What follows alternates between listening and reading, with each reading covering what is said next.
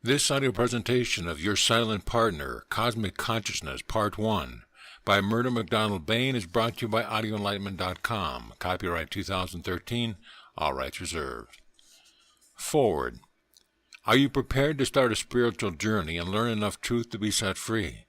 For in these pages you will find the pearl of great price if you are prepared to make the necessary sacrifice and apply the techniques given to you herewith. Most of us would like to change the world, to remove the bondage of the political, social, economic, and orthodox shackles which we feel keep us from our rights of evolution. We dream of a state of bliss and contentment where everyone is our neighbor. But are we prepared to begin this utopian foundation by changing ourselves? For we are the world. Can we relinquish our desires of the self, our endless craving for the things of the world, our blind illusions? Can we put aside all to gain all and search for truth and nothing else? To begin with, one has to face the self which makes up the one world within. Only by deeply discerning the limitations which you have imposed upon the conception of your finite self can you come to understand what is beyond this self and reach the kingdom within. Learning about our limitations, our weaknesses, physical, mental, and emotional, gives us the insight we need to realize that these are only relative states, having no power of their own. As we have been given power and dominion over all things, we can change our life by changing our attitude, our reactions, and our thoughts. Then and only then shall we stop eating the fruit of the tree of knowledge of good and evil. Yes, you will grow in wisdom and knowledge by reading and applying the techniques given by Dr. MacDonald Bayne, but only by your own effort can you reach the goal. On page after page, you will begin to understand that unless you clarify your thinking, you will be bogged down in the mire of your own limited concepts and beliefs, until such time as you begin to think for yourself. To know what is in your mind and unfold your greater knowledge and power is yet untapped. For it is through the channel of thought that you use the divine power of creation. As we follow his words, we are led toward the knowledge of our oneness with all life, intelligence, and power. Oh, that each one of us could reach that state of realization of our oneness with the Creator, our Father. What could happen in this world if most of us recognize that matter is mind materialized and use our power of creation to create true ideals for the betterment of mankind? Recognizing and using cosmic forces for the benefit of humanity and the evolution of all souls must be our only aim. And for this we have to attain a level of consciousness or awareness which will place us beyond the limitations of our confining physical and mental states at one with our true source. You will find in these pages a clear and simple teaching without vague statement. The words of the Master Jesus will gradually take on the greater meaning than ever before. The eternal truth that the same life in the Father flows through the Son as a means of creation, for thus we are made in his image and likeness, becomes at long last established in our consciousness. Infinite life contains within itself its finite conception, you and I. So now we can understand that Christ saying, I am in the Father, and the Father is in me. So go in peace, dear student, on this journey of the soul, and be assured of your success, for it is a divine decree. Paul Truxler, Pretoria, South Africa, 1989. Chapter 1. The Silent Healing Power. In this communication, I will direct you in the development of the silent healing power. By understanding the action of thought, you become aware of the action of your own thoughts, so you put upon them a greater value in regard to the kind of thoughts you think. If you are ignorant of the law of thought, you place no value upon them, and when you are affected by the result of their action, you naturally rebel against the condition, and in all probability place the cause at every other source except the right one. Now, by rebelling against these effects, you only increase their intensity without gaining any understanding or relief. The greatest battle in the world today is the battle between individuals. In every nation, in every group, there is a conception of reality, which they call God, yet all their efforts and prayers and their energies directed towards this reality is dissipated. Instead of individuals helping each other, they become barriers to each other, because most people do not approach reality with affection for reality, but only as a means of getting something from reality for themselves. In approaching reality, we must not merely discuss reality without any value to our practical life. If you will look into your minds, you will see that you have been discussing reality as an idea, something outside of yourself. In all literature of this nature, there is the same mistake made. The mind is directed to create an idea of reality. Now, reality is not an idea nor a conception of something that the mind can grasp. Reality is life itself, the foundation of your own being. The question must not only be on reality, on what is ultimate reality, but must be the translation of that reality into conduct in the individual life. You must not lose yourself in philosophies, in questioning something that can only be realized by oneself. If I begin to philosophize to you on the wonders of this reality, you only build up an idea of it. But if through your own awareness you realize this life, this pure being, then all conduct will ultimately lead towards that pure being. So the question must not only be on that ultimate reality, but on the practical way of translating that reality into conduct. The silent healing power is not obtained by your reaction to things or forms or conditions, but through your understanding of them. The silent healing power is not obtained through a time or space factor, but through the understanding that life is one whole, is omnipresent in its entirety. Therefore, at any moment of time, all life or spirit is concentrated at any point in space that you may choose to fix your consciousness upon. Pure being, life or spirit, whatever name you may call it to give the appropriate meaning, must of necessity continually subsist, whether in a corporeal body or not, and from it all phenomena of being must flow whether in an angelic, mental, or physical plane. The knowledge of this fact is the basis upon which you can more easily develop the silent healing power. You must not approach the question with the idea of how good a healer you may become, for this is seeking something for yourself, which is frustration.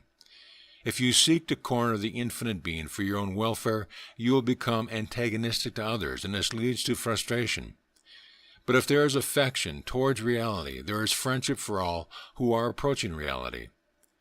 It is an opening up inwardly towards that life which is ever-present love. It is not a looking at something that is external to the self, but to find the self in that being, which is behind every other self. You will notice, if you examine your minds deeply, that you are all seeking reality separately, individually, as separate entities, each elbowing the other out. This is the cause of the contradictory spirit in the world today. It sets up antagonism between religious groups and individuals who are all approaching the same reality, all trying to realize and understand it. And instead of affection for all who are approaching it, there is rivalry. But to understand, to approach and to realize, you must come with affection, not in the sense of possession or competition as to who is to understand more or who is to understand less. Reality must become the dominant factor and not individuals. Reality must become a living, perceptible, enthusiastic realization of itself in activity and conduct. In this way, you will not lose yourselves in theories, beliefs, or philosophies, but you are all the time highly concentrated on translating your understanding into daily action, into conduct.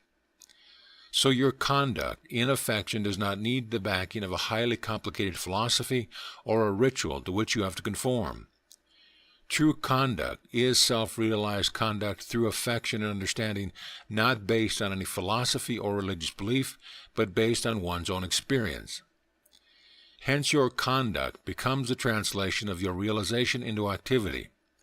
You are not judged by your philosophy or by your beliefs, but by what you are, by the manner of your treatment of others, the manner of your friendship, the manner of your speech. If you are loving and kind to all and antagonistic to none, then you are translating reality into action. The presence is never antagonistic to itself in any individual.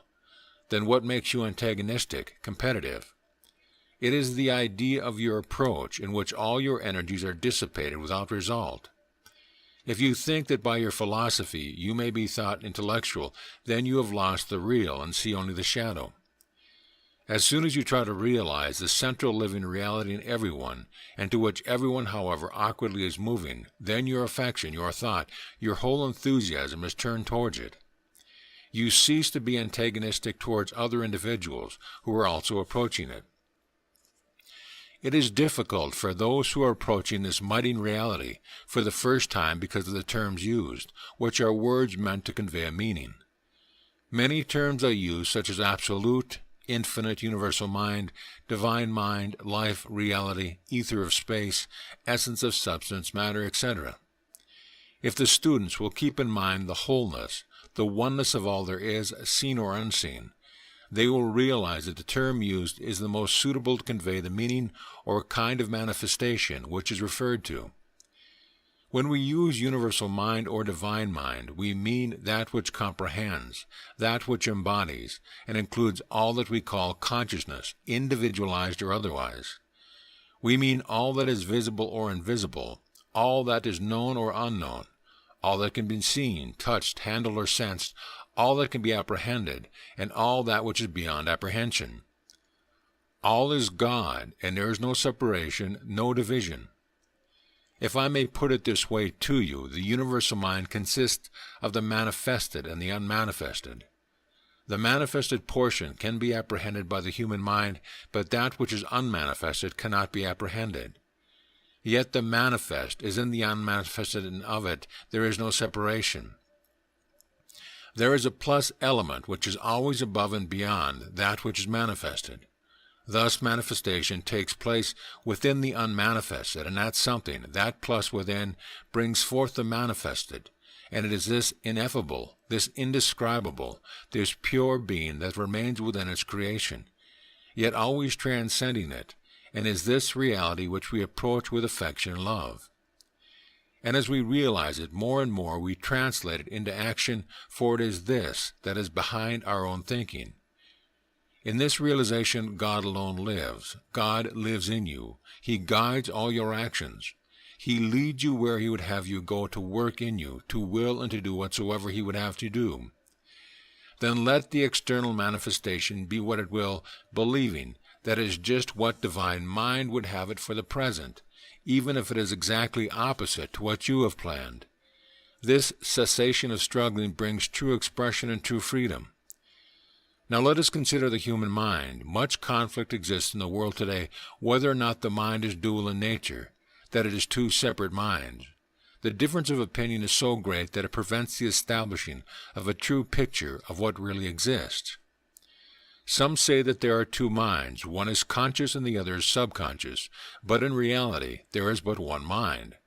There is outer and an inner function, and the silent healing power can only be developed by a true understanding of the relation of each function. Now the outer is associated with the relative world and reacts to the condition of the personal environment, which is very much limited. It takes into cognition time and space, events, etc., and is influenced by them. Therefore, you will understand that this outer consciousness is limited, and reasons from the individual point of view. That is to say, it draws conclusions from supposed facts and effects which are seen on the surface, yet the real cause is hidden in the inner, or where a part is only seen while the whole is not recognized. A good simile here would be the discernible part of an iceberg, the sparkling pinnacles which are seen above the water, but are a fraction of what is underneath the surface. But the iceberg is one whole. That which is seen and that which is unseen is one and the same iceberg. So that which is seen on the surface is but a limitation by one's opinion of what one sees, and with a lack of understanding of the seen and being unaware of the unseen. Fear, doubt, and apprehension is caused by assuming that the limited opinions of what is seen on the surface are actually true, while they may be entirely false.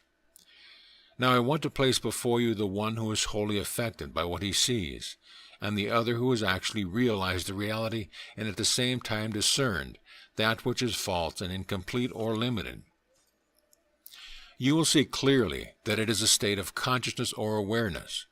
When the consciousness becomes aware of reality, there is a sense of perception that reveals that which is false, or that which is only partially revealed on the surface, and with this understanding, there is at once a doubt, a questioning of what is seen on the surface, and this leads to reflection and discernment. On the other hand, with the unawakened consciousness, there is an acceptance of what is seen. Therefore, what is seen on the outer is believed in the inner, and there is a reproduction of what is seen faithfully and logically, with all the detail accurately produced, whether the facts are true or not. Thus it is most important that you must discern that which is unreal and false before you can know that which is true. You are what you believe you are. When the truth of your true being is realized and understood, that the eternal life is ever rejuvenating the mind and body, that the presence of the eternal presence is your silent partner, you begin to understand the power of the silent healing power. But if your mind is full of falsehoods and belief which makes you antagonistic to others, then you will only create inharmony. When this inharmony is dealt with by yourself alone, you will then have revealed to your consciousness something of the real, which is harmony, love, wisdom, and healing. To establish this truth in your outer consciousness is the solid foundation upon which to develop the silent healing power. When we begin to see that the outer is but a state of consciousness unaware of reality, and that which it is aware of is but effects of which is created from within, and not knowing the true facts, we react to what we believe to be true. But immediately you identify yourselves with the ever-present intelligent spirits which prevails throughout the whole universe. You see clearly that the inner consciousness is that which is one with the universal consciousness, the creative power throughout all nature. It is this understanding transferred to the outer that gives you dominion over all things. This creative power gives rise to all forms, which also give rise to the outer consciousness as the external manifestation of that which is within. The reality is that creative power, that love, wisdom, and healing that is always at work, active regardless of time and space, for time and space do not exist in the eternal ever-present. But if you are lost in the outer and cannot discern what you see, then you will only create sorrow and conflict, because with your feeling of limitation, your feeling of insecurity, your feeling of inward poverty, you will crave, and this craving leads to frustration, sorrow, and conflict. To attain to that which is true, you must think in the absolute, and not in the relative, which is but a restrictive state of consciousness. Now a final word to you in the developing of the silent healing power. Take your realization out of the relative, where it is restricted and surrounded by beliefs and opinions which are false, and transfer it to the absolute reality, where it is not thus limited, and approach this reality with love and affection, so that you will externalize and conduct this reality in your daily living. The blessing of the angel of light is upon your work of the sanctuary of the silent healing power. Benediction. O love of my heart, I open my soul to thee, that all the fragrant musk of thy love will scent the atmosphere that surrounds me. O blessed one, sing in my heart, I shall be thine forever. I will laugh at all dangers, for I always hold thee, protecting love and thy constant remembrance of thee. In thy blessed light dissolve all shadows and fears of my imagination, so that in thy blessed light I shall remain awake forever. May thy love shine forever on the shrine of my devotion, and may I be able to awaken that love in all hearts. So mote it be. End of lesson. Chapter 2. Absent Treatment. In this lecture I will deal with healing as it concerns so many of you in trying to understand the modus operandi. I am not saying that you can reach a stage of perfection in the manifesting of the healing power overnight. This requires a lot of diligent thought and observation, as well as practice. Nevertheless, what I am going to say will be of great benefit to you all spiritually, mentally, and physically, for this is our aim, to make you free to function in all planes perfectly. Firstly, before any real results can be accomplished between healer and patient, the two minds, which appear as a barrier, must be removed. This is the most practical and valuable application of the principles of healing. This is acquired by the complete understanding that pure spirit is present in its entirety, at any point simultaneously. As soon as the healer realizes this, the barrier between the personalities is removed, and then he can speak to the subconscious mind or inner mind of the patient as it were his own. He does not have to think of his patient as separate, but feels that in himself he is claiming that which is true. Being pure spirit, the thought of their identity makes them identical, and both are concentrated into a single entity at a single point upon which the conscious mind of the healer can be brought to bear. The principle being that whatever the consciousness is aware of, there is in the inner a reproduction which must eventually manifest. This is a universal law that can be demonstrated by anyone who tries faithfully to follow instructions. If we concentrate upon the diseased condition of the patient, we are thinking of him as a separate personality, and are not fixing our minds upon that conception of him as pure spirit which enables us to enter into the very heart of his being. It is most necessary that we must practice until we can withdraw our thought from the symptoms, even from his individual personality altogether, and must see him as pure spirit individualized, and as such must necessarily be free from all conditions, and consequently externalizing the vitality and intelligence of pure spirit. By thinking of him or her as such, we make strong mental affirmations, conscious of this fact. If the consciousness has not realized this state, there is a mixture of thought that displays the doubtful attitude seen with most healers. Sometimes those who may appear to be confident on the surface feel this doubt internally. This state must be dispersed by the continual realization of the truth of your own being. We have proved to ourselves that we are eternal in nature, being infinite, for we cannot be otherwise, and if we are eternal, then that which is eternal must be perfect. There is a strong telepathic connection between healer and patient, and the healer and patient become aware of this truth, so that the patient's inner consciousness becomes imbued with its own life-giving power according to the law, that what the subjective mentality accepts, so does it produce into external manifestation. When this law is thoroughly understood, then no time need be wasted in denials which often confuse the issue. Now the great idea is to strengthen the individuality of the patient and not to dominate it. We must free our own minds before we can free the patient's mind. Sometimes the trouble may be deep-rooted, so much so that the patient cannot cooperate. This is often seen with those who have been under medical treatment for some time, where all sorts of treatments have been applied without results. A mind so affected must be taught to see the truth gradually, and this requires patience. Strong belief of incurable disease is often the cause of failure, but we know that no matter what happens, the truth helps in many ways. Once fear is eliminated, it is easier to get deeper into the mind of the patient and place there the truth of being. Any antagonism that may appear in the patient should be removed first. There is nothing so effective in doing this as absent treatment.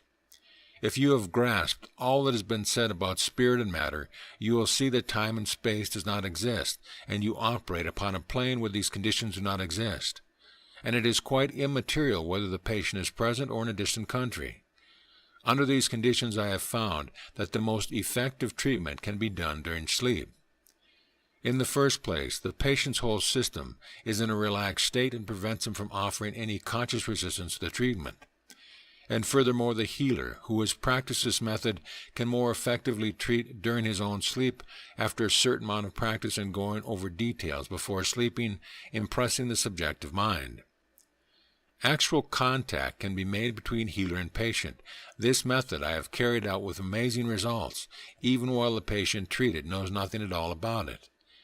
The only thing that amazes them is that they get well so quickly or so miraculously. This method I have tried with young children with great success.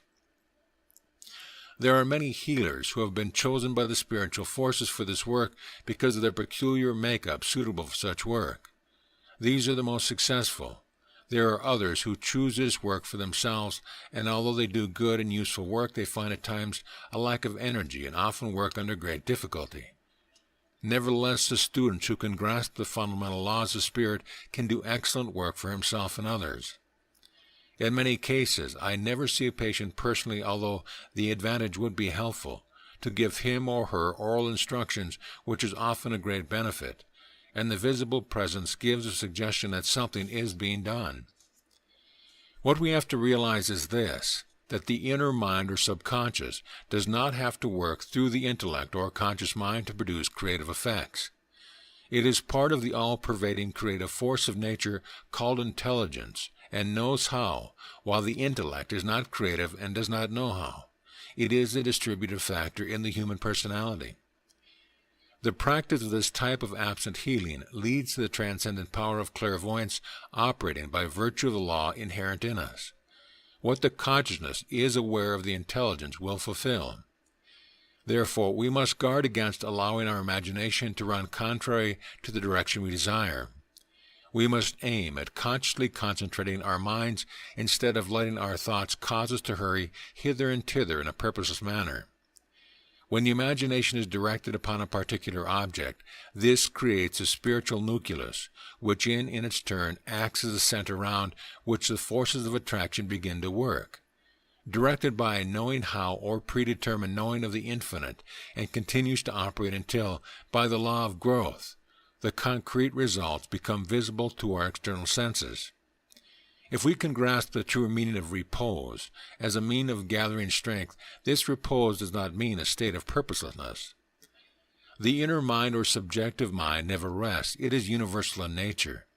It is the objective mind in its connection with that physical that needs rest, and there is no doubt that to get rest, the general practice is to try and stop conscious thought altogether.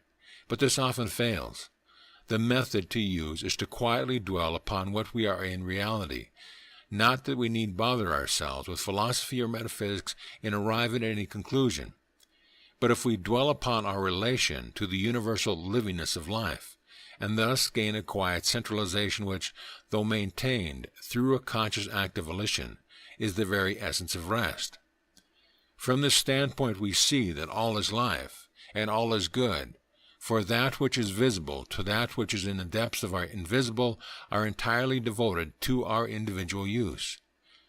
We have the key to all her treasures, and we can now apply our knowledge of our law of being without entering into all the details.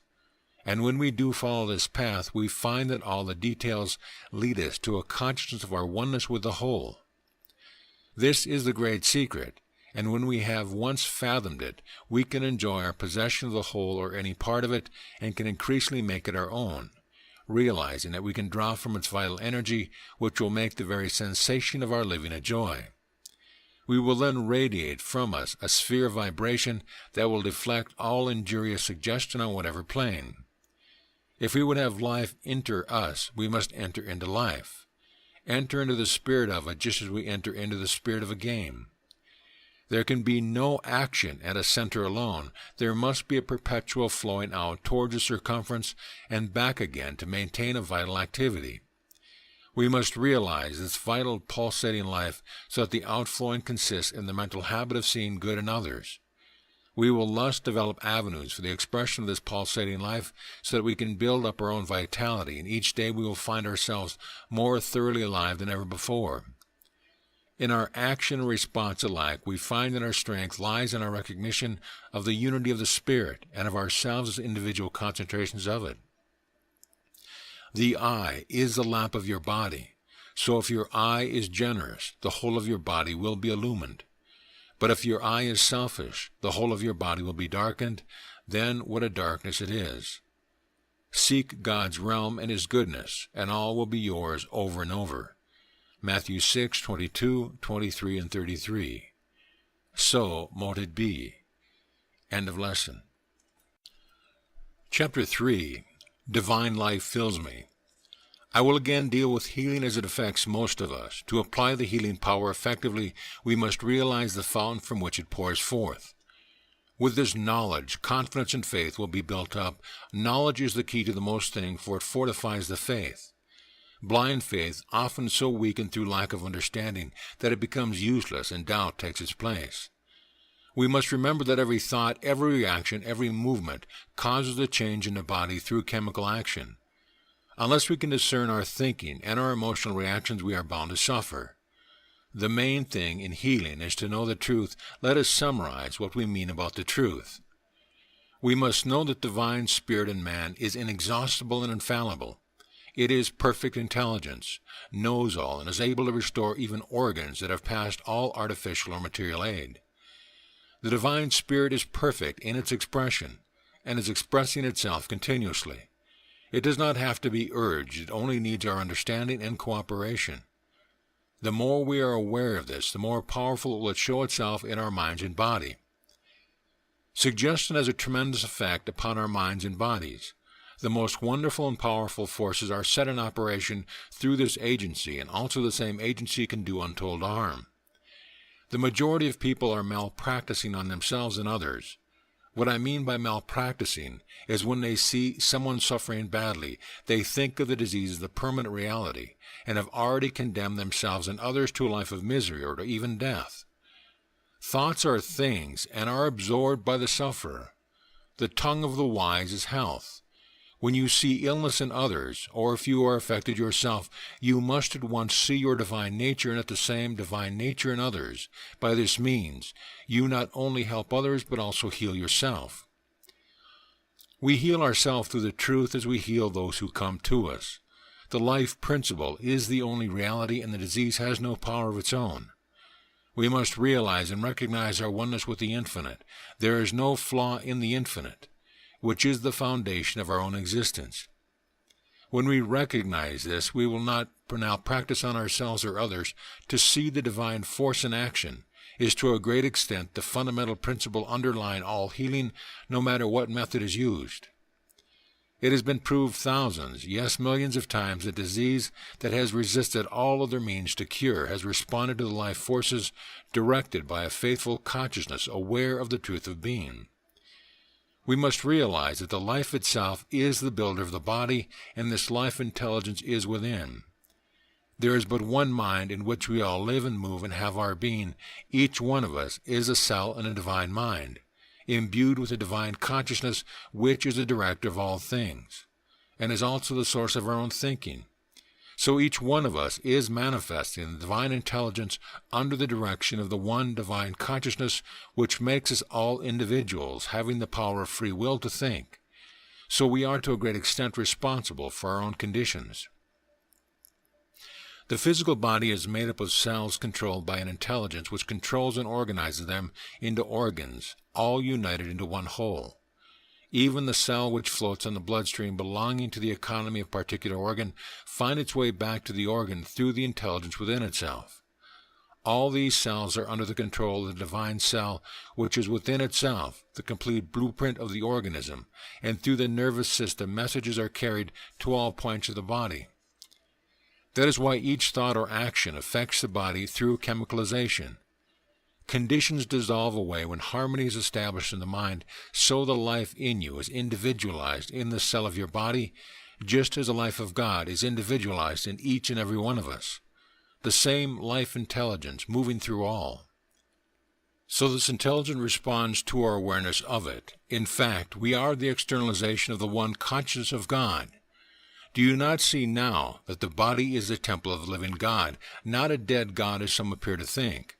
It was this mighty truth of the eternal living God that the Master knew and demonstrated. He never malpracticed anyone. He said, "Stretch forth thine hand, take up your bed and walk.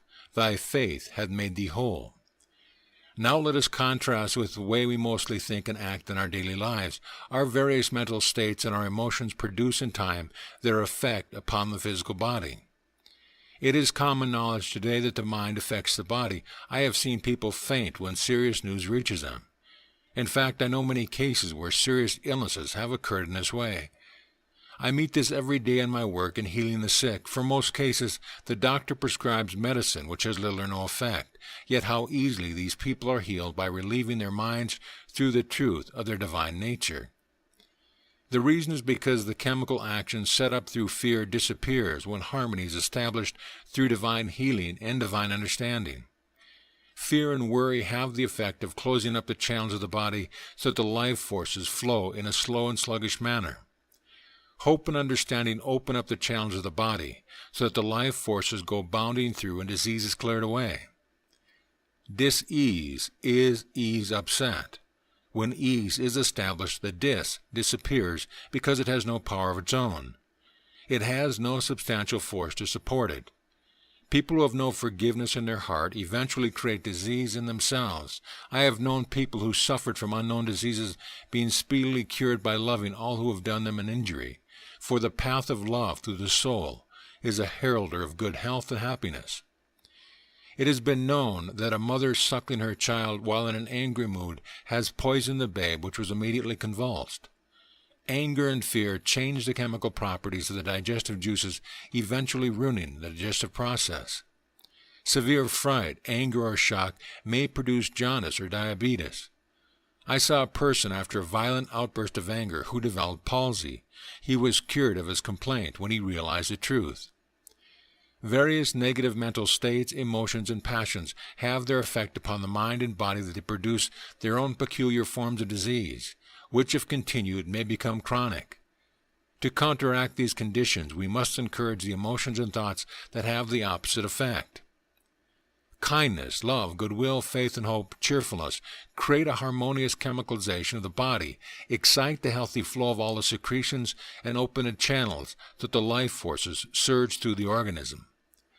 A method that I've advocated with unbounded success to many people with so-called incurable troubles is to lie down in the open air and breathe, repeating the words, "Divine life fills me," saying it so often that it becomes an actual fact to themselves. What we say with conviction is outpictured in action. The reason is that the physical body is a mechanism specially adapted for the transmission of the inner or mental action into modes of external activity. The whole body is traversed by a network of nerves which serve as channels of communication between the indwelling spiritual ego and the function of the external organism. The nervous system is dual in nature. One system is known as a sympathetic and is a channel for all those activities which are not consciously directed by our volition of will. We will call them the involuntary processes of the body, such as digestive processes, blood circulation, repair of the body, and the excretory system of the body where we get rid of all waste matter, etc. The cerebrospinal system is that system under the control of our volition. We receive impressions through our senses and exercise control over the movements of the body. This center is in the brain, while the sympathetic has its center in the ganglionic mass at the back of the stomach, known as the solar plexus or abdominal brain. The cerebrospinal is the organ of the conscious mind, and the sympathetic is the organ of the subconscious mind.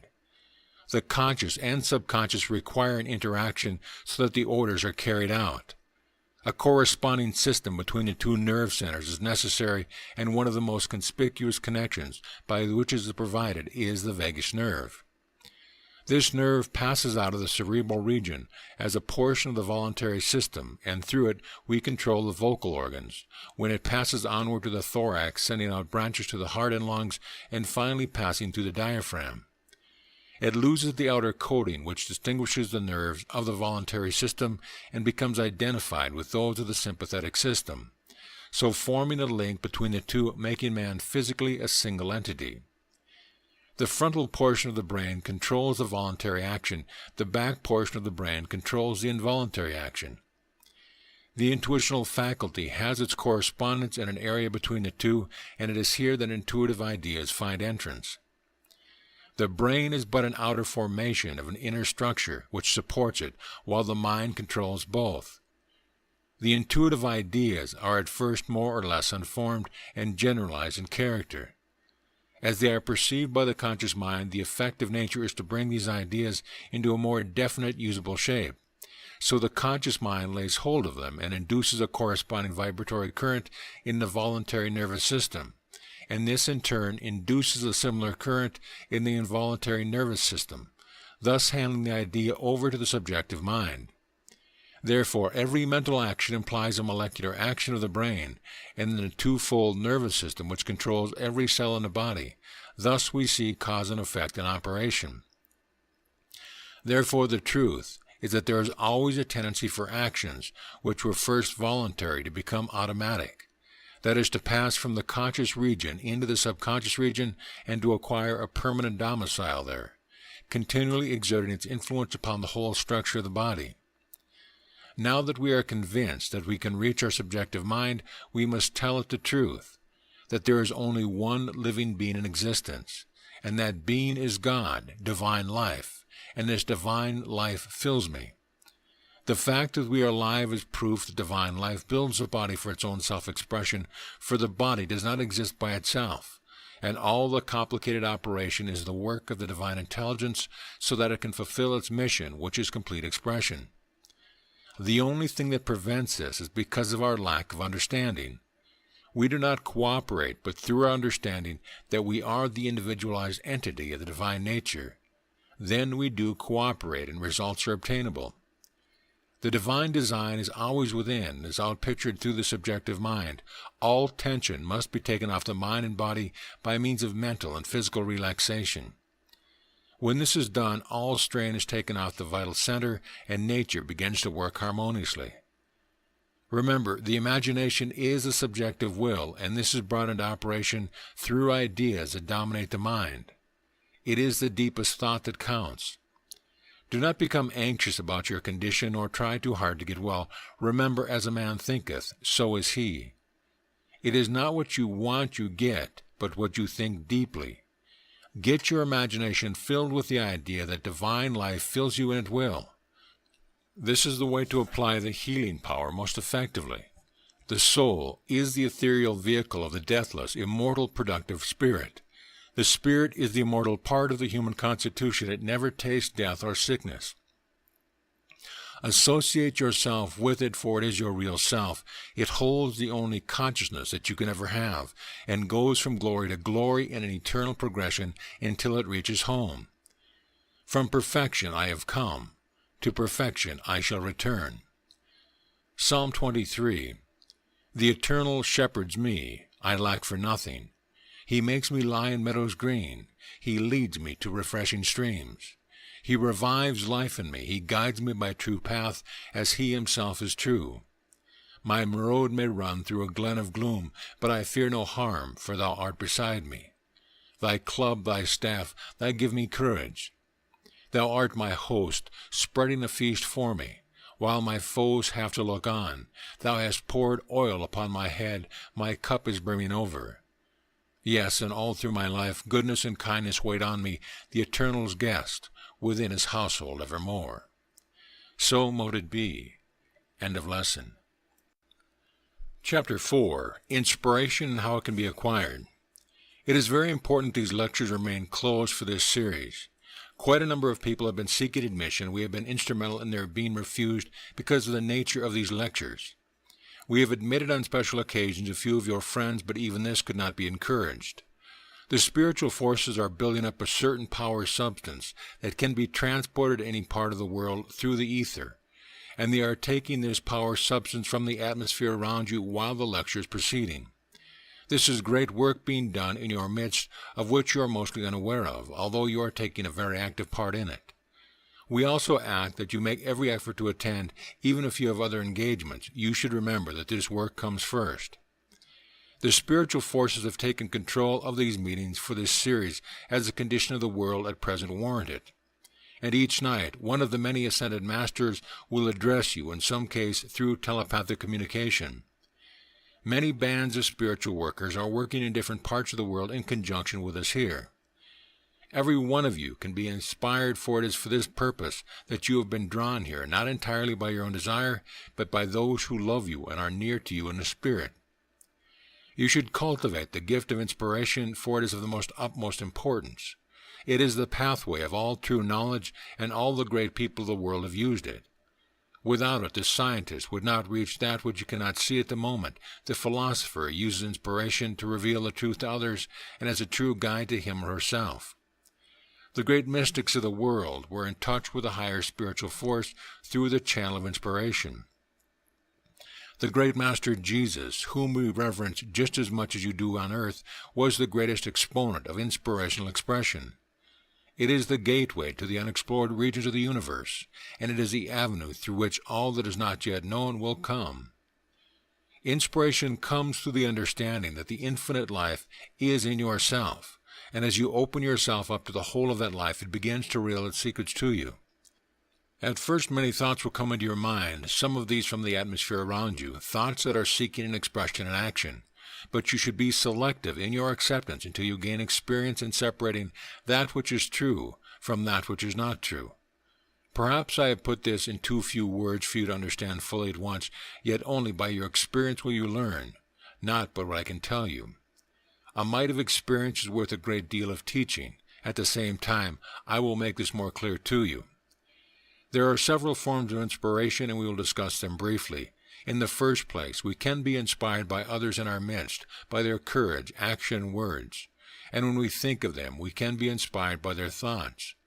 This is more or less common in your plane of action, and more so than you imagine. Opinions have a suggestive influence upon you. That is why you should be more selective in your acceptance of what others say. Reflective consideration should be negative, a sort of doorkeeper to words or sayings that are ready-made and suitably coded to appeal to your desires and cravings. In this way, groups, parties, and nations that should be friends are turned into enemies.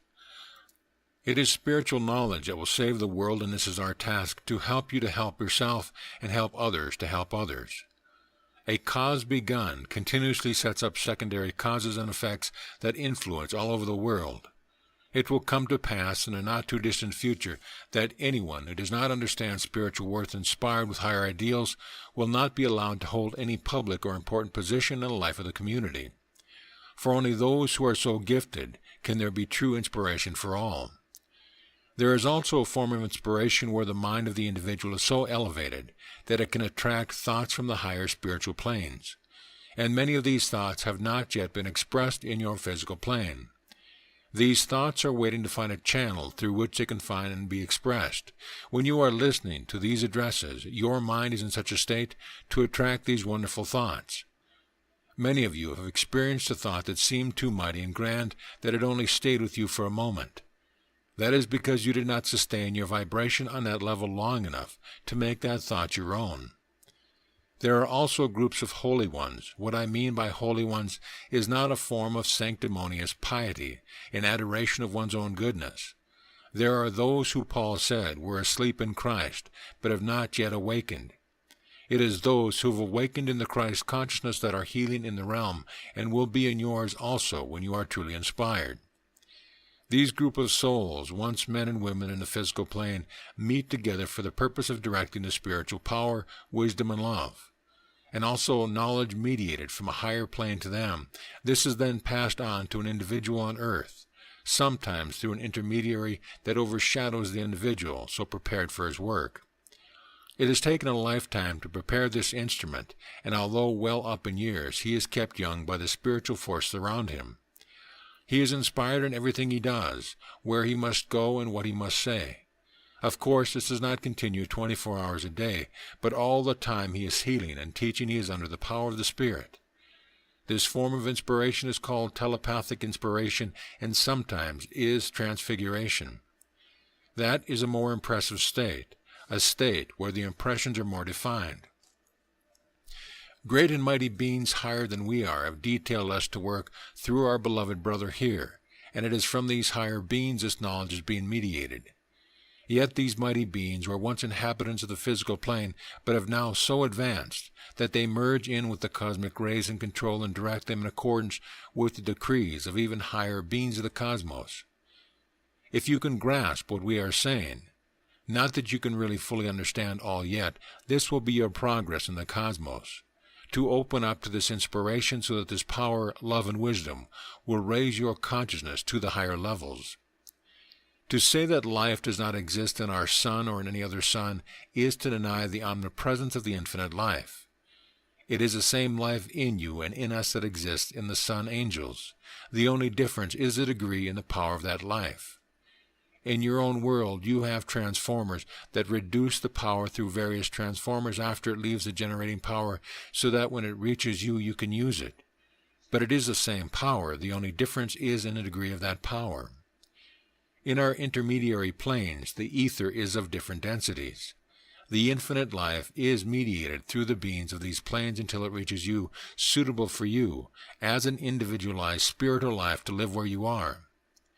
When you leave your earthly body, you have a greater expansion of that same life. You have more power, more love, more wisdom, more of everything, and you will help those you love, inspiring them in their work on earth, just as you were inspired and helped, but did not know it when you contemplated or raised your consciousness so that you could be helped. As you open yourself to the wholeness of spirit by becoming aware that you are spirit, and cannot be different from the totality of all spirit or infinite life. This may be a more explicit way of expressing what I mean. This spirit, then being yourself, is your livingness, your consciousness, your reality. You desire communion between the inner and the outer. You desire that the inner shall express itself in the outer. Immediately you aspire to this, you open the channel from the inner to the outer, so that which is within, the all-powerful intelligent life, will begin to express itself through the instrument it created for that purpose. The Christ spoke through Jesus. You all believe this. Yet you cannot reconcile the fact that the same power is manifesting now here in your midst. It seems too big, too afar off to you. It could happen 2,000 years ago, but it is impossible for it to happen now, you think. But it is the same Christ that is living in all of us. The Master said, "He who does the will of my Father is my mother, my sister, my brother." And in other words, he who will open himself to the same power that I express will do likewise, and greater things shall he do. It is the one life, infinite life, mediated as the Christ life in mankind. To understand this and realize it and aspire to it brings true inspiration. This is the power sought after by all adepts and masters. Jesus manifested the same power. I and the Father are one. The method of communication we are now using is to impress you more deeply in regard to what is said. Although our beloved brother here is being used by us, he himself acquired the robe of adeptship when he sojourned into the Himalayas. Not that he could not advance through his ordinary experiences to make him worthy of being selected for this work, but the spiritual forces can much more easily make contact through those who live in that atmosphere of daily reverence to the eternal, away from the turmoil of world affairs. And some of his experiences he has already related to you. We will in the near future inspire him to write a book of his experience for world distribution, so that all shall be able to read the truth of such things. When you desire inspiration, desire the highest, the best, and no matter what channel it comes through, there is always an eternal unity at the root. No matter what method used, ask God the Father and you will find inspiration, the source being eternal and ever-present. This inspiration does not come through a negative form of meditation, but through an active form of meditation that is ever active, yet it is in perfect silence. The consciousness must be one pointed, not wandering. The consciousness is the point through which all knowledge will come, and the consciousness can grasp it when it is poised. You must not put your dependence upon any individual. Depend upon the Almighty alone. We can help you more when you do this than if you put your dependence upon us, for we are but the channels through which the infinite life is mediated to you. We can influence you and others on your behalf. We can apply the healing power, which we do to all who come for treatment or ask for help. We are by no means idling our time away by singing hymns and playing harps. The universe is an infinite organization with a perfect scheme in operation. And we are fulfilling our part just as you are fulfilling yours, and through your experience you learn. No matter in which capacity you are engaged, you are in your right place for the moment. When the time comes, you will be taken out of it. You are just as important to God, perhaps more so, than many others who are ignorant of this truth. You think that your desire for actions are all your own, but it is not so. The only thing that hinders you is when you mistake the shadow for the substance. Work for work's sake, not so much when you can get out of it from the material side. Work for the love of working. In this way your inspiration will increase, even if your work seems tiresome to you. There is a power when you are ready, and it will put you into another place only to gain more experience. Earthly desires are your own. See that they do not overshadow the real. If ye believe ye have received, so shall ye have. This reveals to you the fact that there is an active and passive phase of the universal mind, otherwise a non-self-conscious life which responds to the self-conscious life and produces the visible universe by acting upon the invisible, the intelligence molding the substance into form, which leads us to the inevitable conclusion that the visible existing universe in which you live and which we live is the same universe and substance. The only difference is the vibration of that substance. To us there is also a visible substance, although invisible to you, and is to us just as solid as your world is to you. The only difference is that the vibrations are higher, and our movements are accordingly increased. Nevertheless, we are the same beings that existed upon earth. This is all the direct result of the infinite conscious life acting through his unbounded sea of manifested mind. When the secrets of matter are grasped by all, that matter is like a number of rooms with nothing in them. Nevertheless, in these rooms are moving particles of energy revolving round the rooms at a colossal speed. For example, watch a fly fly around the room, then you can grasp what these particles of energy are like, except they are invisible to the eye and revolve at millions of times the speed of a fly. It is these particles of energy that support the room in which they move. The walls are the circumference of the eddy or whirlpool which the particle creates. That is why we can see you, but you cannot see us unless under certain circumstances which are created with our cooperation. So remember, you are living in the eternal infinite mind. Forms change and dissolve, but the consciousness transcends all form and animates all form throughout boundless space. To see this and realize your oneness with it will open up the channels to that inspiration that will lead you to understand what Paul said. We are confident, I say, and willing rather to be absent from the body and to be present with our Lord. 2 Corinthians 5:8. He that overcometh shall inherit all things, and I will be his God, and he shall be my son. Revelations 21:7. So mote it be. End of lesson. Chapter 5. Truth has no path. The purpose of this communication is to give you a clear conception of pure thinking free from prejudices, preconceived ideas, and beliefs. What I'm going to say is very simple, yet because of its simplicity it may appear complicated because of the fact that it requires your diligent thought so that you can come to your own conclusions. I am not going to deal with theories, ideas, or beliefs, neither am I going to tell you what is intelligence or what is spirituality. This you must find out for yourself through the recognition of that which is unintelligent, thoughtless, and stupid. Through the awareness of that which is not true, you can discover for yourself that which is true, and through your own deep discernment of that which is untrue, so will you arrive at that which is true. This is essentially simple, but not so simple for one who refuses to put off ideas and beliefs and not to be influenced by these. Otherwise, you will be unable to come to the core of the truth, that which is immortal in yourself. We are not in any way attacking any organized society or religion, for to us who know the freedom of this truth, all organized religions are utterly false. They do not lead you to the realization of eternity, immortality. On the contrary, they only hinder you. Therefore, do not repeat my words, for this will be of no value to you. You must come to the conclusion, which is your own. Then you can be a guide to those who are bound. It is not what I say or what you say, or what another may say. It is what you arrive at through your own discernment of what is utterly false.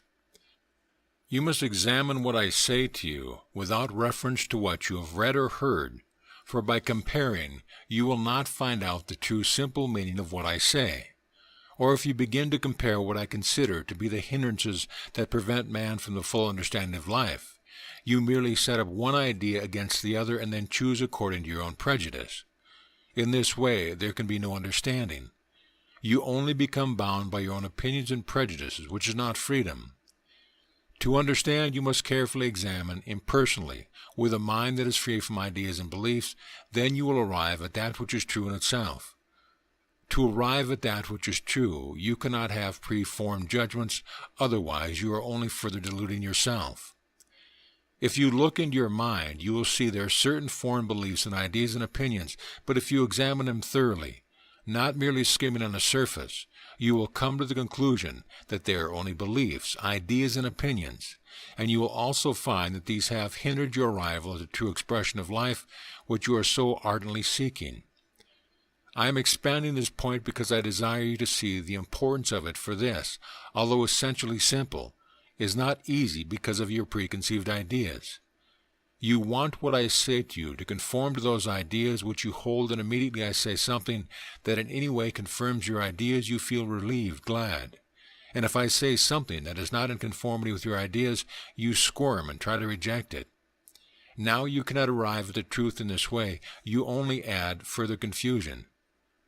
What I say must not be compared, neither must you accept what I say, because it may confirm your belief, or reject same, because it does not. True examination, free from prejudice and beliefs, is the only way in which you can find freedom, and that freedom is within yourself. And you can find it only by being impartial, free from beliefs, ideas, and prejudice. If you listen to me with a background of what you've accepted without due consideration, that background may be one of Christianity, Theosophy, Hinduism, or Buddhism or Judaism. You will be stuffed with these ideas, which are in themselves contradictions. You can readily see that this background impedes your thinking, and in your reaction to conflict your former ideas become your haven to which you return, and you are no longer able to think, for you are content to accept your limited beliefs that hold you in bondage, rather than use that inherent gift of pure thought that enables you to accomplish the so-called impossible. So if you examine what I say impersonally, without bias, you will discover for yourself its intrinsic, immanent worth. Neither must you accept what I say as your authority, for the only authority lies within yourself. So what I say, I want you to examine freely, criticize, doubt it, question it, all the time doing this free from any preconceived ideas, because you cannot examine, criticize, or question anything intelligently if you are still attached to any ideas or beliefs, if you are biased or have prejudice. Attachment is like one who is bound, hands and feet. Because you are attached to your family, you have given in to them. Because you follow a certain religion, you give in to your priest. Or you belong to a certain society or union, you give in to them. All this prevents your clarity of thought. And when you begin to cling to your ideas, then you create division, and you call it your path or my path. Now truth has no path. The division of your way and my way is born of ignorance, of illusion, and you make your choice with a mind which is attached to a particular idea or system against others who are doing the same. Thus you create prejudice. But you will observe that this is not thinking, and you can never find the truth this way. It is only when the mind is utterly free of all attachments that you can discover that which is true and recognize the intrinsic worth of any idea. But where there is division, distinction, attachment, there can be no understanding at all. You merely perpetuate that which gives rise to separation, which creates bias and conflict. There are no sides, and you need not think that you can take this side or that to arrive at truth. There can be no sides. To realize eternity, immortality, pure action, pure thought, which is pure love and wisdom, it cannot be understood through division, through systems or creeds, this path or that path. For when your mind is disciplined to think in a certain direction only, when it is controlled and directed, it loses all pliability and all understanding. You have only to look into a mind that has been so directed and controlled to see how rigid it is in its belief. This is truly ignorance. To approach and try to understand truth through division is futile. The idea of tolerance is but an intellectual invention which covers up the conflict arising out of the false division. Where there is real affection, real understanding, there is no need for tolerance. When there is real affection freed from attachment, then there is no need to organize, to create unity and understanding. You do not need to organize yourself to become brotherly. You need not belong to any particular sect or denomination or society or church to become a real human being, and this is greater than all theories. What I am trying to show you is the hindrance which prevents you in the instantaneous recognition of truth. Figures mean the same thing in all languages, and the problem, when correctly worked out, must come to the same conclusion, although the characters of the figures may be different. So it is with truth. There can be no duality in conclusion. There is no distinction in the result.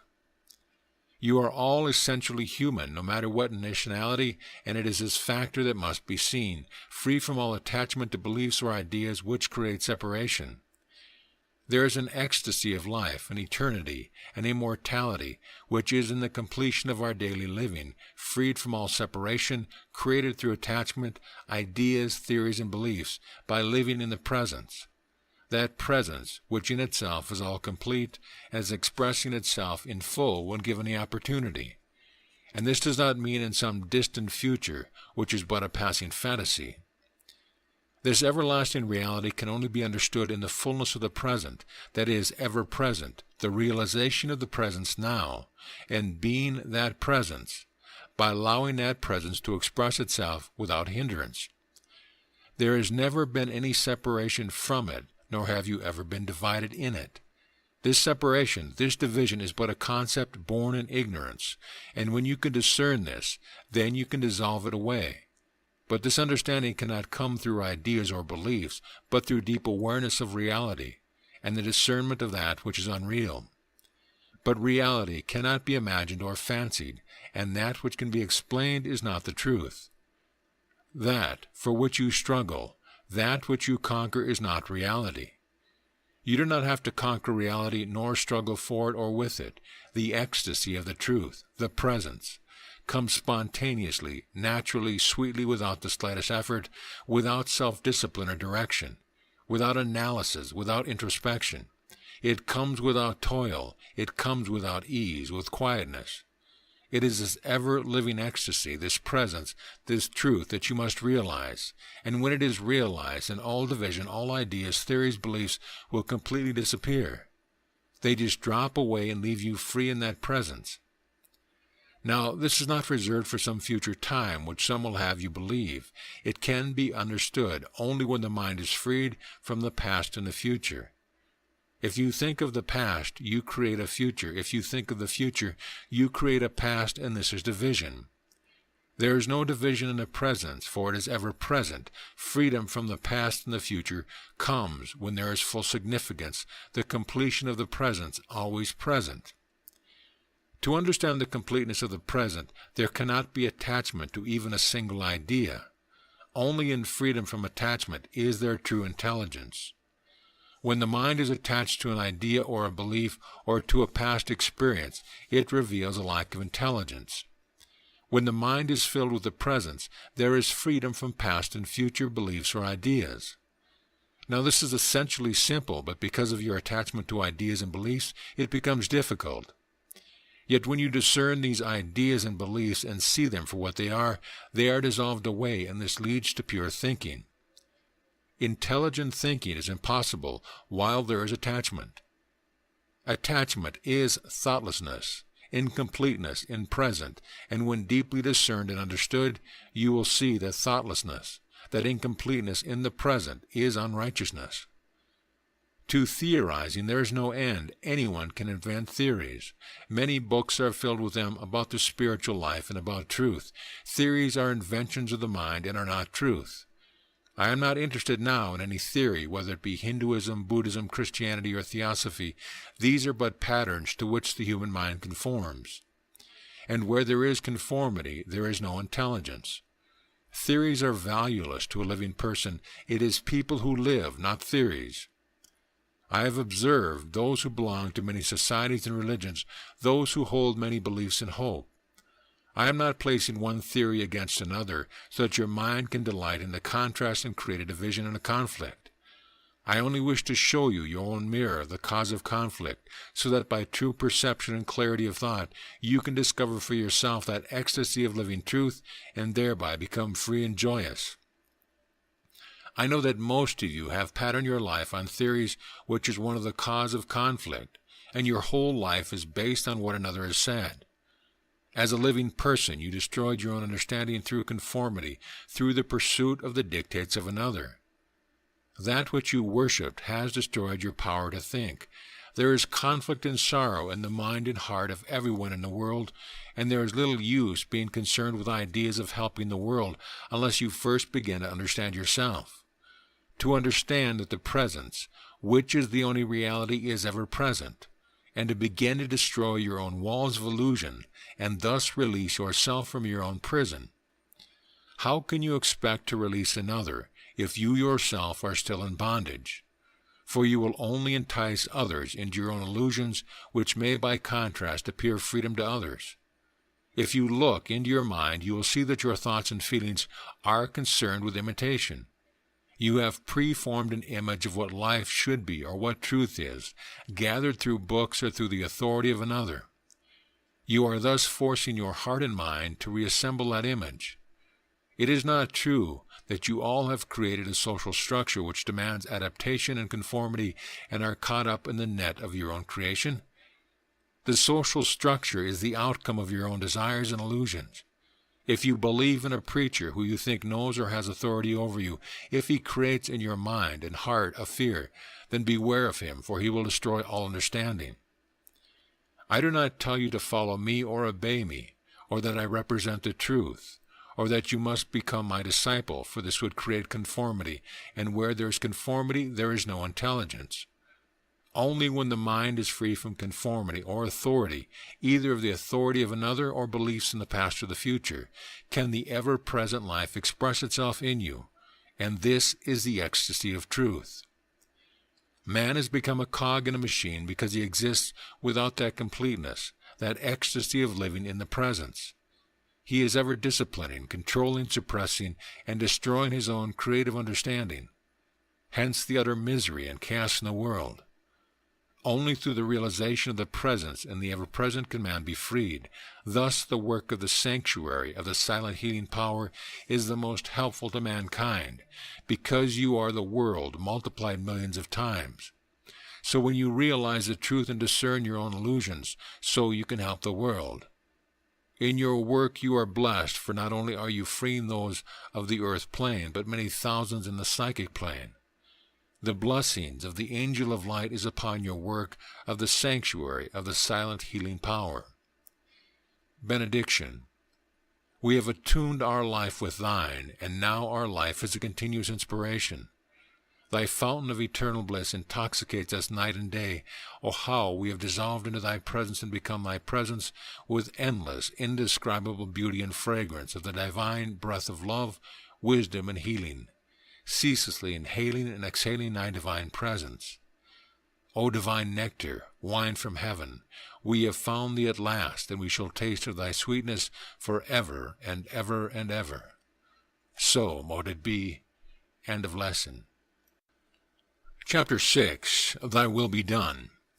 In this lecture I want to reveal the attitude taken by Jesus in his great work for the world. It will be difficult for many of you to attain to this stature, but it is not impossible, for he said himself, These things I do, greater things shall ye do, if ye will but believe.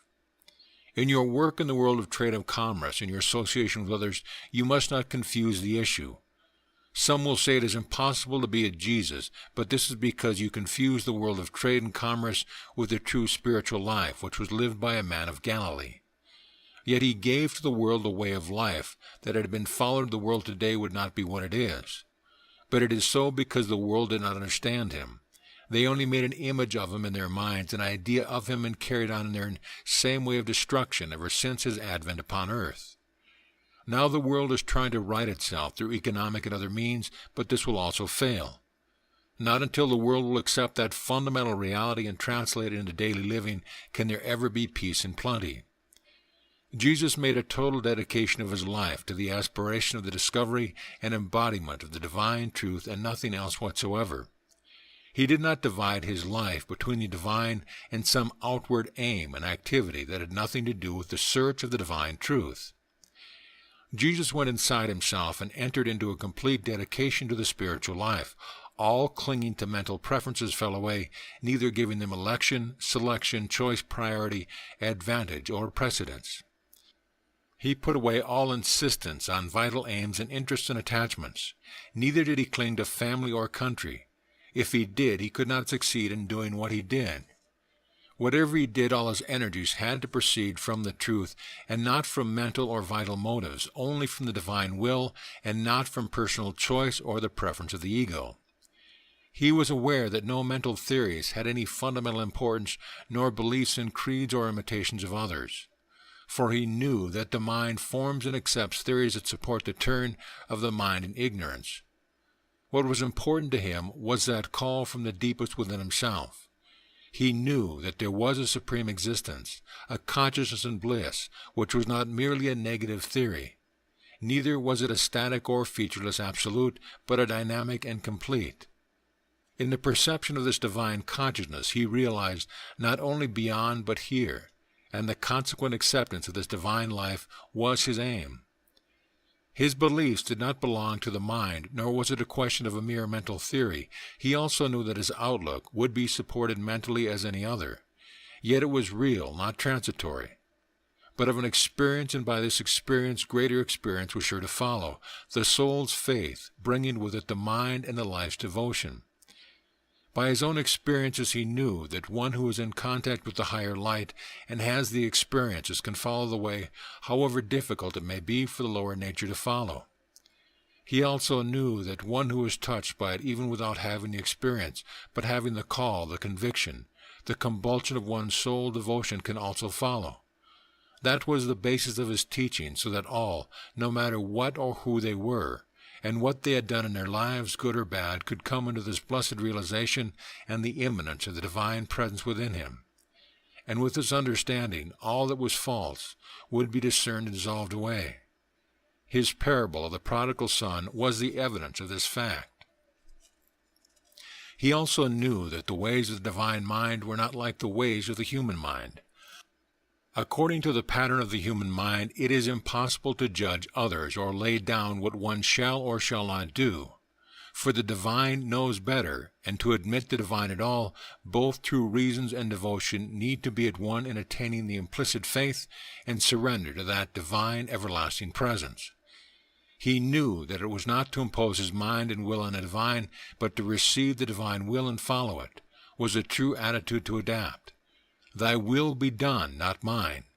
He did not say, this is my right, my want, claim, or need, or requirement, and why do I not get it? But he gave himself to surrender, to receive with joy whatever the divine gave, not grieving, not revolting. Then what you receive will be the right thing for you, as it was for him. He showed that reliance upon God, surrender, and self-giving to the divine power was necessary and indispensable. But he also showed that reliance upon God must not be made an excuse for indolence, weakness, and surrender to every whim of the mind, but it must move along with untiring aspiration and persistent discernment, the dissolving of all that comes in the way of the divine truth. Also that the surrender to the divine must not be turned into an excuse for the surrender to one's own desire, to one's ego that puts on a false appearance of the divine. In his life he showed that you had only to aspire to keep yourself open to the divine and to discern that which was utterly false, so that the divine could work and through you, doing all the work no matter in what capacity for the divine, and in the faith that it is through the divine force alone that you can do it. And if you remain open in this way, the knowledge and realization will come to you. Now all depends on whether you can open to the influence or not. If there is sincerity in your aspiration and a patient will to arrive at the higher consciousness in spite of all obstacles, then the opening in one form or another is sure to come. It may take time according to the prepared or unprepared condition of the mind or the heart. If the mind is full of theories and the heart full of antagonisms, then these must be abandoned before the true light can be drawn unto you. Therefore, patience is required to rid yourself of these things, otherwise the effort may be abandoned owing to the difficulty of the beginning. It is not easy to throw out from the mind ideas that have grown since infancy, but if you look into your mind, you will see what it is that hinders you from accepting that divine nature that is present in everyone, antagonistic to none. So first of all, concentrate on your heart, and see if there is anything there that in any way separates you from anyone, any enmity, envy, or jealousy, any antagonisms that hinder your acceptance of this blessing thing that alone can free you. Then call in the power and the presence of that love of the divine to take its abode, and the work of this divine love will transform the consciousness. You can also concentrate on the head and between the eyes, but for many this is too difficult. When the mind becomes quiet and the concentration becomes strong and the aspiration intense, then there is a beginning of experience. The more the faith is turned towards the divine presence, the quicker can you effect a change. Success at the beginning may be only partial and checkered by many failures, that this should not daunt you. Be patient and persevering. To turn all action automatically into devotion cannot be done by thought control only, for this is but contradiction and not expansion, neither is it understanding. There must be strong aspiration in the heart which will bring about realization or feeling of the presence.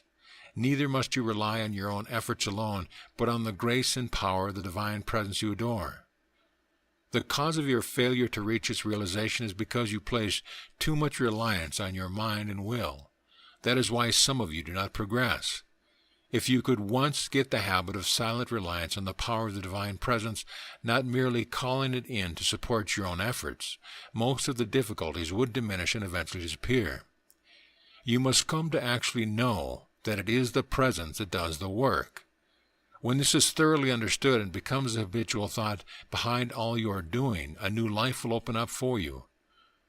Now, all sincere aspiration has its effect, and if you are sincere, you will grow into the divine life expressing life, wisdom, and healing. To be entirely sincere means to desire the Divine Presence only, to surrender yourself more and more to the Divine Presence, to reject all personal demands and desires other than this one aspiration, to offer every action in life to the Divine Presence and do it as work given without bringing it to the ego. This is the basis of the divine life. The Christ consciousness is not attained all at once, but if you aspire at all times and call upon always the aid of the Divine Presence that is ever present within you, with a true heart and straightforward will, you will grow more and more into this consciousness. You will not find it easy to get rid of the personal effort at once. Gradually, the personal effort should be transformed into a movement of the divine force. The main thing, first of all, is to look into your minds and see what is there. Hypocrisy is the first thing that must be uprooted. This may be hard to do because the mind clings to the personality which is full of defects and pettiness. It delights itself in social inaccuracies, in vain platitudes and repetitions. Then first discern your own mind and see what it contains. Then you will not be so ready to condemn or criticize others. The divine nature cannot manifest in a mind that is full of contradiction. Therefore, discern your thoughts in the first place.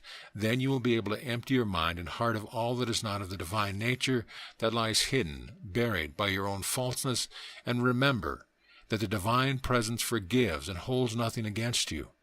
So when you have cleansed your mind and heart, the Presence will take its abode of its own free will, for there is its dwelling place. Your personal effort will be transformed into a movement of the divine force, and when you feel the consciousness of this divine presence, call in it more and more to govern your effort. Then take it up to transform it into something not yours but the presence itself. There will be a taking up of the forces at work in the personal self by a transformation not suddenly complete, but progressive until complete. And as the mental poise and quiet is established, then will come peace and a silence that nothing can change.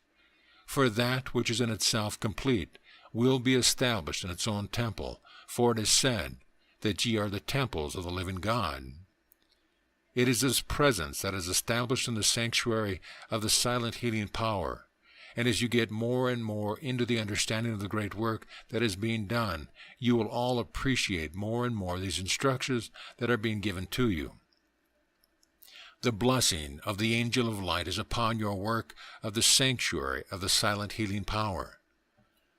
Benediction, O beloved one, through the door of my aspiration the imprisoned fragrance of thy omnipresence was released on the wings of thy love.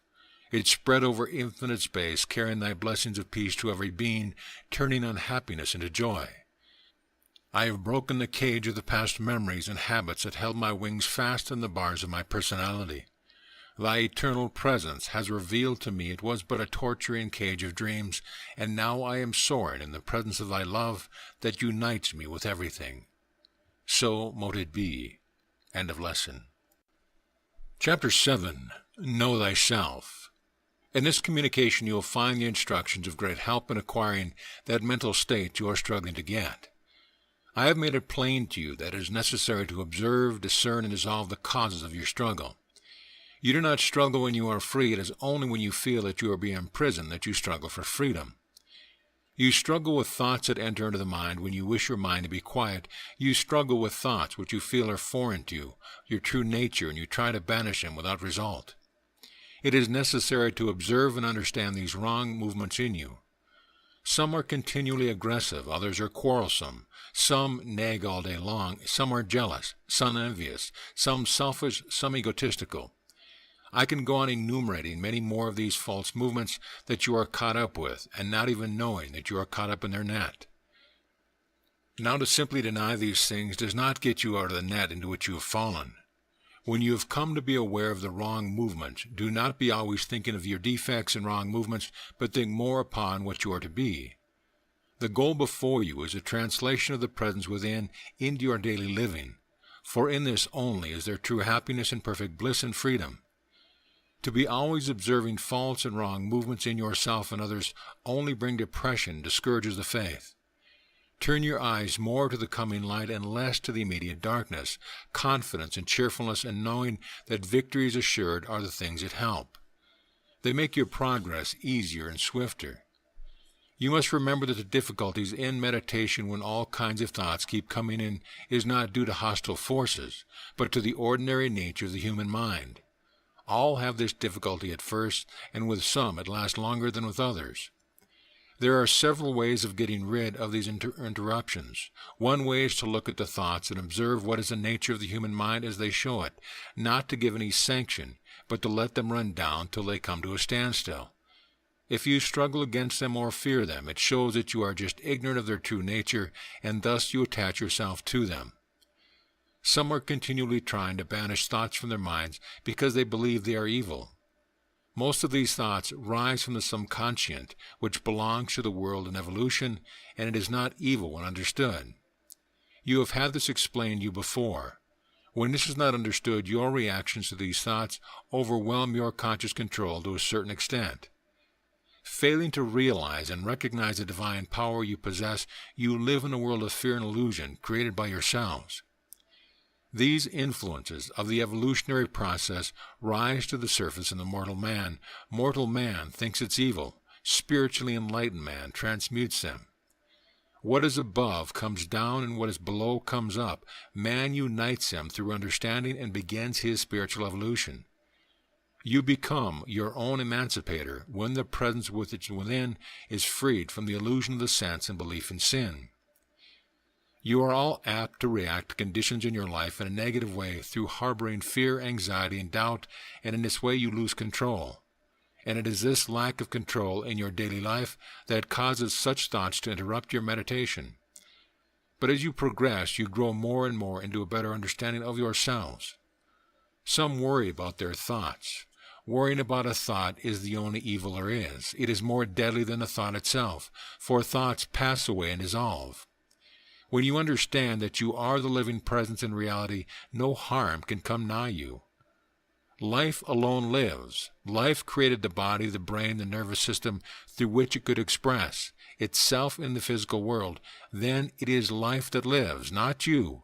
You live because life is living. Life is God, and God is life, the presence, and it is this presence that is omnipresent, and is the presence that is your silent partner, and is the greater of the two. When you realize that it is this presence alone that is consciousness and is your reality, then you will discern better that which is false, and when you discern that which is false, you will know that which is true. I have said this many times to you, but I know that the true significance has not dawned upon you. That is why I am showing you this gem of truth in another setting. Now if you observe the thoughts that cross your mind and you stand back and look at them, regarding them as things that come from the outside, you see them as passers-by crossing the mind space with whom you have no connection and in which you take no interest. In this way, after a time, there comes an awareness of consciousness and mind being distinctly separate. The consciousness witnesses and watches while being perfectly undisturbed and quiet, while witnessing the object of observation in the mind. Those thoughts that cross and wander through mind in space. There is a third, which is the shortest and most powerful way to silence, but few can do it at the beginning. That is to detect the thoughts coming before they enter, knowing these intruders for what they are and dissolving them away at once. If this can be done, it is swift, but much more difficult for beginners. The cause of most fear in people is the preaching on all sides about sin and damnation, with the results that from infancy this fear has dominated the lives of millions of people. There is a fear of something that they do not understand because they are ignorant about the truth of things. They accept what others say without question, and their imagination runs rampant with fears and illusion. Every educated person knows the main facts about organic evolution are firmly established and are quite different from theological outbursts of ignorance propounded from the pulpit. You are not required to do violence to your reason by rejecting the assured results of modern science. If the theology of religion is to be of any use to humanity, it must be simplified, spiritualized, and brought up to date. At present, it is encumbered by bad science, charactered by bad economics, and the more aware you become of this, the less you will be disposed to stake the existence of your faith on superstitions, which are the religion of the irreligious and the science of the unscientific. 95% of the people are busy attempting to change effects. Something happens which they do not like, and they try to change the situation. They soon find that they are simply changing one form of distress for another. The other 5%, which includes yourselves, are engaged with the causes, and you know now that in order to make any permanent change, it is the cause you must seek. And you soon find that the cause is within your own control. It is the 5% that are thinking. The other 95% are merely accepting and conforming to the thoughts and ideas of others. It is those only who think, who can see and feel a thing before it happens. These hostile forces are anti-divine, not merely undivine. They make use of the lower nature, pervert it and fill it with distorted ideas and movements, and by that means influence man and even try to enter and possess or control him. Free yourself from all exaggerated self-deprecation and the habit of getting depressed by the sense of sin, difficulty, or failure.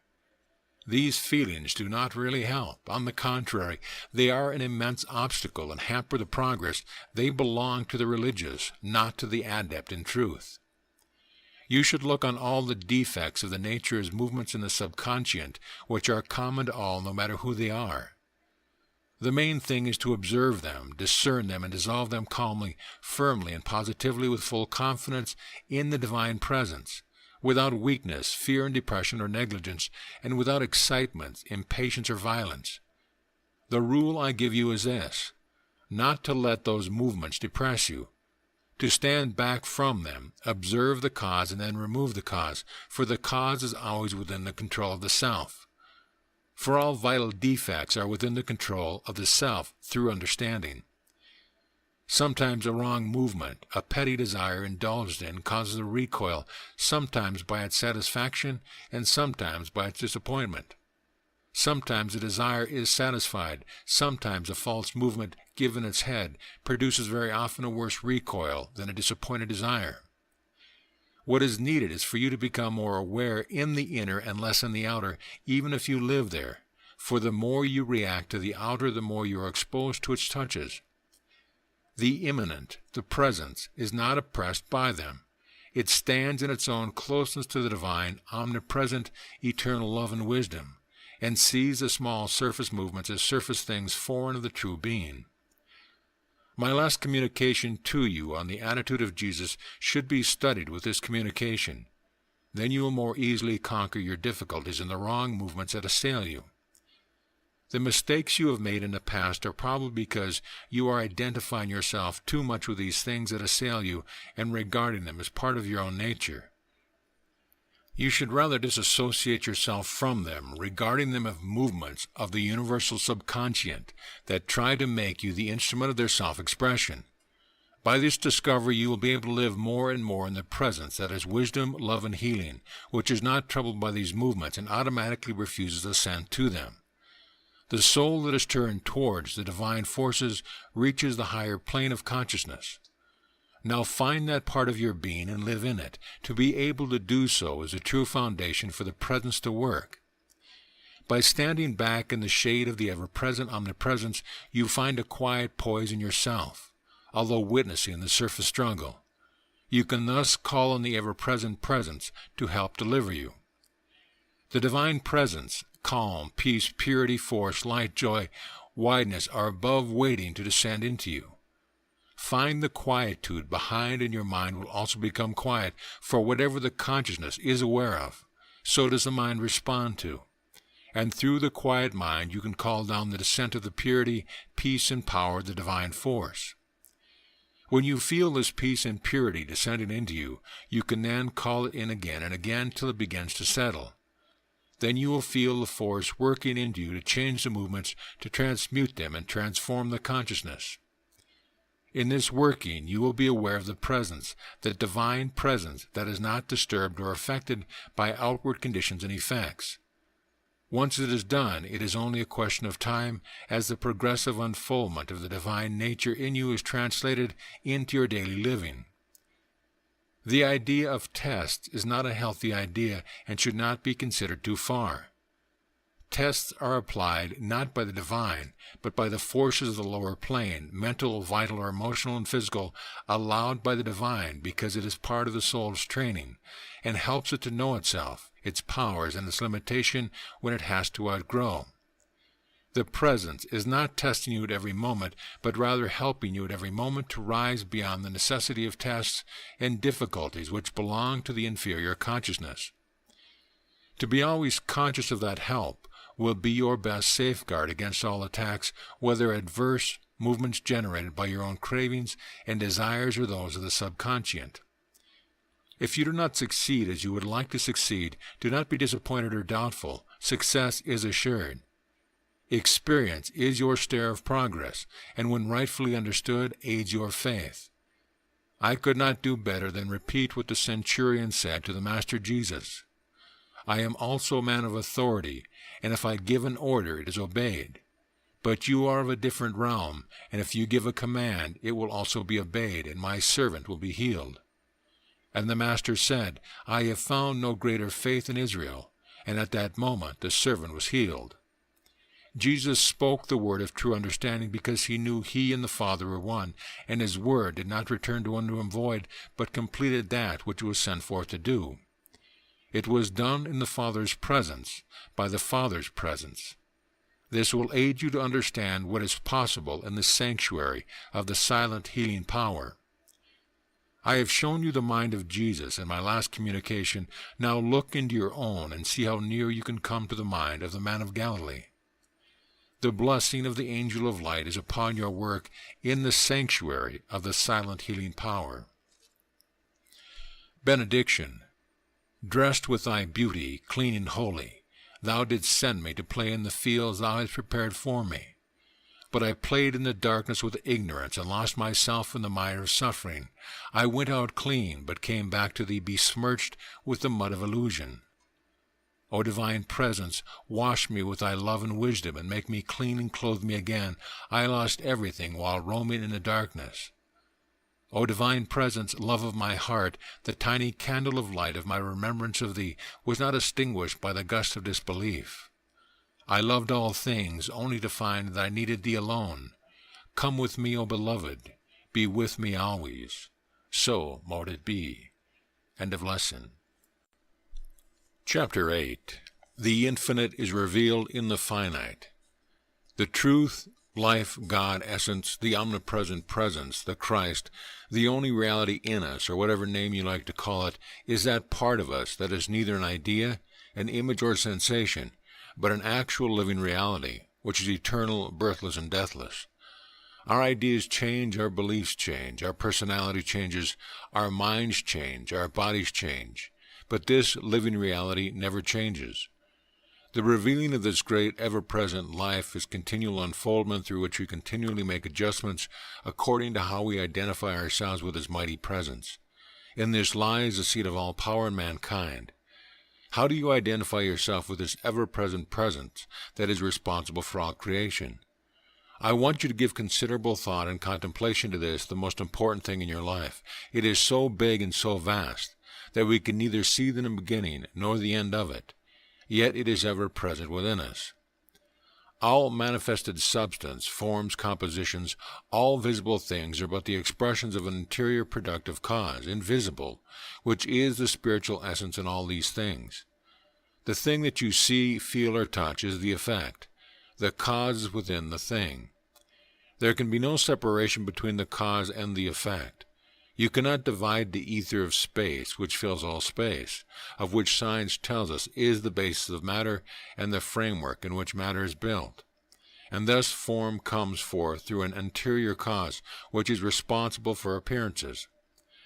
Now, appearances are what the senses respond to and are generally taken for realities, but it is the unfolded mind that begins to see behind appearances and there find the cause. The starry heavens awaken and invite us to seek that which is beyond appearances, and as I've already stated, herein lies the power of mankind, but few have grasped it. That is why man is today impotent in a world of effects, in which he finds overwhelm him, and to which he succumbs because he has not yet sought deep enough for the solution, which he will eventually find within himself. The deep faculties of man's mind are not limited to the five senses. The principles of nature are revealed through those who have developed this gift of intuition through clear thinking, not accepting what others have said and believed in the past, for this is but perpetuating the ignorance in the world. When man begins to see that most of his troubles are created by himself, he will find the solution also within himself, for within him lies that eternal reality which is responsible for all creation, including himself. And within himself he will find also the cause of his miseries, for the cause is never separate from the effect. The effect is only removed when the cause is revealed and corrected in our own minds by the creative power itself, for man thinks good and evil by the same power. It is this deep intuition which has caused us to move onward and upward, side by side with deep logical reasoning, which enables us to see further than those who attribute their knowledge to the limited sphere of the physical senses. When we lift our consciousness in thought into the higher things of life, we are able to obtain such information that cannot be obtained by mere groping into the mud. One cannot find the secret of the lotus flower in the mud in which it grows, but by understanding the spiritual cause that forever remains invisible to the senses, but can be comprehended by a deep, thoughtful mind. Truth is hidden in the words of which St. John spoke. I will repeat it again to you. The Word was in the beginning, and that very Word was with God, and God was that Word. The same was in the beginning with God, and the Word became flesh. St. John also tells us that we cannot understand this until we comprehend the mighty truth about ourselves, unless we become aware that we are not of blood, nor of the will of the flesh, nor of the will of man, but born of God. No man has ever seen God, but the Father is revealed in the Son. And it was this that Jesus revealed to us in his great teaching of the truth, which cannot be superseded. Know ye not that I am in the Father, and the Father is in me? And the things that ye see me do is the Father who worketh in me. The Father, who ever remaineth in me, it is he who is performing his own deeds. When you have seen me, you have seen the Father, your Father and my Father, our Father which is in heaven. Heaven is that inmost sanctuary in ourselves where the Father ever remains, waiting for our awareness of him. This is not an idea, an image, or a belief. It is the living reality, and is the source of our own livingness. This truth must become objective as well as subjective before it means anything to us, and this is brought about by our awareness of it, so that the inner shall become the outer and the outer the inner. Now this has nothing to do with ethics, which blinds the consciousness to the truth of life and the ever-presence. Ethics is eternally caught up in the relative things, but this truth I am revealing to you can never be understood via ethics or any other things that turn your mind outwardly.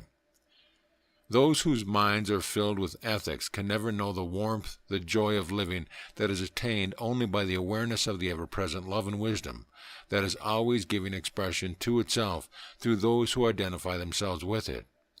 It is simple, unaffected, always kind, always loving, always generous, always forgiving, does not make vain display and does not boast.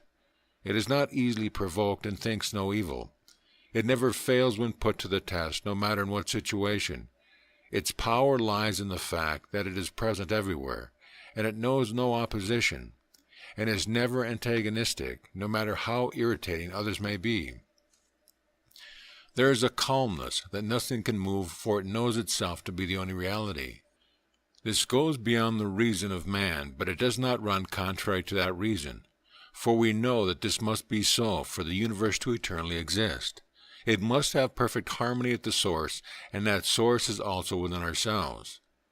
When one begins to know this truth, one begins to express the truth, and that is how one knows whether one has the truth or not.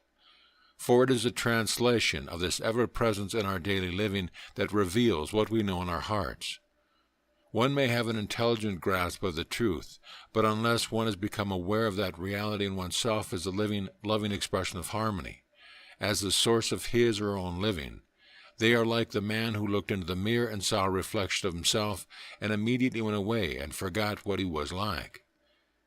We all know very well that we do not act up 100% to that which is real within ourselves because of our desires, cravings, etc. But as we unfold, these things no longer worry us, even if we may become possessive for the things of this world, and for those we love, etc. To become aware that we are possessive, to know our cravings, to know our weakness is half the battle, and not to struggle with them knowing that they have no place in reality. And as we come to know that this world of ours is but a preparatory school for our immortal existence, so shall we cease to grab all for ourselves and work for the common good. Yet through our suffering, caused by our own misunderstanding, will come the wisdom that will guide us to freedom. As we come to know that the only authority is the divine presence that dwells in each and every one of us and is not separate and distinct to that which St. John spoke of, we will then realize that it cannot be antagonistic or in opposition to itself at any time. And as we identify ourselves with this presence, so shall we become aware of all the false doctrines that cause strife and separation throughout the whole world. It is because we have failed to realize that we are immortal is the cause of our ignorant craving for immortality, and we are caught up in the fear of death, which is but an illusion in man's mind because he has not yet realized the eternal, ever-present life within himself. And because of his ignorance, he is exploited through his belief in death. So he tries to buy, with as little as he can, of his worldly goods, a passport to some unknown destination from those who claim to have the sole right of admission.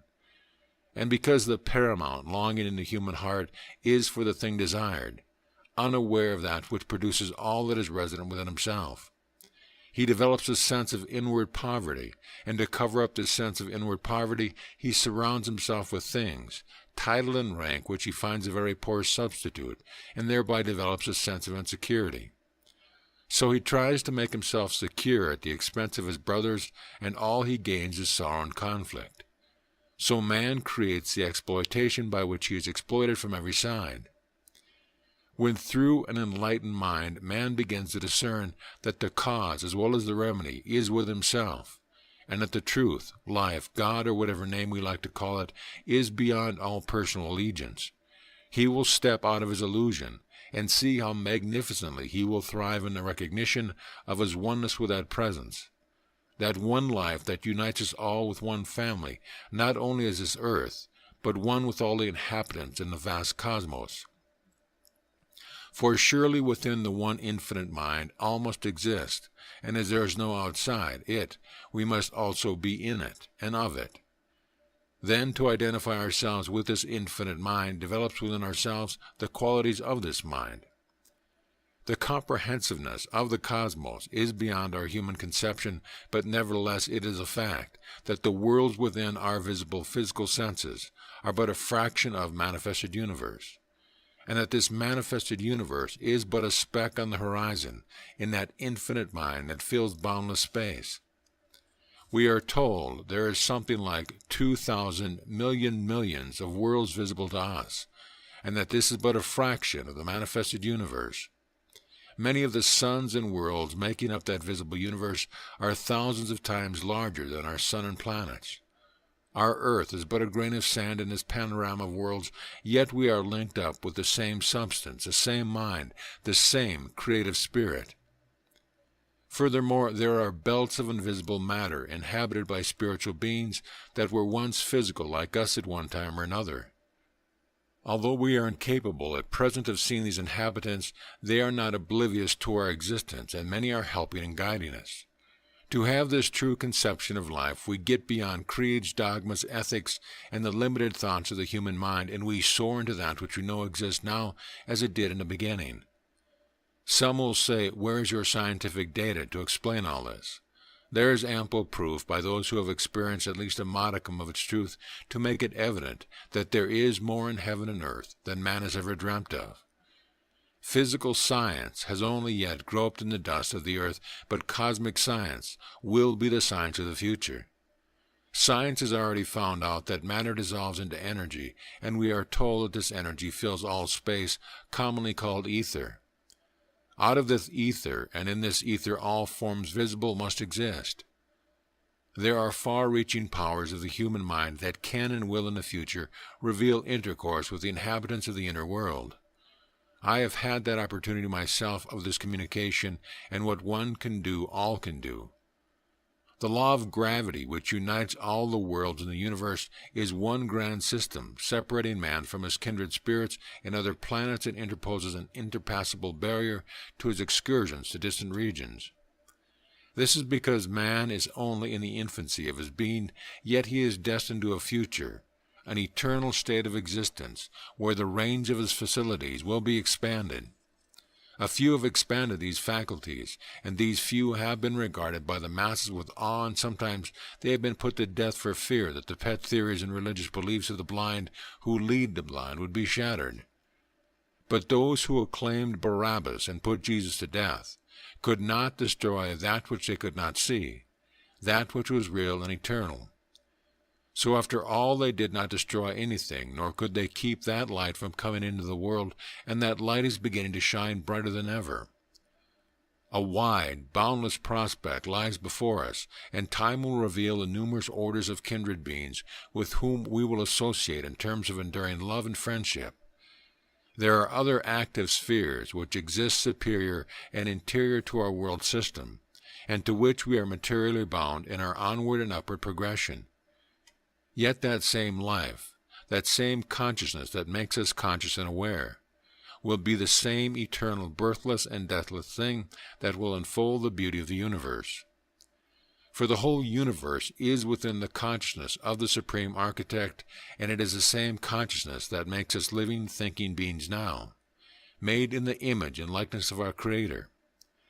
That the infinite is revealed in the finite, and that the finite reveals the infinite being eternally linked in one whole. It is this truth which gives us that freedom from our limited conception of things in the mortal sense. Oh, could we wing our way with the swiftness of a seraphim from sun to sun, from world to world, until we have surveyed all the systems visible to the naked eye, which are but a mere speck in the map of the universe? Could we at the same time contemplate the glorious landscapes and scenes of grandeur they exhibit?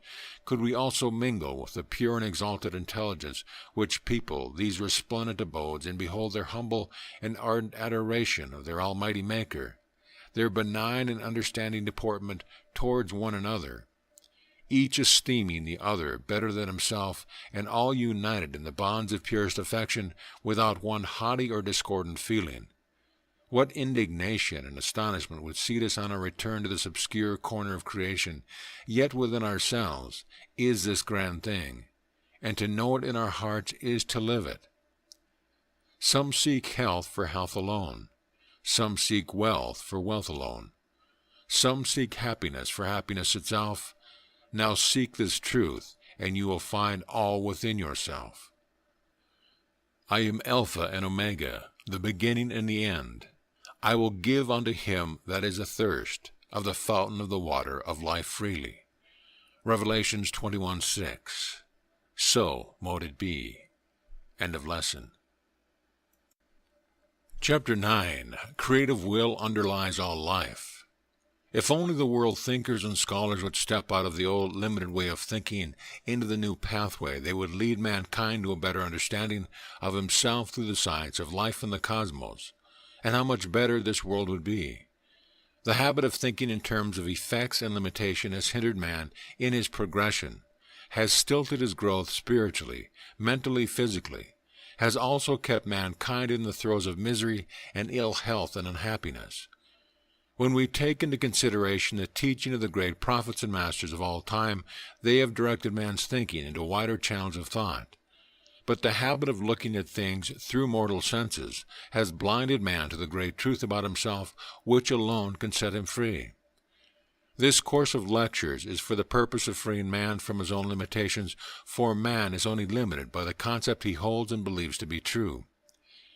The secrets of the earth and all that is in it, and the cause, is not altogether hidden from man, and as we search we find that which will confirm our earthly existence, and will also confirm in us a greater glorious foundation than that which was first supposed and taught by those who accepted the effects seen without due regard to the causes behind them.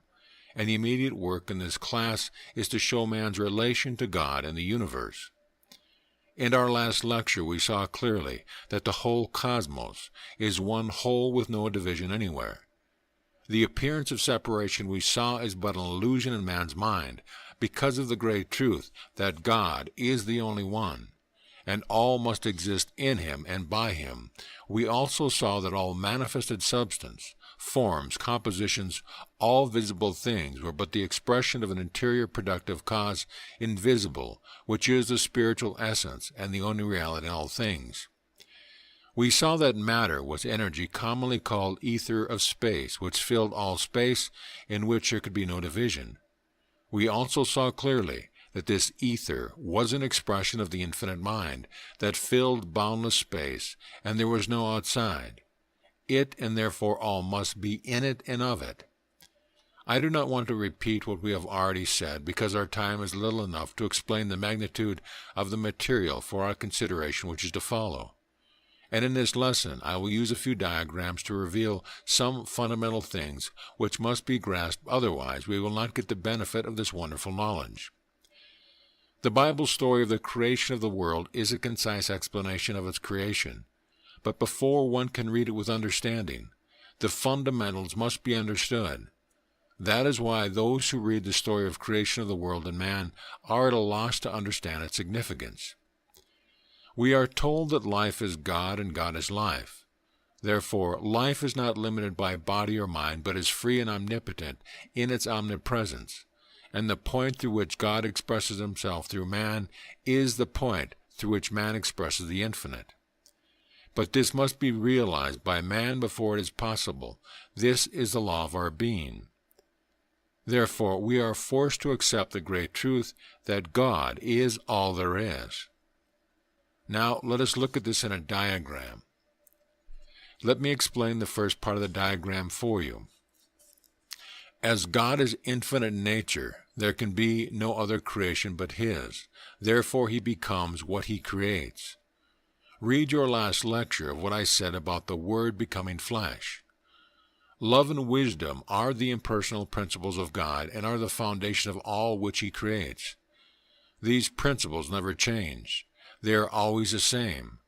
Mankind unfolds as he realizes these unchangeable fundamental principles. So we progress and give expression to them according to our awareness of them. Not that we are separate from God in any way, but we are made in his likeness, and this has to be realized by us before we can express our true nature. Will is the uniting and active link in all creation, because without will there can be no action, and through the will of God, so does his creation come forth. And there can be no other will but his, and this will is situated in us as the creative power in ourselves. And our will becomes more powerful as we become more aware of God's unchangeable impersonal principles, love and wisdom. Now these three, love, power, wisdom, are one, and never separated at any time in God's creation, and this is expressed in us as consciousness and intelligence. Life alone has consciousness, and the consciousness in us is proof that God in us and in our own consciousness is the seat of that will. A very little reflection will make us realize this to be true. The intelligence is that active principle in life that causes all that the conscious will desires to be expressed, and as there is no outside, the infinite mind, and no other substance, all is created in that substance. So man creates for himself his pleasure and his pain according to how he identifies himself with these unchangeable impersonal principles, which underlie the whole universe. In this lecture I want to deal with and to show its power. The masters say, cut out desire. This is true, because desire is the cause of all manifestation, for behind desire is the will. But we must understand that there is pure desire, the will of God, and personal desire, the will of man. The former brings peace and happiness, while the other often brings the reverse. Now, willpower is that force which is the director of all mental currents, not only affecting ourselves, but also affecting persons and things outside of ourselves. In my training with the masters, I was shown that will was the projector of all mental currents, and was the basis of all mental phenomena. And as I am permitted to reveal to you this tremendous force, I am also advising you to be careful in the use of it. Let it be tempered with love and wisdom to guide it into constructive and beneficial avenues for yourself and others. When used with understanding, the results will astonish you and all who observe it. The will of a strong, conscious awareness reaches out far beyond the limits of the brain and influences people and things, causing them to be inclined toward the desire expressed by that will. Many have worked their will upon others far removed from their immediate surroundings. This power has acted upon them as a mental influence. Call it mental telepathy, thought transference, or anything you like, but it is a reality. A mental current projected by the will works as surely as the sun's rays affect the growth of plants and flowers and fruits, in accordance with the power that individual has developed. It is not the purpose of this lecture to give you specific instructions in the active projection of this power. What I wish to do is to draw your attention to it as a power that is inherent within you, and what I want you to realize is that will is a living force that can be projected and operated at a distance. It is this force that the Creator uses in the manifestation of all of His creation. The creative will underlies all life's manifestation, including the mineral, vegetable, and animal kingdom, and is individualized in man. It acts independently of brains and controls all life and body functions in man. This mighty force is at its greatest when directed by our divine consciousness, the consciousness of our divine nature. Herein lies the secret of all power in man. This universal power can be used by man, and we must learn to understand its laws as we learn to understand the laws of electricity to use it to our advantage. But it is just as dangerous as electricity when we fail to discern its laws and abuse its powers. Desire and will are the primary factors to our thought. They render thought powerful. The more feeling we have, the stronger is that thought pregnated with the power of the will. Yet many people live only in desire and feeling because they fail to divine as thought. Thought is the arrow that goes forth, and according to its definition, according to its complete form, so will it produce. People who are incapable of thinking are often using this power, but it is dissipated, like the noise of a firecracker, but there is nothing to it. Thought is the arrow that goes straight to the target, and the force behind it will. But unless you begin to think for yourself, unless you give up conforming to others' beliefs and desires, you will never be able to use this power of thought with any degree of success.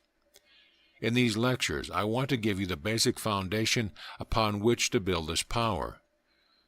A child feels and desires, but its thought has not formed and nothing is accomplished, and the majority of people in this world have still the child mind. They have not yet grown up. Will, desire, is a natural force inherent in all and can be used, controlled, and directed, just as electricity can. The masters have trained and cultivated this will force to degrees that seem miraculous to the Western mind. But this force they perform so-called miracles. Many of the astonishing healings I have performed, which seem to be miracles to many, are performed in this way, and many of the ascended masters who are working with the sanctuary use this power in the many healings that take place through the sanctuary. This accounts for the many wonderful results we get. In the East, there are hermits who remain in the mountains and develop this mental power and influence others at a distance, while in the West we see this will expressed through men of action, men of industry, and men like Roosevelt, Churchill, and others as leaders of the nations. But even in these, it is but a futile effort compared to those who can become aware of their divine nature, linking themselves with the cosmos, and who began to think and feel the ever-present power of love and wisdom, which is the impersonal foundation of the cosmos itself. Therefore, what I wish to show you in this lecture is the source of all things, and this you must identify yourselves with. Otherwise, you will never know the omnipresent, omnipotent in your own life. The divine mind is the mind of God, in which all is perfect. Now the mind of man is a reflection of that mind, and not until we can comprehend this great truth can we ever be able to make that reflection real in our own lives. In my next lecture, I will prove to you that matter is not as it is seen by the senses, and why it becomes visible, and how it can become invisible. In concluding this lesson, I will ask you to contemplate upon what I have to say, which is the own conclusion that all great thinking minds can come to. That is, that God, the infinite, the eternal one, timeless, limitless, spaceless, birthless, deathless, the first cause, one, remember, and still the only one, has seemingly individualized self and created form for its own self-expression. The only one expressing itself in the many, the one in all and the all in one. My word shall not return unto me void, but shall accomplish that which it is sent forth to do. In this is the completeness of man's understanding of himself, to become aware of the unity of God and man. The Lord thy God in the midst of thee is mighty. Now also become aware of your relation to people and things, and discern deeply your thought actions, how and where it is moving. Then you will be able to free it from limitation. When your thought is caught up in greed, envy, craving, imitation, beliefs in conformity to creeds, symptoms, etc., when you are dependent on things and people, you are limited and bound. Yet freedom comes through self-reliance, obtained through your awareness of your own reality, your oneness with God, the Father of love, then discerning that which is not real in the world of the senses, which is but an illusion of shadows. Keep reading these lectures during the week, for they contain much help that will dawn upon you as you get into the spirit of this truth. But through our outer man perish, yet the inward man is renewed day by day. 2 Corinthians 4:16. As to wisdom and knowledge, forsake her not, and she shall preserve thee. Love her, and she shall keep thee. Exalt her, and she shall promote thee. She shall bring thee to honor when thou dost embrace her. She shall give to thee head and ornament of grace. A crown of glory shall she deliver to you. Proverbs 4:6, 8, and 9. So mote it be. End of lesson. Chapter 10. When we work with the law. In our last lecture we saw that consciousness, intelligence, substance, love, wisdom, thought, and will were the essentials in creation, and were one in all and all in one, united in the manifestation. We also saw that unless we cooperated with these principles which make up all creation, we could not express them, although they are within us, that they would not manifest fully in our lives unless we recognized their presence.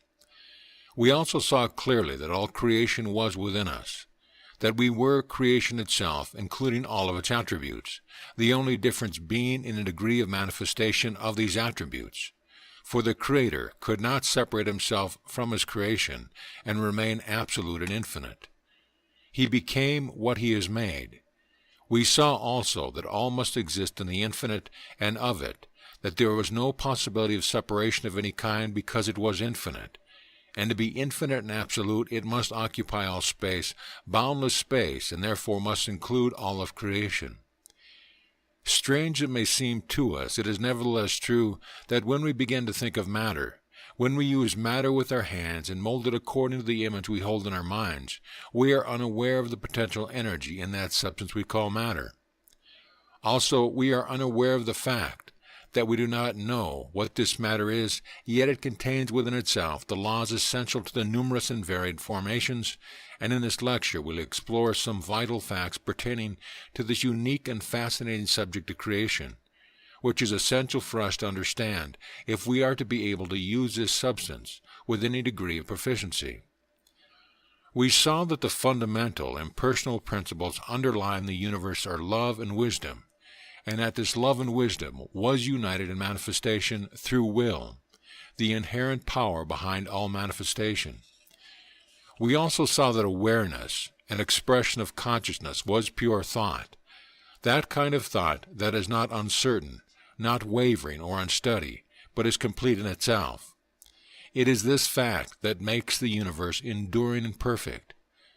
If we examine ourselves, we will see that we are the image and likeness of the creative principle, and it is quite evident to the awakened consciousness that very few have realized this, even those who profess to show us the way, for they are busy formulating religions of sorrows and conflict. Life is beautiful, and for all we know, death is just as good, for science shows that death is but a form of life, and when we realize the truth, we are willing to go or stay. John Calvin and John Knox had a lot to do with devising and formulating a religion of sorrow, and each died old at the age of 57. Unfortunately for them, they took themselves seriously and were caught up in the net of their belief. And anyone who does this cannot think clearly and will suffer sooner or later from arterial sclerosis or their thinking cells. Life is fluid, and there's nothing permanent but change, and if we will think with life, we will unfold into the continuity of life, young yet matured. When you know the truth, you can live dangerously and carefree, knowing that it is life that lives. Yet those who do not know that truth live in fear, and this fear attaches itself to everything that is said or done. With truth nothing matters but living and knowing that the fundamental law of life is love and wisdom. To refute untrue things said about you is an error of judgment, for all wrong recoils upon the doer. It is the one who makes wrong statements about others who is to be pitied. It is better to be lied about than to lie against another, for no one can harm us except ourselves. That presence that is ever present is your shield. Mind and matter are interchangeable, convertible, essentially identical, harmonious, and are welded by polarities of nature's forces. In my last lecture I promised that I would prove to you that matter is not as is seen by the senses, and why it becomes visible and how it can become invisible. Science has proved to us that matter viewed separately from energy does not exist. Chemical effects, action and reaction, electricity, magnetism, heat, light are different modes of motion. Different expressions of force transferred from one to another, electricity, magnetism, chemical affinities are reciprocal, mutual, complementary to each other, and change readily into each other without loss of quality of the original forces. These forces are but one force and are all convertible from the invisible to the visible, and from visible to invisible. This is a source of delusion we are under in regard to matter when we say we see or feel it. We create in our minds a mental concept in reaction to what the senses see and feel, but there is no evidence to substantiate that matter exists at all except as a concept we ourselves create. Feeling is a resistance to motion, and seeing is a reaction to light vibration. From these we create images in our minds which we believe to be true. Now this is the cause of our impotence in regard to so-called matter. In the following diagram I will reveal the truth about matter, showing that matter is but spirit manifest in form, and as there can only be one substance, we will see how the substance changes, yet nothing is lost in so doing. Let me explain this diagram to you. God is spirit, and we must worship him in spirit and in truth, as Jesus said. In other words, we must know him to be spirit, the only living being there is, and who dwells in all his creation. He is the source of all creation, principle, laws, essence, etc., by which all is created. All in one, in which there is no separation. The most perfect conception containing Father and Mother, the underlying cause in all creation. Pure thought, certain, steady, unwavering. Love and wisdom contain all the impersonal principles of God.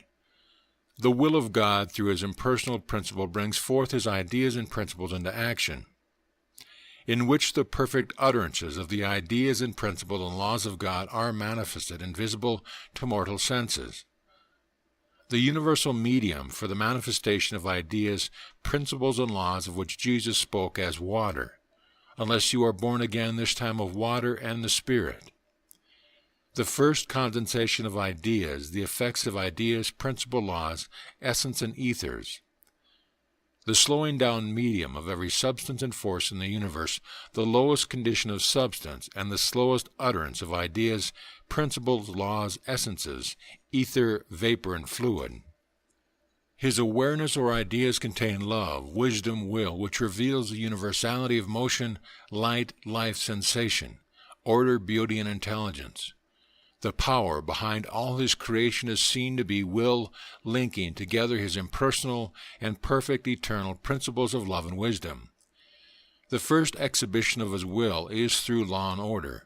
This is the first manifestation of his mind in motion and the effects of the force of his will. We call the law of God that which is perfect. When we work with the law, we become the law. This we see as the forces of nature. Essences. The first manifestation of mind as an all-prevailing solution, which is neutral to receive the ideas, principles, laws, in which they become formed. The substance is the link connecting the ideas, principle, laws, forces, which represent the perfect utterances of God, and in which they ever remain perfect. This substance cannot be affected by man's ideas while ignorant of his true nature. All imperfect ideas are dissolved away in the essence. Out of this substance, the ether is produced, which is the universal medium for the manifestation of ideas, principles, and laws. This ether is the substance that Jesus spoke of as water, the psychic substance. It is the medium through which mind or cause, ends, and effects begin. The medium of exchange from one to the other, the essence enables the ideas, principles, and laws of God to become manifest as we see them in matter. When the divine consciousness holds an idea, the intelligence completes it in detail, and it becomes a manifestation under which lies his eternal principles and laws. The outer is but the expression of the inner, and the same law is inherent in our being. Thus we are as we think, because the law has individualized itself in us. Now, in the explanation of the sphere of matter, I will commence with the solids, so that you can see how these solids dissolve into higher phases of itself. In the solid substance, we see the atoms when they are slowest in motion and coldest in temperatures and drop into a compact body, which we call solid form. This matter represents the gorgeous galaxy visible in the heavens, spanning from north to northwest to southwest, the Milky Way.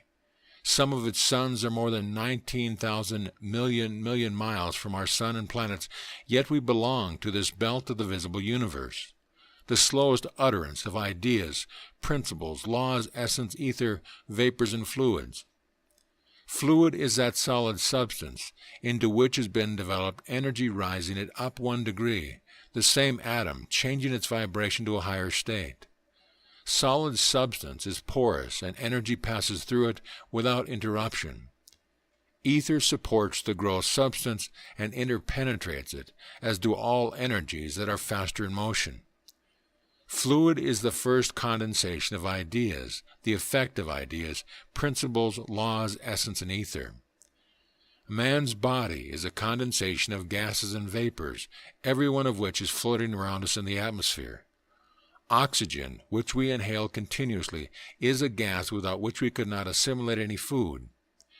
Hydrogen is a gas which unites with oxygen, forming fluids in the body, and carbon a gas which combines with oxygen and hydrogen, creating growth and movement. Nitrogen is also a gas we create which clings to oxygen, neutralizes it. It acts as a powerful tissue builder with the other elements such as phosphorus, calcium, sodium, chlorine, and other elements, all possible of liquidity. When we eat our food, we are consuming these elements, although we are not aware of it. We are also continually changing these substances back to liquids and vapors, which we give off again in invisible evaporation and emanations. These emanations are as material as the body of man is material, just as material as a drop of perfume, which you perceive in evaporation through the sense of smell. These human emanations go forth continually in millions of tons daily in the soils of the celestial lands, invisible in space, to make up our spiritual homes. How true it is that we make up our spiritual homes while here on earth. Love and wisdom is beauty, selfishness is ugliness. This is the key to our spiritual homes here and now. Ethers and vapors. Atoms ascend 1 degree higher in the scale and manifest throughout all space in the increase of motion in a substance called ether. Ether is the basis of matter and the framework in which matter is built. It responds to mind and forms according to the image in the mind. In ether there is form as well as in matter, but this is invisible to the physical eye. Yet these forms are as substantial, if not more so, than those we see in the physical. We see mountains, trees, rivers, real and substantial in the material universe. Nevertheless, they are only images, forms originally existing in a world which we do not see, and from which they are derived, forms which are as real and material, for nothing exists except by reason of the spiritual manifestation that exists in the world of spirit or essence. What we see in the physical or material world is purely and simply effects.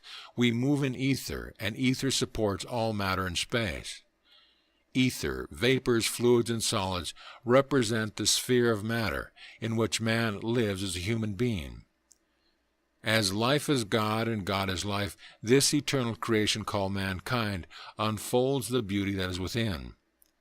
We recede into the inner realms, which are more glorious and inconceivable but beautiful than our mortal senses can comprehend. I go to prepare a place for you, for where I am, there shall ye be also. Raise your hand and take hold of this truth, the tree of life, and so gain your divine birthright. Life alone lives. I am the life. The beginning and the end are one. Eternal and ever-present, the greatest message that can be given to mankind is of its divine and eternal existence in the infinite. This world is still in the womb of its soul essence. The new heaven and new earth will come into being for the germ. The seed is here now at this moment, forcing its way through the darkness of the human mentality. And through humanity it will be brought into being, for humanity is the vehicle the infinite created for that purpose. Let us then broaden our vision beyond the material sense, which is but an effect, into that which is the cause of all creation, and we will find ourselves one with it. Herein lies the power of the Master, and all can reach it, for it is our birthright. The things I do, greater things shall ye do. Let us cast off all belief that hinder that true expression of the one presence that lives in all. My covenant I will not break, nor alter the thing that has gone out of my lips. In hope of eternal life with God, who cannot lie, promised before the world began. Titus 1:2. So mote it be. End of lesson. Chapter 11. All energy is behind point. Our last lecture requires a good deal of thoughtful study to master it, for our subject under discussion is not one that can be understood fully all at once. For it is a continuous unfoldment of the truth that people all over the world are seeking, but do not know where to find it. Many books are packed with ideas about the truth, yet they have no foundation to work upon, and it is this foundation that is so essential. Most people have a religious belief which they follow blindly without question, but this is of little value to you who are seeking the deeper meaning of life. We saw in our last lecture that matter was not what our senses revealed to us. We also saw that there was but one force in the universe, and this force was readily convertible into other forms of force without loss of the original force.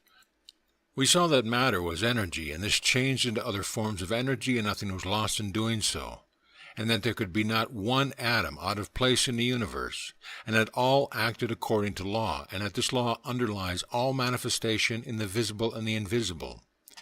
We also saw that the invisible made up the greater portion of the universe and man, and was the source of the visible creation, including man.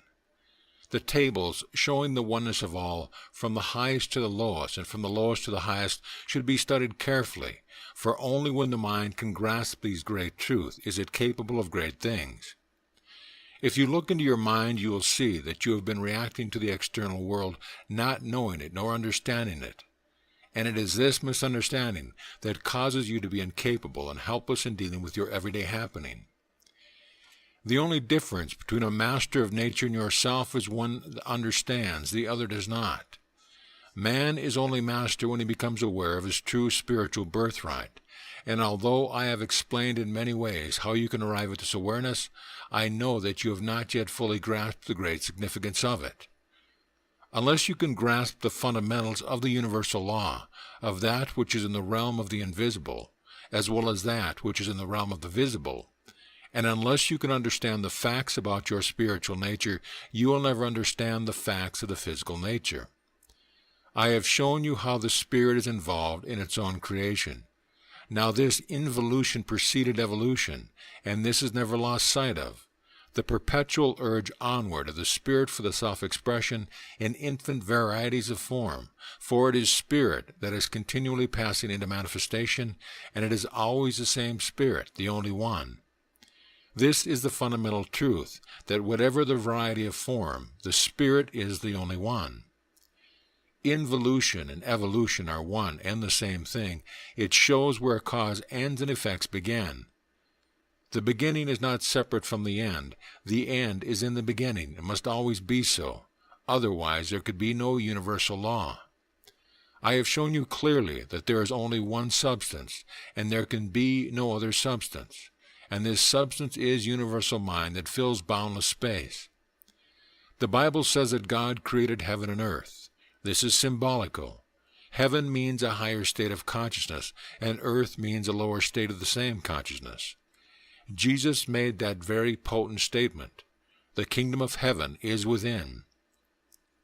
I gave you a table in the last lecture showing the oneness of all from the spirit to matter, which included ideas, principles, laws, essence, ethers, vapors, fluids, and solids, showing that the lower included the higher, otherwise there was no possibility of any creation in the concrete.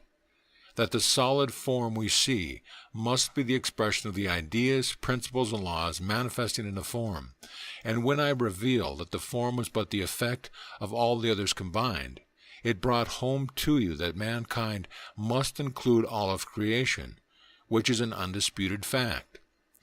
Masters have arrived at this truth through diligent operation and study, and it is this that has made them masters, as it will make everyone, if they will take time to consider the great truth underlying all creation, that there is only one.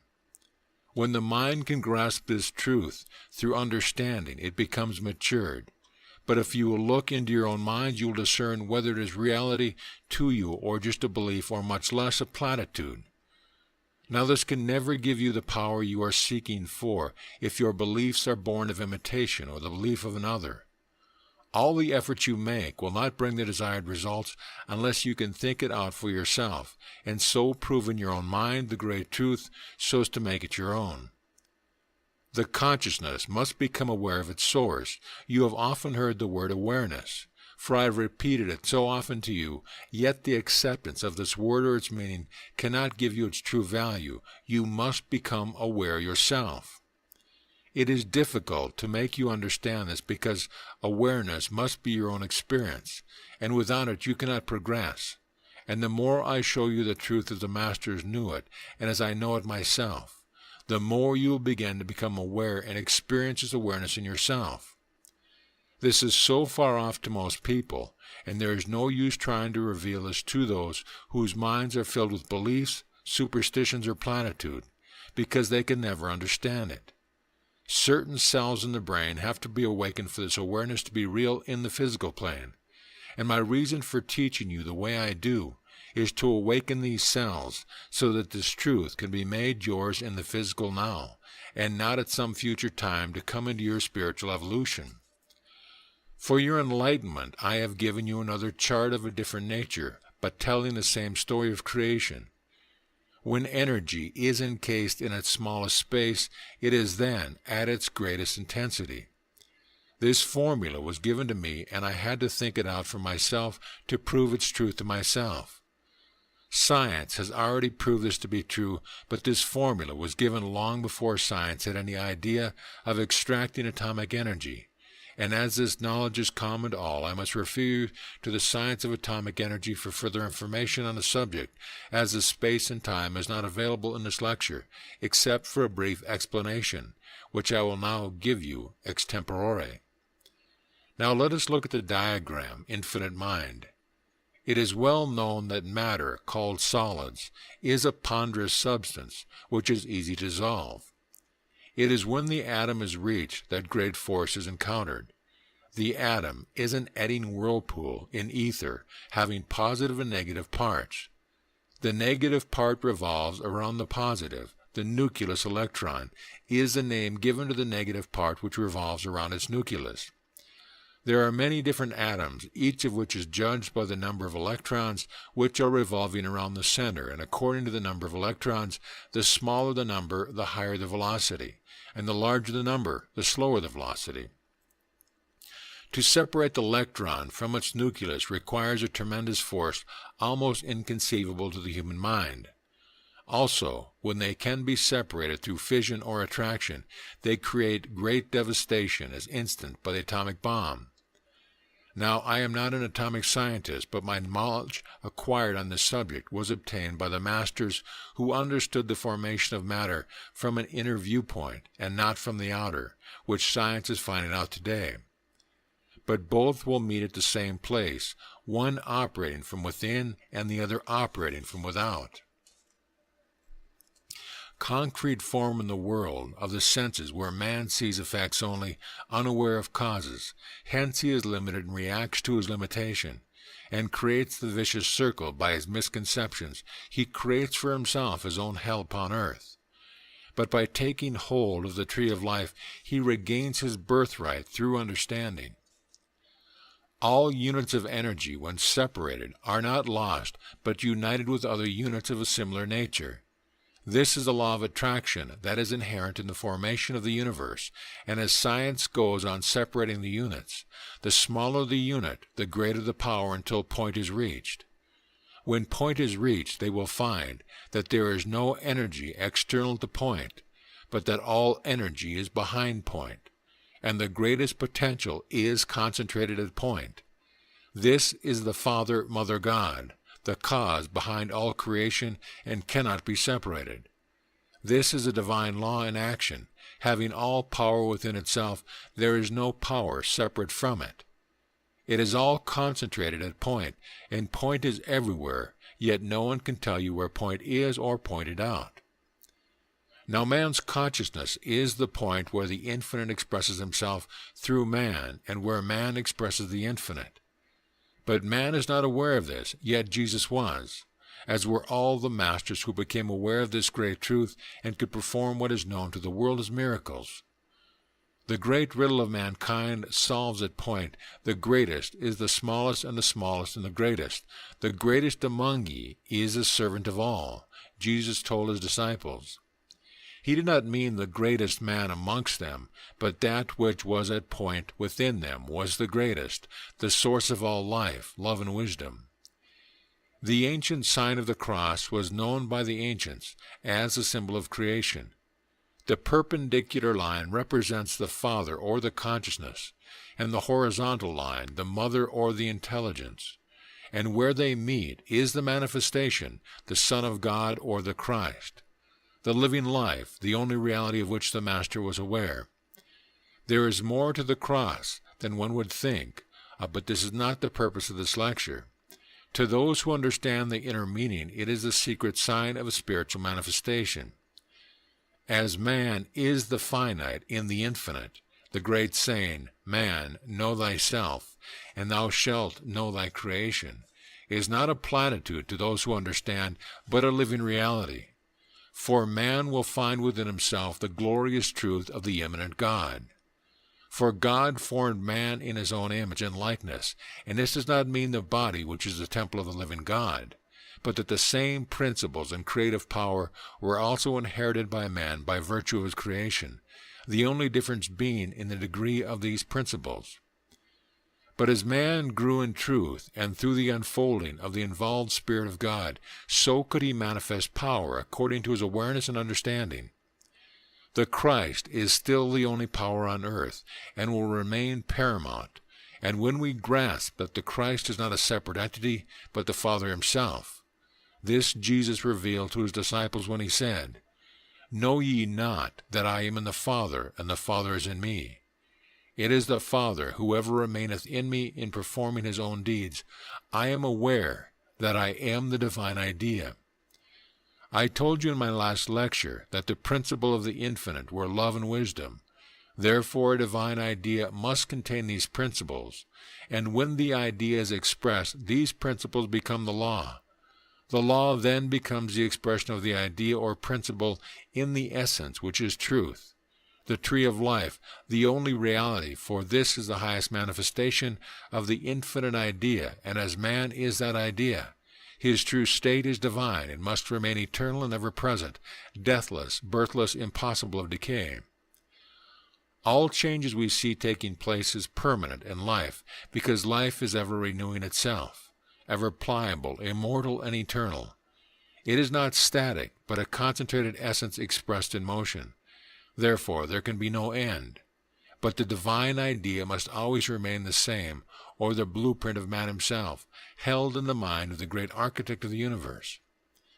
Ethers, vapors, fluids, and solids are the bridge through which these ideas are transformed to form in matter, and as ether is electricity, a force, and matter is a modification of ether, matter also must be a force. Therefore, matter viewed separately from force does not exist. Therefore, the creation of all forms and the whole world's conscious relation is the result of the Spirit One's mode of action, and that is thought. Let us look at it from this point of view. First, creation. Second, creative thought or thinking. Third, the thought or thinking manifest in form. The thinker is the first cause and creates secondary causes, thought, and this cause must have an effect or manifestation.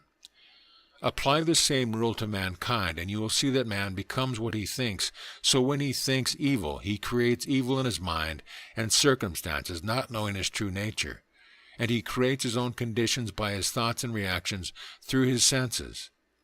Here, then, is the tree of knowledge of good and evil, which we will discuss in our next lecture. Lo, I stand at the door and knock. If anyone hears my voice and opens the door, I will come in and sup with him and he with me.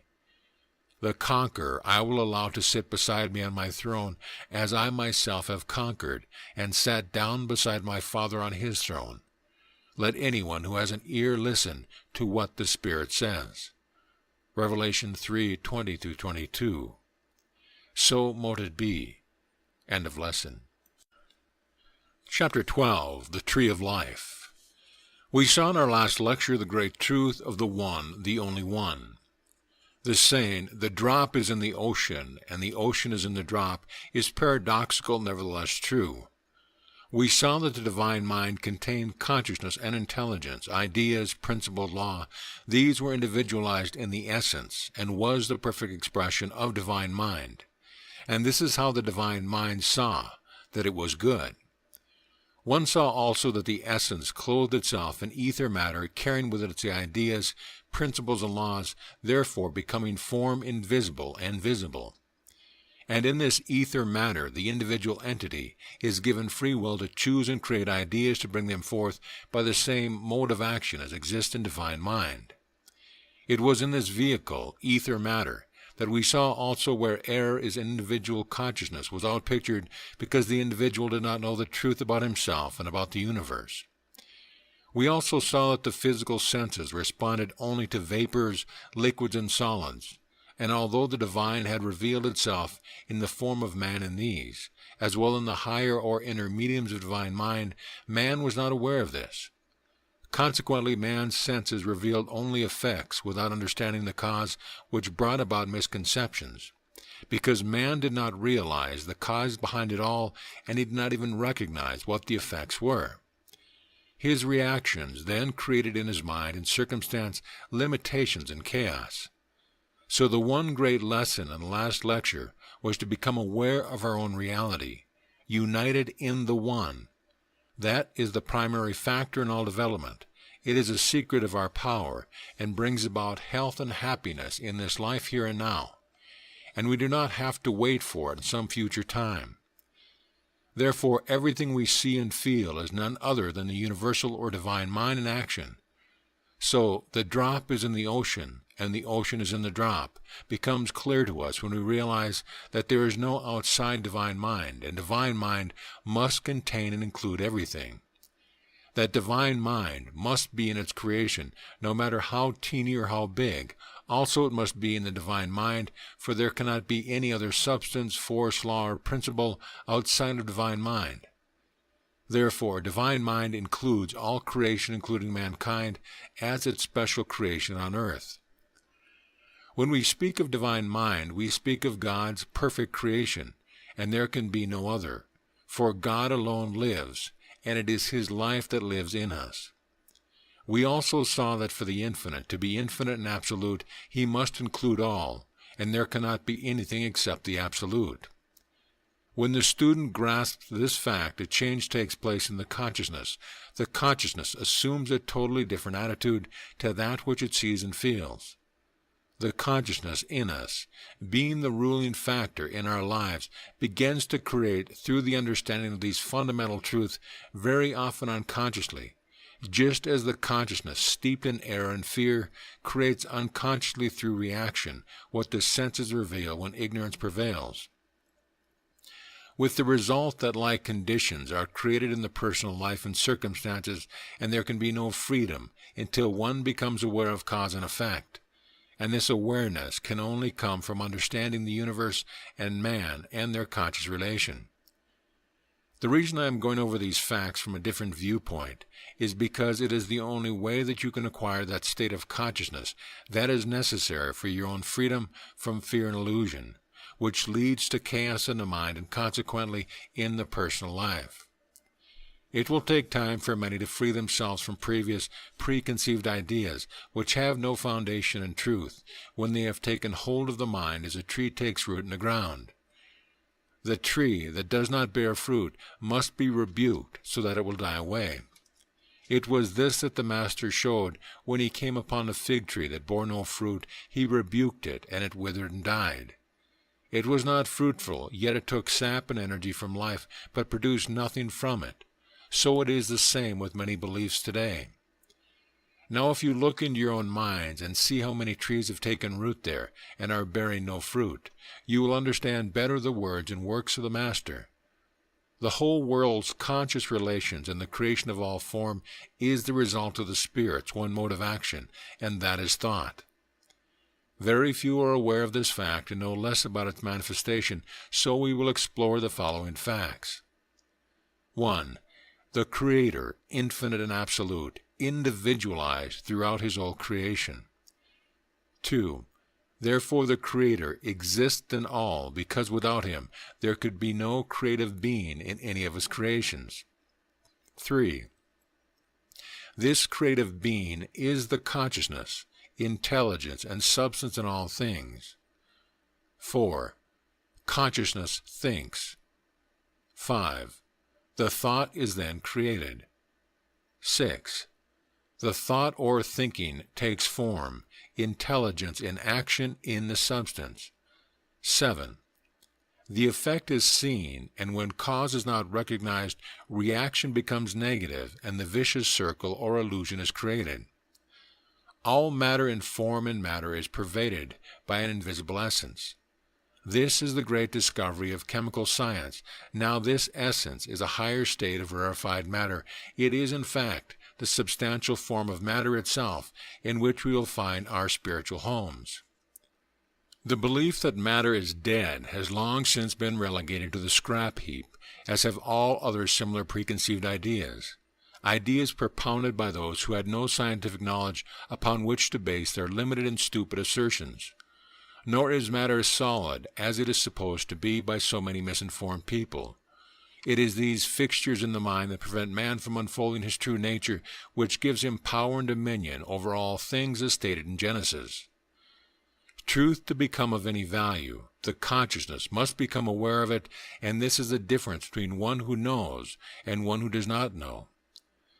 The law of growth is of the highest importance to the student who wishes to develop, and all of you here are for that purpose. For without development along the right lines, there is no possibility of giving true service to others. The blind lead the blind, and they all fall into the ditch. The main fact to remember is that nature is natural. We may misuse and abuse nature, but it will prevail in the long run. If we drive it out through the front door, it will surely return through the back door. The law of nature is the principle of growth, and this law and vitality is inherent in the thing itself. If we wish our work to be a success, we will not force things to become that which by their own nature they are not. He that believeth shall not make haste. Proverbs. In Proverbs 8:22-31 we read, The Eternal formed me first of his creation. First of all his works in days of old. I was fashioned in the earliest ages, from the very first when earth began. I was born when there were no abysses, when there were no fountains full of water, ere he sunk the bases of the mountains, ere the hills existed. I was born when earth and fields were not created, nor the first clods of the world. When he set the heavens up, I was there. When he drew the vault over the abyss, when he made the clouds firm overhead, when he fixed the fountains of the deep, when he set the boundaries of the sea, when he laid foundations for the earth, I was with him then, his foster child. I was in delight day after day, playing in his presence constantly, playing here and there over his world, finding my delight in humankind. If you can grasp the significance of this, you will see clearly also in these lessons the same truth about yourself. The Bible is the deepest occult book ever to be printed, but you can only extract truth from it when you take truth to it. And that is why the Bible will always remain a mystery to those who cannot read it. The Bible also stresses so much upon the power of faith, and the weakening effect of fear, and the destructive influence of unbelief and lack of wisdom. I, wisdom, have intelligence in hand, knowledge and insight I command. Proverbs 8:12. As you follow these lectures and read them over and think about them, you will grow naturally. Some may think they are not progressing quickly enough. This is the mistake you make. You are not acquainted with the law of growth, and you fancy you can hasten it by some exertion of your own from without, and are thus led into doubt and anxiety, and often employ grievously wrong methods. Some will fail to understand at first, but understanding comes with perseverance, faith, and patience. Some crave for truth, but if that craving is only to fulfill some immediate desire, then there is no depth to receive the truth that would set one free, and many fall by the wayside. Nevertheless, one who recognizes what the prize is worth will do all in his power to acquire it. That one will be like the merchant who had many pearls, yet who he found the one priceless pearl, he sold all to acquire the one pearl of a great price. How true this is! When we find this one great pearl of wisdom, we no longer need the others. For with this one pearl we can do everything, and this great pearl is the tree of life of which the Master spoke. When we take hold of it, it would be a spring of living water rising up to eternal life. I have so often said to you, unless you understand the false, you will not understand the true. And this brings us to the subject of which I said I would speak to you about, the tree of knowledge of good and evil. The Bible is a book of occult wisdom, and was written for the purpose of freeing man from the illusion of death. It also shows the way of deliverance from sorrow, sickness, poverty, ignorance, and uncertainty. But unfortunately for mankind, this book has been made the means through which he was forced to conform to a religious belief which bound and suffocated him. He was not allowed to think for himself. His thinking was done for him by those who did not know the truth, or if they did, they purposely kept it secret from him, for the purpose of control through ignorance. But that time is fast passing, and people all over the world are beginning to ask questions, especially the younger generation. And this thinking for themselves will bring them freedom, and eventually freedom to others. In this lecture, there is just time for a quick review of the facts relating to the tree of knowledge of good and evil, and we will continue this discussion in the next lecture. Now let us look at the facts revealed in the Bible. God is the only one, there is no other. By him and in him all is created, and there can be no other source. All was created by the infinite God. The infinite saw that it was good. Man is made in the image and likeness of God, and so was man created. This likeness with God is the Christ with man, the power that brings forth everything you need, health, happiness, and excellence in life. The principles incarnated in man are the principles and laws of the infinite, which man inherits as his divine birthright. God saw that which he had made was very good, yet man sees evil. There is nothing good or bad, but thinking makes it so. The story in the Bible goes on to relate about a Garden of Eden. This is an allegory, and this allegory has been repeated in many lands throughout the ages. The Garden of the Hesperides, the Romance of the Rose, etc. The meaning of all these stories is the same. The garden is the garden of the soul of man. In that garden there are two trees. One is the tree of life, the only reality in man, his divine consciousness, the creative principle, life itself.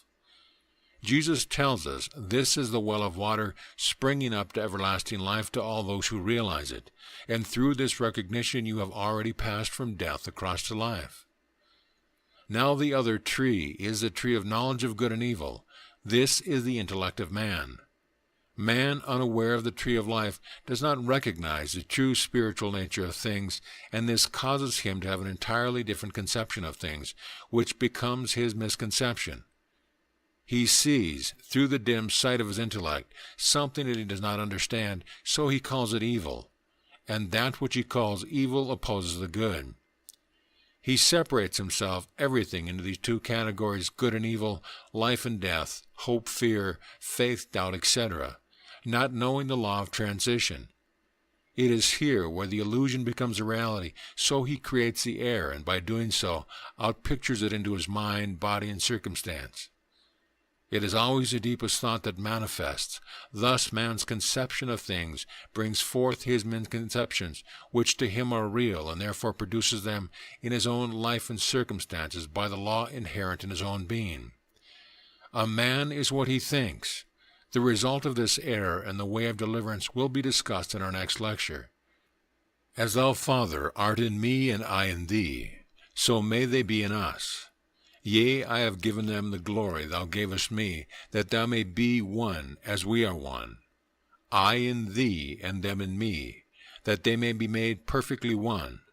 I declare thy name to them, that the love with which thou hast loved me may be in them, and I in them. John 17:21-23 and 25. So mote it be. End of lesson. Chapter 13, the Adam and Eve Principle. In our last lecture we saw that there were two trees in the Garden of Eden, the Garden of the Soul. One was life itself, the only living reality, and the other was man's intellect, what he thought about things. We saw that life was always the same, but man's thoughts and beliefs changed according to the change in his conception. And as man was not aware of the life in him, he was lost in the intellectual illusion of what the senses revealed to him. But that which the senses revealed to him was an infinitesimal part of what really exists. So he limited himself because of his limited concepts. This was the ignorance that led to his fall from his true spiritual state to one of darkness where he found himself, and to being unable to extricate himself, he struggled against his self-imposed darkness because he would not discern the cause of his trouble. When the dimmed sight of the intellect, he was unable to perceive the true state of things, so he called his experience evil. It has always been shown by great thinkers, those who have been able to enter the highest levels of thought, that there is always an active phase and a passive phase in the universe, throughout all creation, from the highest angelic beings to the human upon earth. And at something, which is eternal, call it life or any name you like, for no one knows what it is. But we know that it is behind and in all creation. There have been writers of all kinds of scientific work who have made a guess at what life is, but the secret is wrapped up in the secret of the all, which no one knoweth. And I am not going to indulge in vague speculation of what it is, yet I know that it is, and this life power is ever present, always expressing itself in all of its creation. And that which exists in this phenomenal world of ours is a manifestation of it. There is an indisputable law of logic, that whatever is evolved is the result of that which is involved as a prior interior cause. You cannot get something out of a thing unless that something is already in it. Therefore, all creation has two phases, the interior and the exterior. I have told you before that the brain and the body are created by life for life's own self-expression. The brain is elongated throughout the whole body. Every cell is linked up with the brain through various plexi, which is also brain stuff. Now this brain, which we pride ourselves on, is but a transformer for the life energy on this plane of action. The brain cannot create. Its function is merely to transform or convert the life energy into usable forms and phases. And as a matter is mind materialized and cannot exist apart from energy, we see the active and passive phase of mind and energy in action. We see the law in operation with electricity. Science tells us that electricity is never created. It is simply a portion of the universal energy converted or transformed into usable form and phases. This same law seems to exist in mental action throughout the brain. Let us examine the idea action has upon us. When we hold an idea in the consciousness being the primary factor in life, it sets up an activity in the mind. As mind interpenetrates the brain, so it causes certain cells to become active, because the brain is the physical counterpart and must respond. So acceptance is the first process, then activity and transformation takes place, creating form. The mind controls the brain with all its ramifications throughout the whole body. Therefore, the brain is the instrument through which physical contact is made. Through the cells in the brain, a definite effect is created upon corresponding parts of the body. The intensity of the idea is reflected upon the organism. Not only is this action confined to the body alone, but is transformed into active currents of thought or vibrations which reach far outside and beyond the body. I often think of man as a lighthouse, which beams which reach far and wide, and as man thinks, so does his influence reach far beyond him. If the light is weak, the light vibrations will not travel far, but if the light is powerful, the beam is seen in the sky for miles around, and with man it is likewise. Mind substance interpenetrates the brain substance, being mind in a passive phase. For matter is but mind materialized, and is the mind's medium of expression. Consciousness is the agent of awareness, and the awareness of ideas creates impulses which are released throughout the whole organism. This shows clearly that the saying, mind over matter, is not merely a platitude to those who understand, but a real active dynamic truth which we learn often through bitter experience. So the tissue structure must change according to the idea in the mind. It is the life that is the dominant active principle, for it contains, as we have already seen, consciousness, intelligence, substance, and is within it the principles and laws necessary for manifestation. When life individualizes itself in its own substance, it carries with it all these attributes. So the brain is the transformer for these attributes through the idea held in the consciousness, I am the life. If we examine ourselves, we will see that this operation is identical with ourselves. Therefore, what is manifested in us must be identical in life, for there is no other source of manifestation. Thus we see the truth, which is indisputable, that whatever is evolved is the result of that which is involved as a prior interior cause. When we understand ourselves, we will understand more about our Creator, for we are told we are made in His image and likeness. Therefore, the brain and the nervous system, being the passive phase in the mind, has no power of its own. It is but the vehicle for the transforming of life energy into usable forms. This shows clearly what the prophets meant when they said, "Take hold of this tree of life, and it will be a well of living water rising up to eternal life." To hold the perfect ideal is the beginning and the end. It is your reality, and to know this brings forth into form, life and circumstance, the great truth. As a man thinketh in his heart, so is he, and with this knowledge all is possible. Now there is a mechanism that is familiar with all the details of the physical and mental organism, but our knowledge of their function is very limited. In fact, there are even few who know where their organs are placed, far less understanding their function. Most people know they have a stomach, a liver, and kidneys, but where they are situated is very vague. But you will realize that there is a mental action that is supreme, for it must have created the body as the best means through which it could express itself. By the proper understanding of the laws of life which are natural, we become natural when we hold off ideas, desires, and emotions that cause a destructive action in our system. Knowing that life is perfect, we no longer worry about a condition, nor hold it to us by fearing it. We release it through understanding. Then that which is in the beginning must be in the end, and what we propose is realized. So man has to accept the tree of life to make it a reality in his own life, and within man himself is proof of this. The tree of knowledge of good and evil has taken strong root in man, and Jesus knew this when he said, "If they would not listen to Moses and the prophets, neither would they be persuaded through one rising from the dead." Man must raise himself up through the Christ within, for the Christ is the tree of life, the only begotten Son, who rests in the bosom of the Father. This is the tree that has its roots in God, and not the tree that has its only roots in man's conception of things, man's intellect. Now in the Bible, man is warned that death will be the result of eating the fruit of this tree of knowledge of good and evil, but this warning is disregarded by Eve, and she suffers the forbidden fruit with Adam, and they both suffer as a result. Now it is seen that as the Garden of Eden is the garden of the soul, Adam and Eve are not separate personages, but two principles of the human individuality, the active and the passive, or the inner and the outer.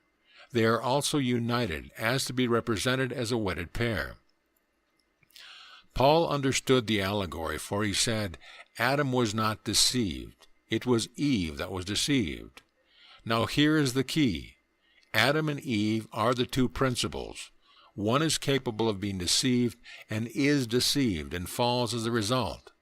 The other is incapable of being deceived, yet is involved in the fall of the former, showing the wonderful allegory of the inner and the outer. The outer man, Adam, has no power of its own, but what the inner man sees, so is represented in the outer as a natural sequence. Thus in Adam we die, but in Christ we live. Adam is the representative of the material substance. Eve is called the mother of life. This is the sole principle in which life creates and produces. Adam and Eve represent the soul and body, and Christ represents the spirit, the tree of life. At the well, Jesus said to the woman of Samaria, "This water I give you, you will never thirst again. It will be a spring of living water rising up to eternal life." Eve represents the psychic, and Adam represents the physical. The soul is deceived, and the body must suffer that deception. And since the soul is that which supports the body, the deception which causes wrong thinking on the part of the intellectual man reproduces itself in the physical imperfection and in adverse external circumstance. The soul, the thinking entity, is the only one capable of being deceived. The body is not capable of being deceived because it has no sense of feeling, nor has it any consciousness except the consciousness that the thinking entity gives it. So it must of necessity fall with the thinking entity, the soul that is ignorant of the truth of its being. It was this that Jesus and all the prophets tried to show man, and because man would not understand. Not that he could not understand, but he was afraid that if he let go of what he had, he would lose it all. Yet Jesus said in other words, "He that holds on to this life will lose it, but he who gives up this life will retain it." He that clings to the limitation of the senses must eventually lose all, but he who refuses to be lied to by the senses shall find the real. As a man thinketh in his heart, so is he. The story proves that the intellect is wrong because it believes in evil. It is the intellectual man and not the spiritual man who has caused all the suffering in the world. Do we not see in our midst groups of intellectuals without true spiritual understanding, religious groups, political groups, ideological groups, etc., use their power for separation, which must result in the ultimate destruction of mankind. The atmosphere of ill health, the atmosphere of misery, mental and physical, is due directly to the tree of knowledge of good and evil. Man, ignorant of the divine law of creation, does not look beyond secondary causes, and because of his creative power, he creates thoughts that are externalizing conditions in exact representation of his conception. So he becomes more and more involved in a network of conditions from which he finds no escape. And because he is ignorant of the true law of causation, he never suspects the real fact, that the originating power of all these conditions is himself. So he eats of the fruit of the tree of knowledge of good and evil. Good and evil are relative terms. The relativity of these terms change and is never stable. In fact, what is one man's medicine is another man's poison. Knowledge of itself is good, but by thinking that evil should be studied as knowledge is deadly to the soul because of the law of creative thought. The more one dwells on evil, the more it is produced. That is why the Church has never progressed, nor has it done much for humanity. Christianity has existed for 2,000 years, yet look at the world today. Christianity as it is preached today must die before the teaching of Christ can live. We talk evil, we think evil. Sin is a paying business for many institutions. As long as man's mind is caught up in the net of fear and sin, the longer will be bound by the tree of knowledge of good and evil, which is his downfall. As long as man gives equal authority to good and evil, with God as some balancing point between them, he will never understand the truth of his divine nature. Anyone can see that this is a stupid and ignorant intellect at work, and an intellect that is very much limited in most people. I am not disposing of the intellect, but when it is used without reason, it becomes a serpent crawling on its belly. When we discern the cause of our own foolishness and the cause of all the misery in the world, we will see that it is this intellect, unaware of the truth of being, that is responsible for all our suffering individually and collectively. Knowledge of this thought action is not reached in the masses, nor in the individual, until such time as he or she begins to think deeply. For only by the discerning of our thought process can we be freed from all the conditions of the body, mind, and circumstances that hold us in subjection to the tree of knowledge of good and evil.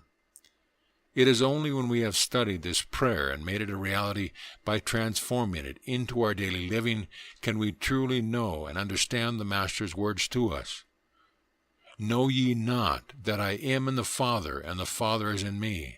It is the Father, whoever remaineth in me, is performing his own deeds. Prayer. Loving Father, this is thy holy temple, thy perfect dwelling place from which radiates thy love, wisdom, and power to all thy children. I am filled with thy mighty healing power, thy inspired wisdom and divine love, and I am glorified in thee.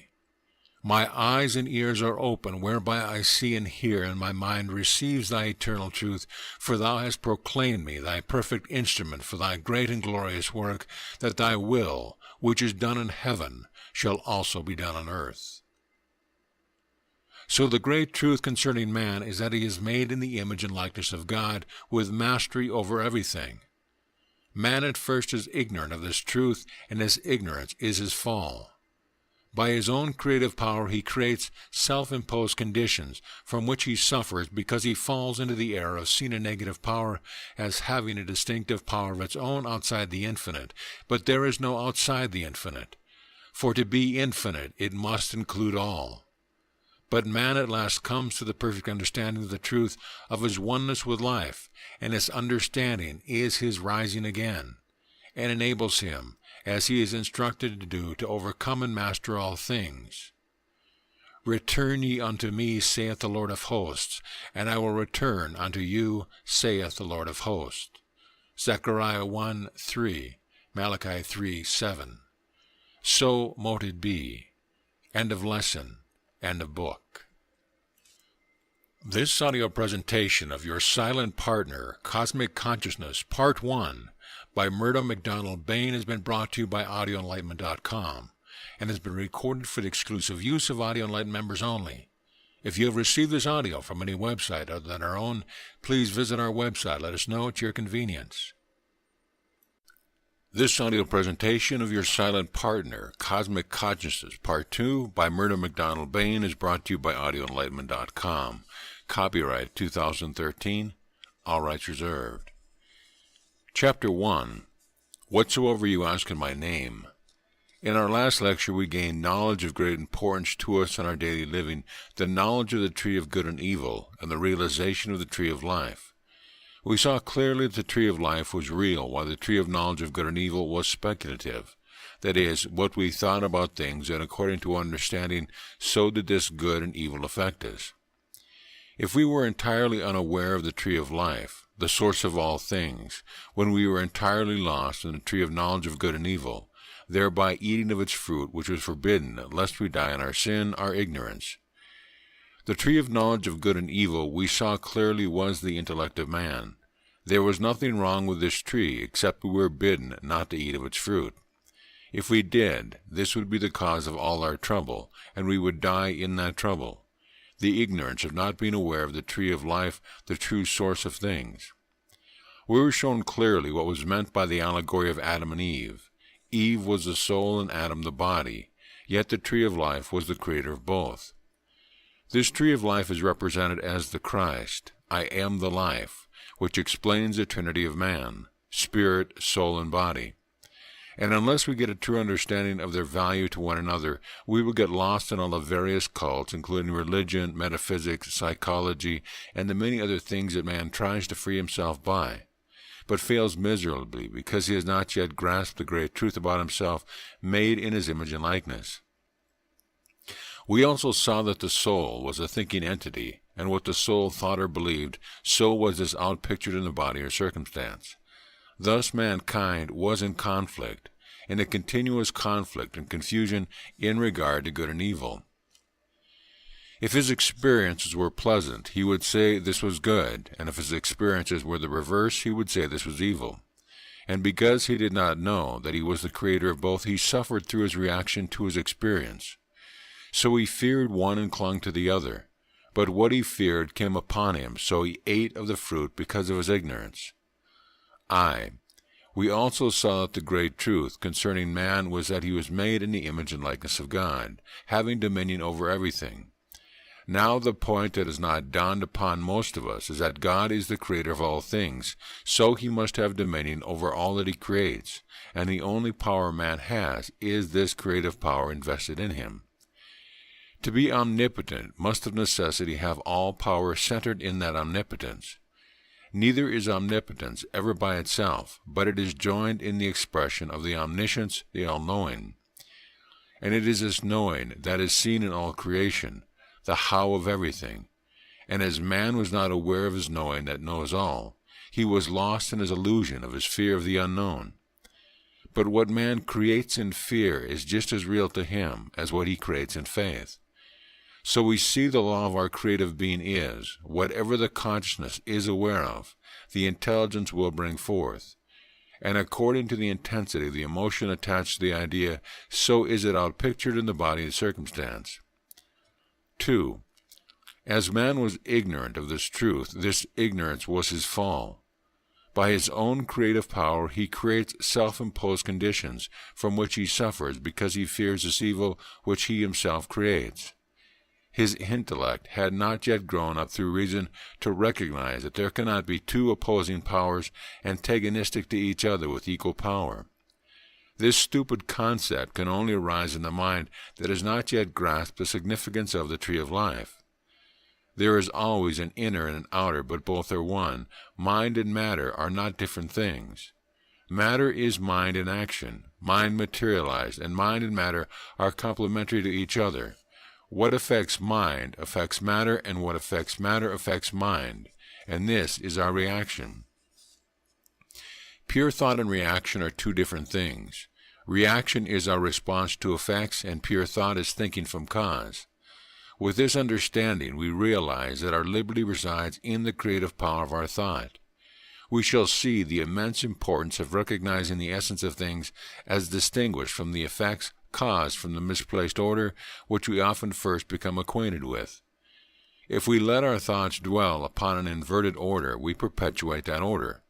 But if we go below the surface and then recognize the cause of this misplaced order and fix our thought on the essential of things, and see that it is logically impossible for anything to be essentially bad, which is a specific expression of the universal good, we will then in our thought call things good. We will no longer perpetuate the inverted order of things, but will help to bring about joy and liberty in its place. The Master's teaching and work show the natural outcome of his perfect recognition of the divine principles within himself.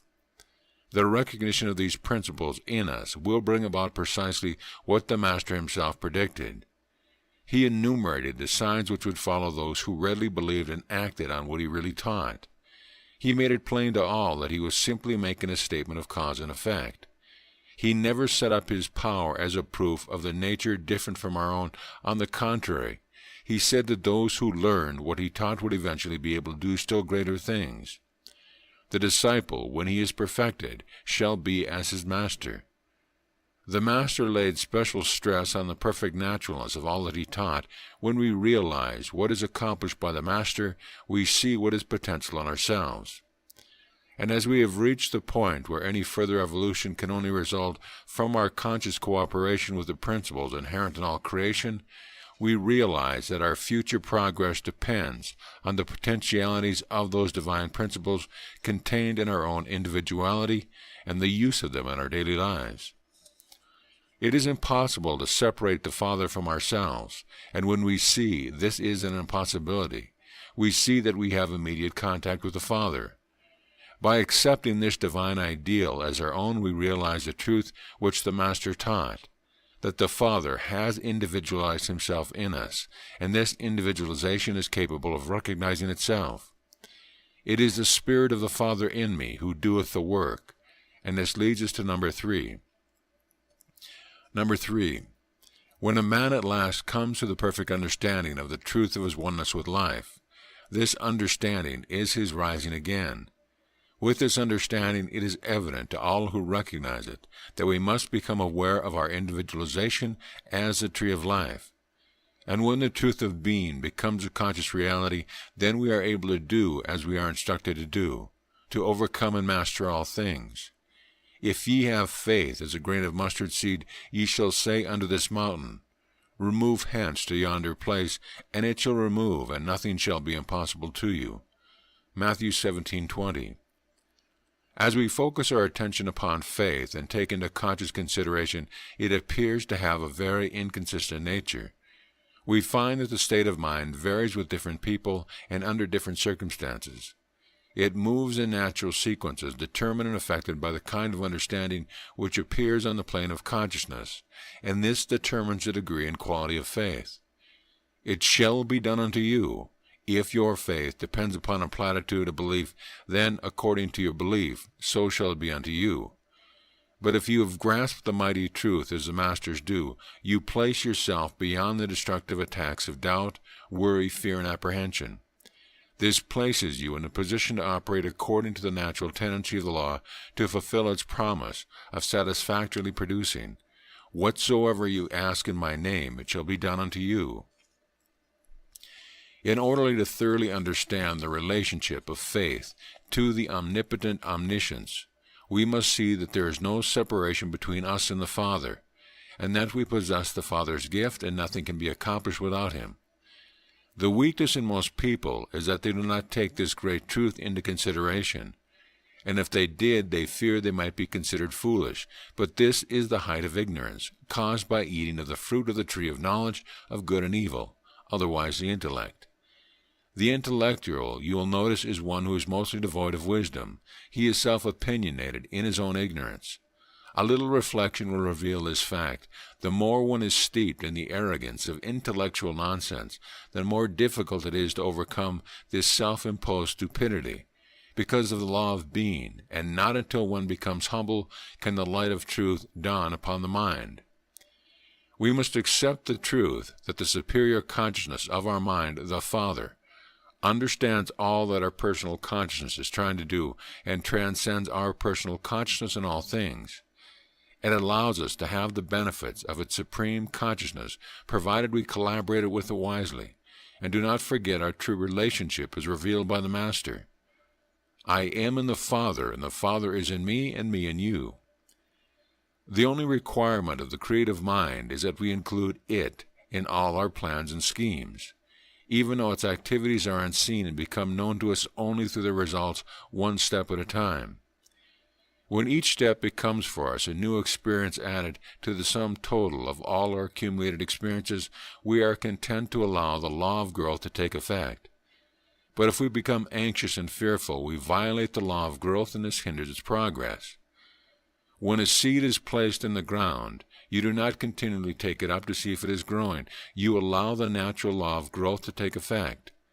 It is the same with the universal law, even though each step, in the first instance, is the personal mind a blind operation. Nevertheless, the employment of this understanding is the method whereby we may consciously increase our knowledge of the power invested in us, in the light of the fact that we are made in His image and likeness. The Creator has ordained that He will make Himself known through our desires. Therefore, we are born with an unquenchable thirst for achievement. We are endowed with the ability to unite ourselves consciously with the Creator, making it possible that whatever we are aware of, the intelligence will produce in other familiar words. Whatsoever ye ask in my name, believing, the same shall be done unto you. This is God's gift to man, but unless man knows his relationship to God, he is liable to err. And by the law inherent in himself, he reverses the process. It is God's will that man is equipped with faculties in order that he may partake of the fruits of the divine feast. We must learn to employ these faculties wisely, and thus, with the will of God, intelligently play our part in His predetermined scheme of creation, consciously cooperating with the creative power, and thereby successfully fulfilling our own spiritual and material needs. Our desire, then, should be that God's scheme of creation should work through us individually, and to do this efficiently and effectively, we must continue to employ the faculties God has given us. So we learn through doing, and to be happy in your doing is the key to further advancement. So we have to be both passive and active, passive when we depend upon the all-pervading intelligence, and active to keep on keeping on, refusing to turn away or give up, or to be dominated by fear, worry, or apprehension. To see the creative principle acting freely, uniting with our free will, in bringing from the unseen to the seen, is thus providing that faith is the substance of things hoped for, the evidence of things not seen. Hebrews 11:1. Now, because there are varying degrees of faith, there are different degrees of understanding, and consequently corresponding degrees of success and failure. The natural tendency of the personal mind is to reduce all new ideas to the terms of its own past experiences, with the result that by our past experiences we argue the possibility or the impossibility of accomplishing the new idea. This deprives us of the use of the creative law. Consequently, we appreciate the need for greater wisdom and understanding. Whosoever of you is defective in wisdom, let him ask God, who gives to all men without question or reproach, and the gift will be his. Only let him ask in faith, with never a doubt, for a doubtful man is like the surge on the sea, whirled and swayed by the wind. That man need not imagine he will get anything from the Lord, double-minded creatures that he is, wavering at every turn. James 1, 5, 6, 7, and 8. Now you can see that the tree of life is your salvation. This is the spring of living water that rises up to eternal life and the only creative power in man. The Eternal shepherds me, I lack for nothing. He makes me lie in meadows green. He leads me to refreshing streams. He revives life in me.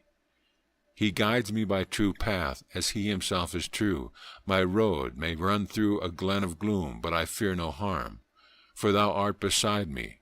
Thy club, thy staff, they give me courage. Thou art my host, spreading a feast for me, while my foes have to look on. Thou hast poured oil upon my head, my cup is brimming over. Yes, and all through my life, goodness and kindness wait upon me. The Eternal's guest within his household evermore. So mote it be. End of lesson. Chapter 2, The Golden Thread. In this lecture I could not do better than give some idea of the general scope of the Master's teaching, showing the force which pertains to them. Now it must be remembered that Jesus was teaching a definite system, not a creed nor a ritual, nor a code of speculative ethics, but a definite system of spiritual inspiration, logical reasoning, and experience in the mode of action in which the universal principles find expression through the human mind. His system, therefore, combines the science of truth with inspirational philosophy. The great point that he taught was the absolute liberty of the individual. The first fact is that the perfect liberty of the individual must be in accordance with the will of the Creator, and the second fact is that this freedom is to obtain simply as a result of coming to know the truth, and to know that this liberty and truth exist at this moment.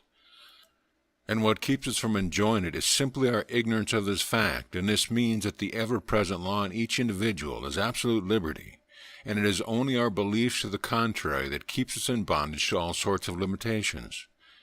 In our experiences of the past, we fear the present and the future, and if we cling to the narrowing influences of our experiences, we will remain ignorant of any other possibilities. And it is the feeling of being tied to these experiences that we want to get loose from, and the Master came to tell us that when we realized what he taught, we would find that we were not tied up at all. Now the great truth that we must see and realize, not as a mental concept but as a living reality, is that the divine mind makes things by itself, becoming them. Then it follows that it must become the individual, and it cannot be any other than its own natural expression in the individual. And through the individual, the divine is pressing forward into fuller and fuller expression of itself, and therefore becomes fuller and fuller in the life of the individual that realizes it. And anything that limits the expression of the divine nature in the individual must be also retarding progress to the individual, and this can only come from the individual who is ignorant of this truth that sets you free. The question that rises in the mind of many is, how can this be acquired? The way is so simple that it baffles most, and that way is that we have only to realize it.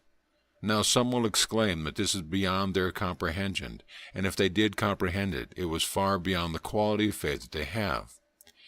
Yet after all through this understanding that our faith grows, and when you begin to think, you will see that it is the only way that you will have ever accomplished anything. We take all the operations of the life principle working through our physical organism for granted, and what is wanted is a similar confidence in the working of our divine faculties. We trust the functions of our body because we assume this to be the working of the natural law, and when we begin to learn the truth as the Master taught it, we will use our inherent powers by assuming them to be as natural as any other. Jesus taught in the parables because it was almost impossible to unveil the truth to the masses, but he taught his disciples the inner working of the law.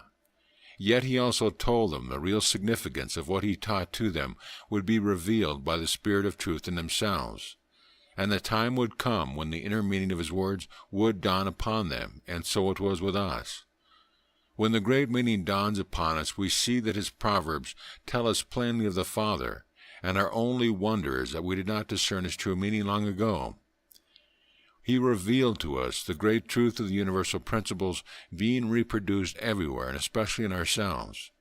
He revealed the law that was inherent in ourselves. He did not lay down rules and regulations, although he could if he wanted to, but there was something greater and more magnificent, which he knew and therefore wanted all humanity to share in this magnificent truth that he himself knew so well. The golden thread upon which the Master's pearls are strung is that perfect liberty is the natural result of knowing the truth of your own being. And when the truth is found, you will see that you are perfectly free irrespective of conditions and circumstances which you may experience. But the trouble with most people is that they cling to this experience and disregard the truth of their being. This final discovery cannot be made for us. We must find it ourselves. Therefore, he that hath ears to hear, let him hear. This is nowhere brought to our minds more clearly than in the parable of the prodigal son. The fact of sonship had never altered for either of the two brothers, but in different ways they each missed the true position as sons. The one limited himself by separating off a particular share of the Father's goods for himself, and because he accepted his portion as a limited share instead of the whole, his share was speedily exhausted, leaving him in misery and want. The other brother equally limited himself by supposing that he had no power to draw upon his father's stores, but must in some way wait until some specific occasion arose so that he may ask permission to do so, not realizing that it was his inherent right to partake of all that he needed, and it was the Father's privilege to give. All that is mine is thine. The younger son took up a false idea of independence, thinking that he could do well on his own, while the other, although staying in the Father's house, believed himself to have no independence at all. The younger son finds that his dependence on his own resource fails him miserably, so he returns to find that he still has a position of honor, and he is capable of receiving all in his father's house. The elder son is rebuked by the simple words, "Why wait for me to give you what is yours already? All that is mine is thine." You will see that it is impossible to make a more clear statement of the relation between the universal and the individual mind. Both are so interlocked together and are impossible of separation. The individual acting on the universal can draw whatever the individual requires, but before this can be done, this relationship must be realized, and this is a law that Jesus taught. So we see in this parable of the prodigal son the two errors which prevent us from understanding and utilizing this relationship. The younger son is one who, not realizing his own spiritual nature, lives in the resources of his own intellect, which leads him astray, as we saw in our last lecture in the tree of knowledge of good and evil. He was not aware of the source of his being as the tree of life, so we see the same story in every parable the Master spoke. It was only when the son failed to meet his needs that he was driven to find something that could not be exhausted, and eventually he comes to the recognition of his own spiritual being. This was the birthright given to him by his father, therefore he could take more than he could ever use from the inexhaustible supply in the Father's house. He was the son, made in his Father's image and likeness with dominion over all things, and could not have been created otherwise. The Son was a direct expression of the Father, this unerring universal mind, and the only way the Father could express himself is through the Son's awareness of the Father united in himself, and that whatever the Son asked the Father would produce. But this law of recognition has to be applied before the process could take place. What man is there of you whom, if his son asks bread, will give him a serpent? If ye then, being ignorant, know how to give good things unto your children, how much more shall your Father, which is in heaven, give good things to them that ask him?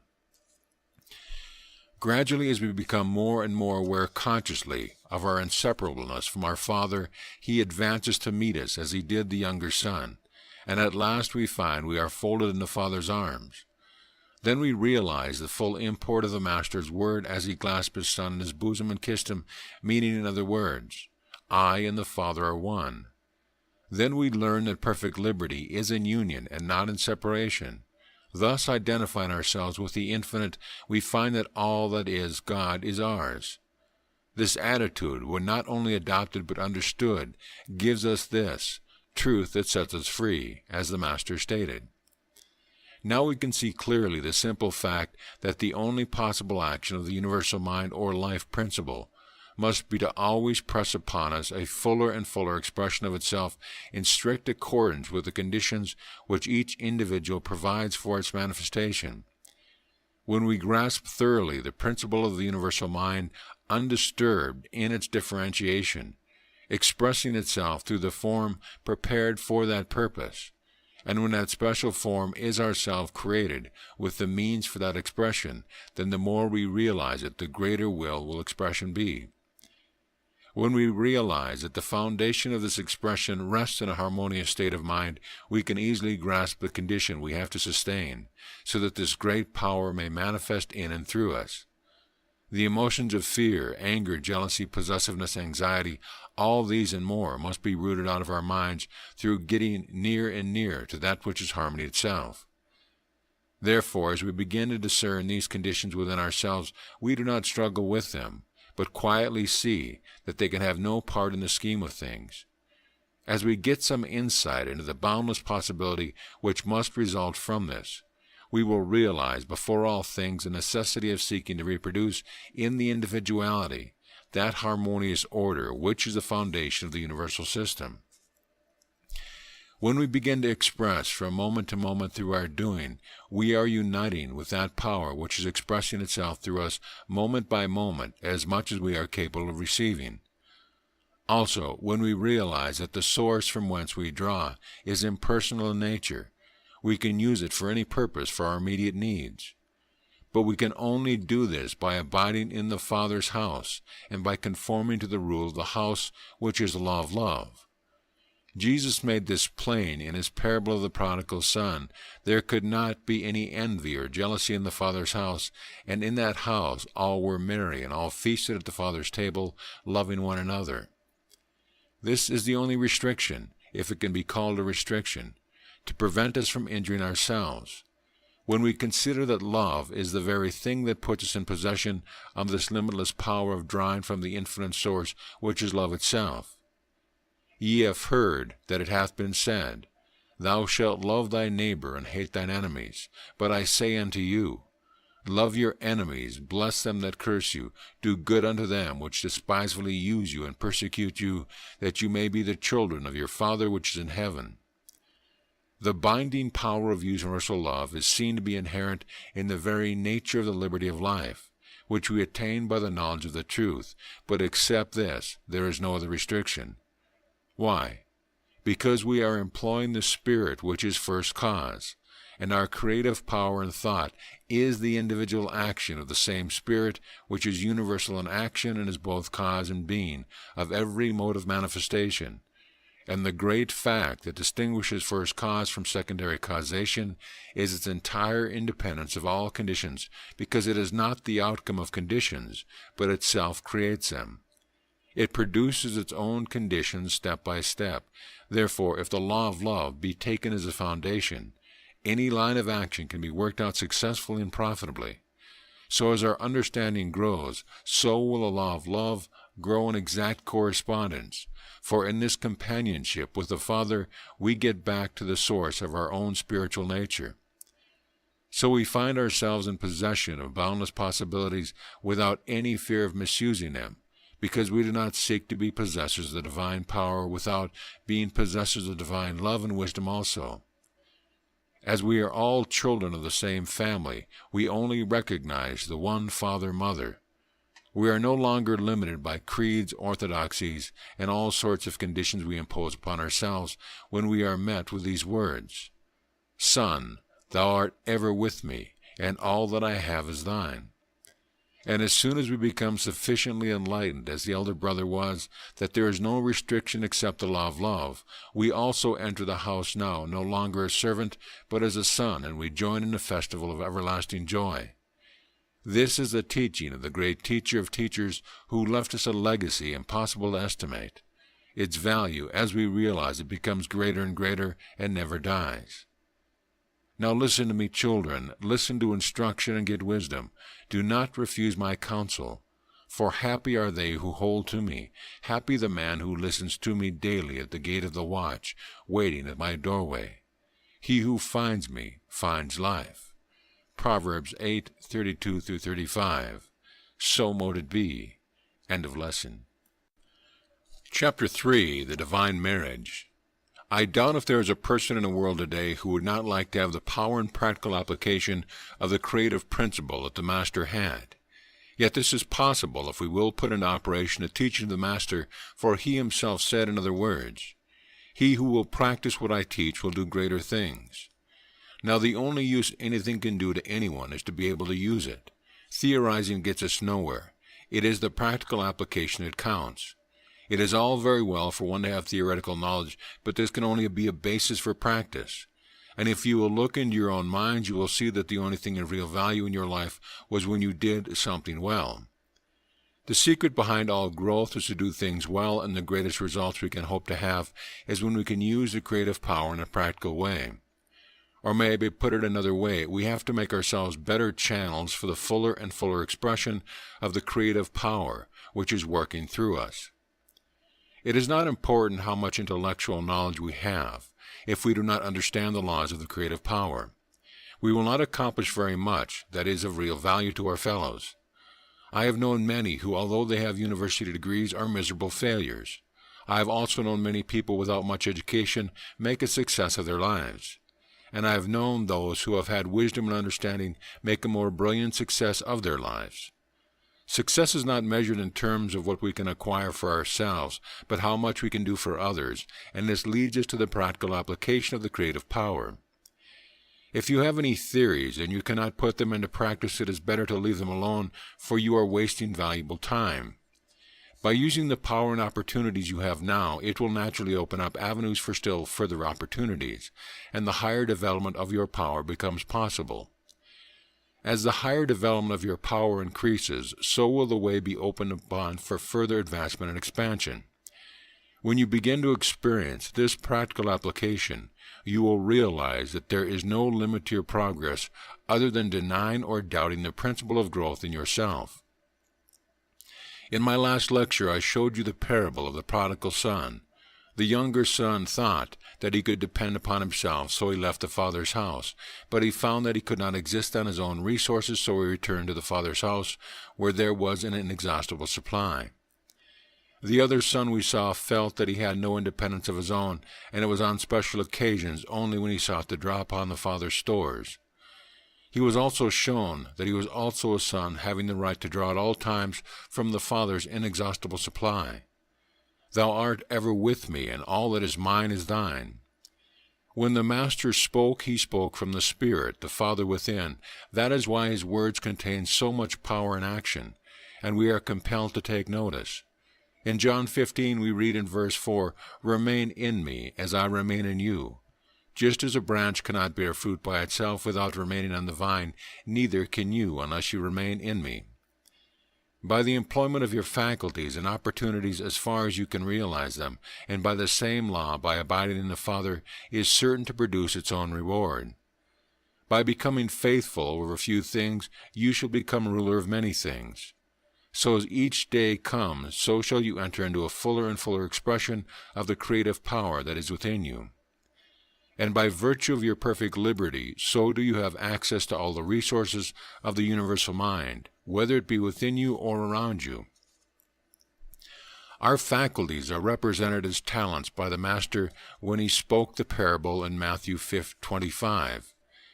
This parable is a long one, but when we see its meaning, it is clear to us that we must use our gifts of the creative principle, so that by doing so we shall multiply what has been given to us. The parable is very plain in its detail. When the 3 servants were handed, one 1,200 pounds, another 500 pounds, and the other 250 pounds, each according to his capacity. The first and second servants went and traded with what was handed to him, and made as much again, but the third went away and dug a hole and put the money in it. When the master came back, the servant with the 1,200 said, "You handed me 1,200, sir. I have gained another 1,200. The master said, "Capital, you excellent and trusty servant. You have been trusty in charge of a small sum. I will put you in charge of a larger sum. Come and share your master's feast."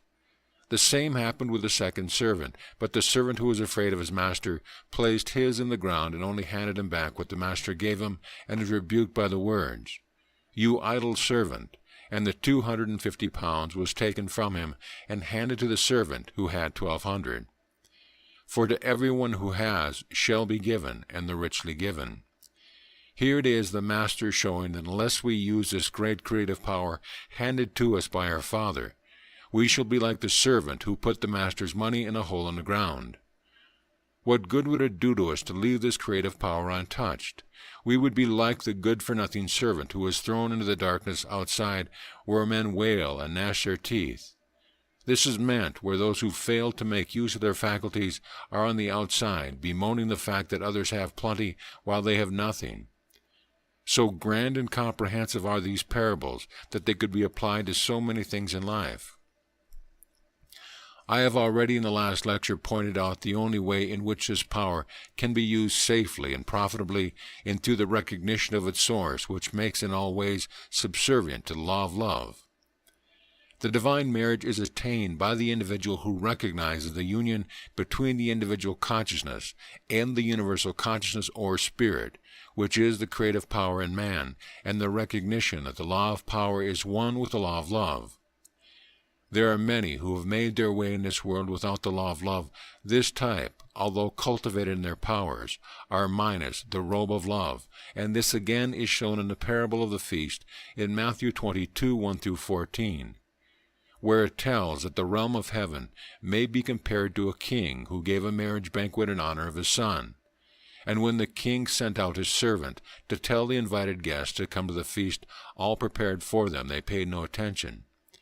So the king sent his servants into the byways to invite anyone they met to come to the marriage feast.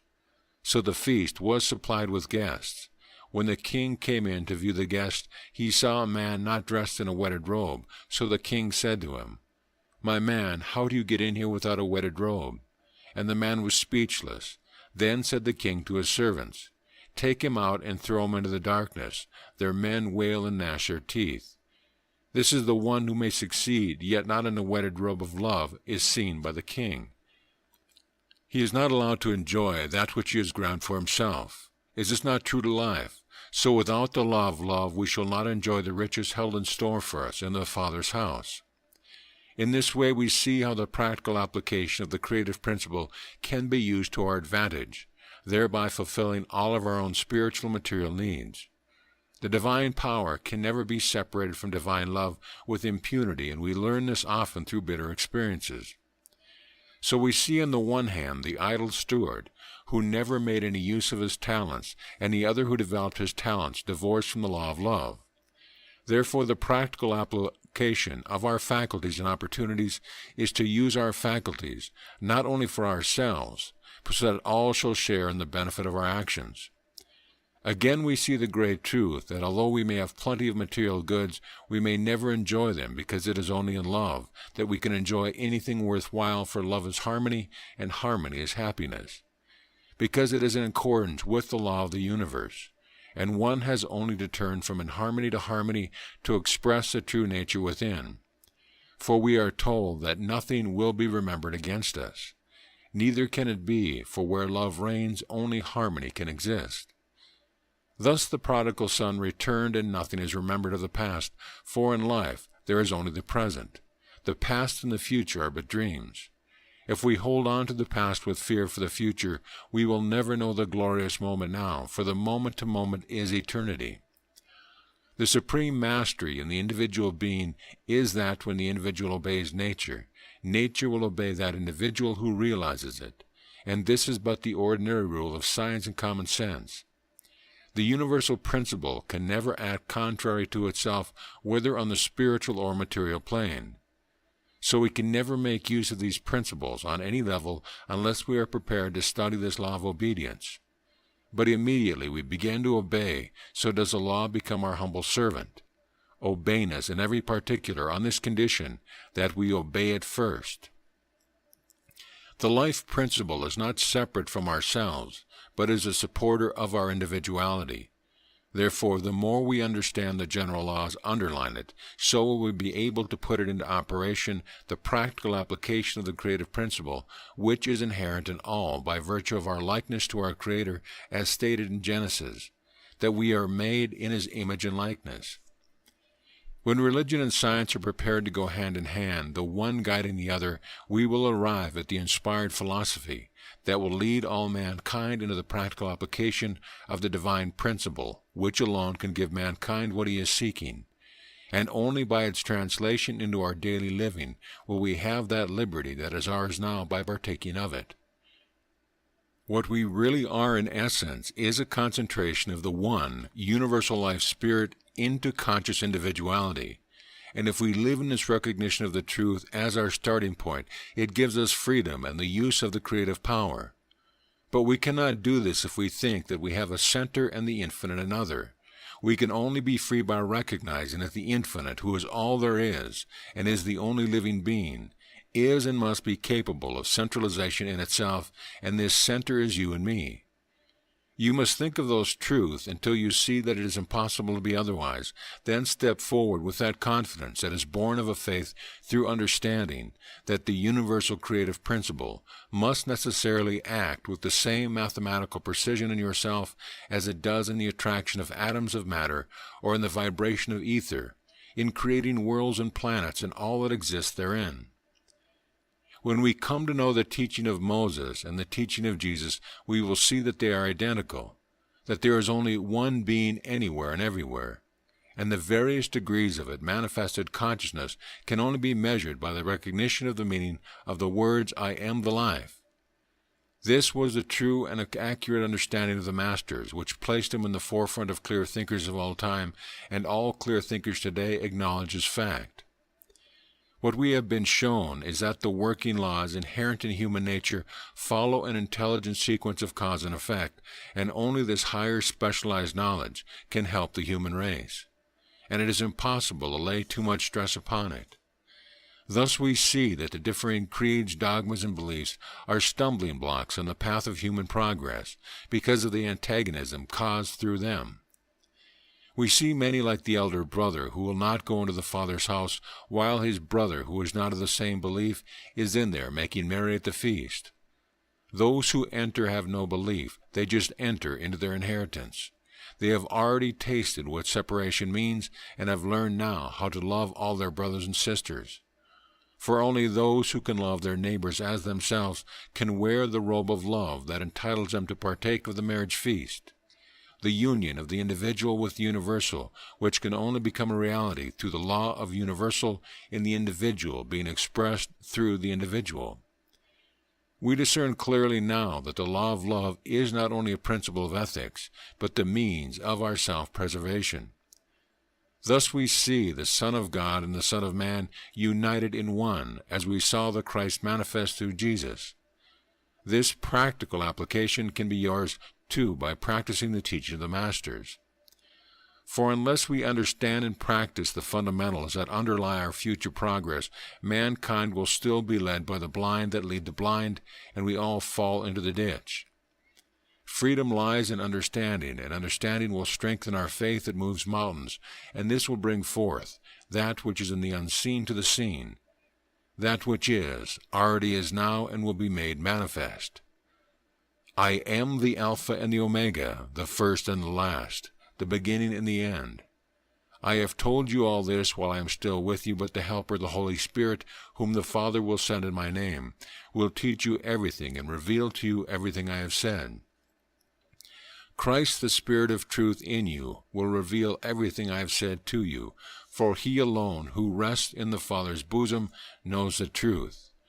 For that which is to be is already ordained and must come to pass. He that soweth through the Spirit shall the Spirit reap life everlasting. Galatians 6:8.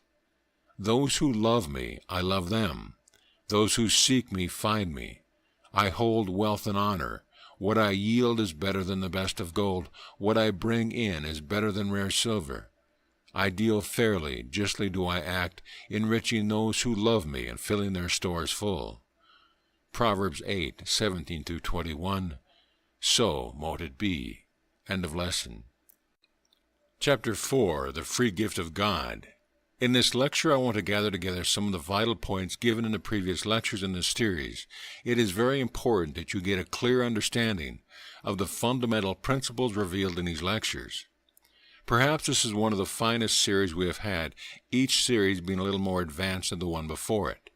That is why no student should miss any of these lectures if at all possible, for they contain so much that you require in your application of the creative power in your daily living. You will notice that there is nothing speculative. All bears towards the practical application of the creative power, which we saw in our last lecture that Jesus manifested.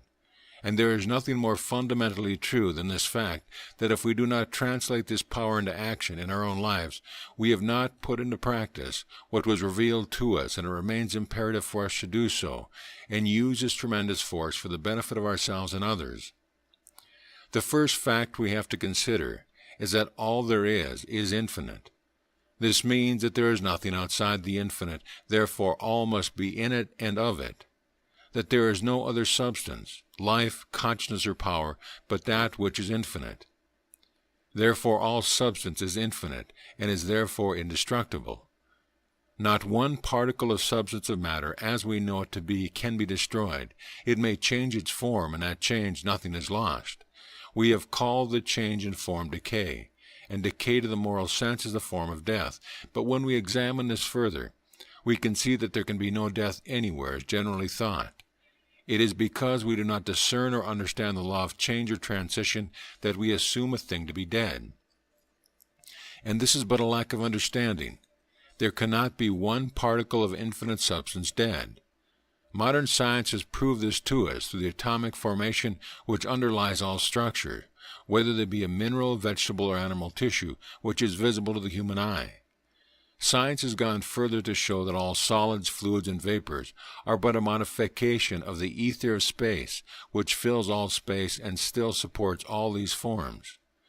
That this substance has a basis of intelligence and acts according to definite laws which are stable and eternal, showing that there is an infinite intelligence underlying everything.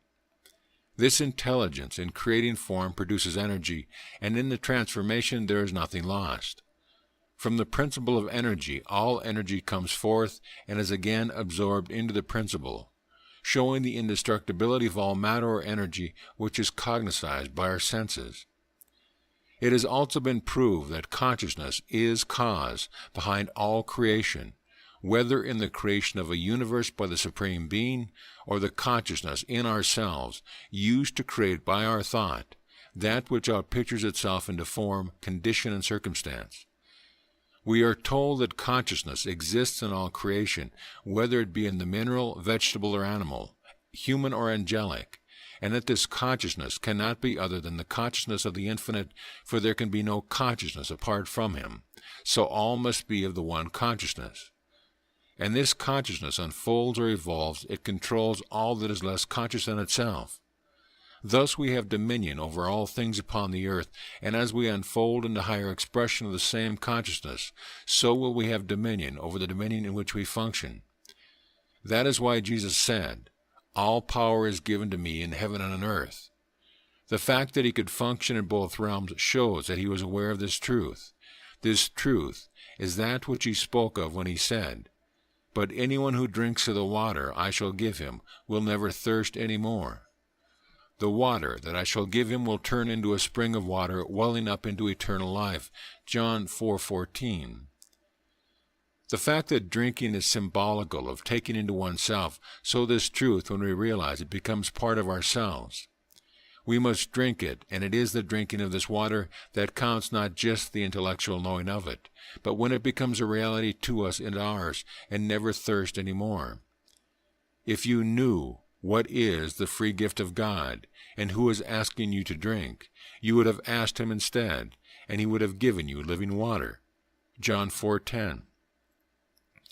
Now this living water is that free gift of God to all who will drink it, the true understanding that dissolves all doubt and fear from the consciousness. As the infinite must be all there is, there can be no other creation but his. Therefore he becomes what he creates. This is the meaning of the words, "In the beginning was the Word, and the Word was with God, and the Word was God. And this same Word was made flesh. The same was in the beginning with God. All things were made by him, and without him was not anything made. In him was life, and the life was the light of man, and the light shineth in the darkness, and the darkness comprehended it not. And this same Word was made flesh." The darkness is the intellect of man, as exclaimed in the lecture on the tree of knowledge of good and evil. In the light of man there must be included the fundamental principles inherent in that which was the beginning. These principles, I have shown you, were the principles of love and wisdom, being the pillars of the temple, and this temple is the temple of the living God. Ancient Freemasonry was aware of these truths, and the two pillars at the entrance to the temple were represented by secret words, which were only passed on by word of mouth. If the candidate did not know these words, he could not be admitted. Unfortunately, Freemasonry today has lost the truth and has become more and more of a social club than an order of truth, and I doubt if it will ever regain its place in the world as such. I have given many lectures to Freemasons on this vital thing, but it does not sink in very far for the simple reason that the truth, as it was known to the ancients, is entirely lost to the present form of Freemasonry, I am sorry to say. I told you also in one of my lectures in this series that the principle of love and wisdom were combined with will being the expression of the truth itself, as well as the power behind and in the manifestation. When one is consciously aware of this truth, the will reaches out far beyond the limits of the brain and influences people and things, causing them to be inclined towards a desire of that will. This power has been quoted as a mental power that acts upon others, even at a distance, and this power works as surely as the sun rays affect plants and flowers. For it is this will, creative in nature, that is behind all life's manifestation in all the kingdoms on earth and in the heavens. Herein lies the secrets of power in man. Man must first learn the laws of life, and by understanding them can he do greater things, as stated by the Master himself, because of our more advanced knowledge of the structure of the forms we are aware of, and of the advancement in science revealing truth that were only visionary to past generations. Although the masters knew the structure of matter, our physicists and scientists did not. The majority of people in the world are ignorant of true facts, with the results that they create in their minds a mental concept of what they see, feel, and hear. But when we examine these concepts, we find that there is no evidence to substantiate what they believe to be true. They live in a world of illusion, and this is the cause of their feeble and inefficient and ineffectual expression. If they do succeed, it is merely by a hit-and-miss arrangement, and not by understanding. When true understanding comes, there is no uncertainty, but direct expression of the law operating accurately through cause and effect. We have already seen that solids change into fluids, and fluids into vapors, and vapors into higher form of the same substance that underlies them all. They ascend 1 degree higher up the scale of vibration until they mingle with that substance that manifests throughout all space, and there is nowhere where this substance does not exist. We learn that life consciousness is the ruling factor in this substance, and that this substance responds and forms take place, thus again reminding us that the infinite becomes what he makes. Therefore, mankind must be included in this, for it cannot be otherwise, and as our consciousness becomes aware of this, so do we create according to the divine law inherent with us. Thus are we the means through which the infinite is bringing forth his creation now, and now is always eternity. That is why I have always told you that the past and the future are but dreams in the mind that is not aware of this truth.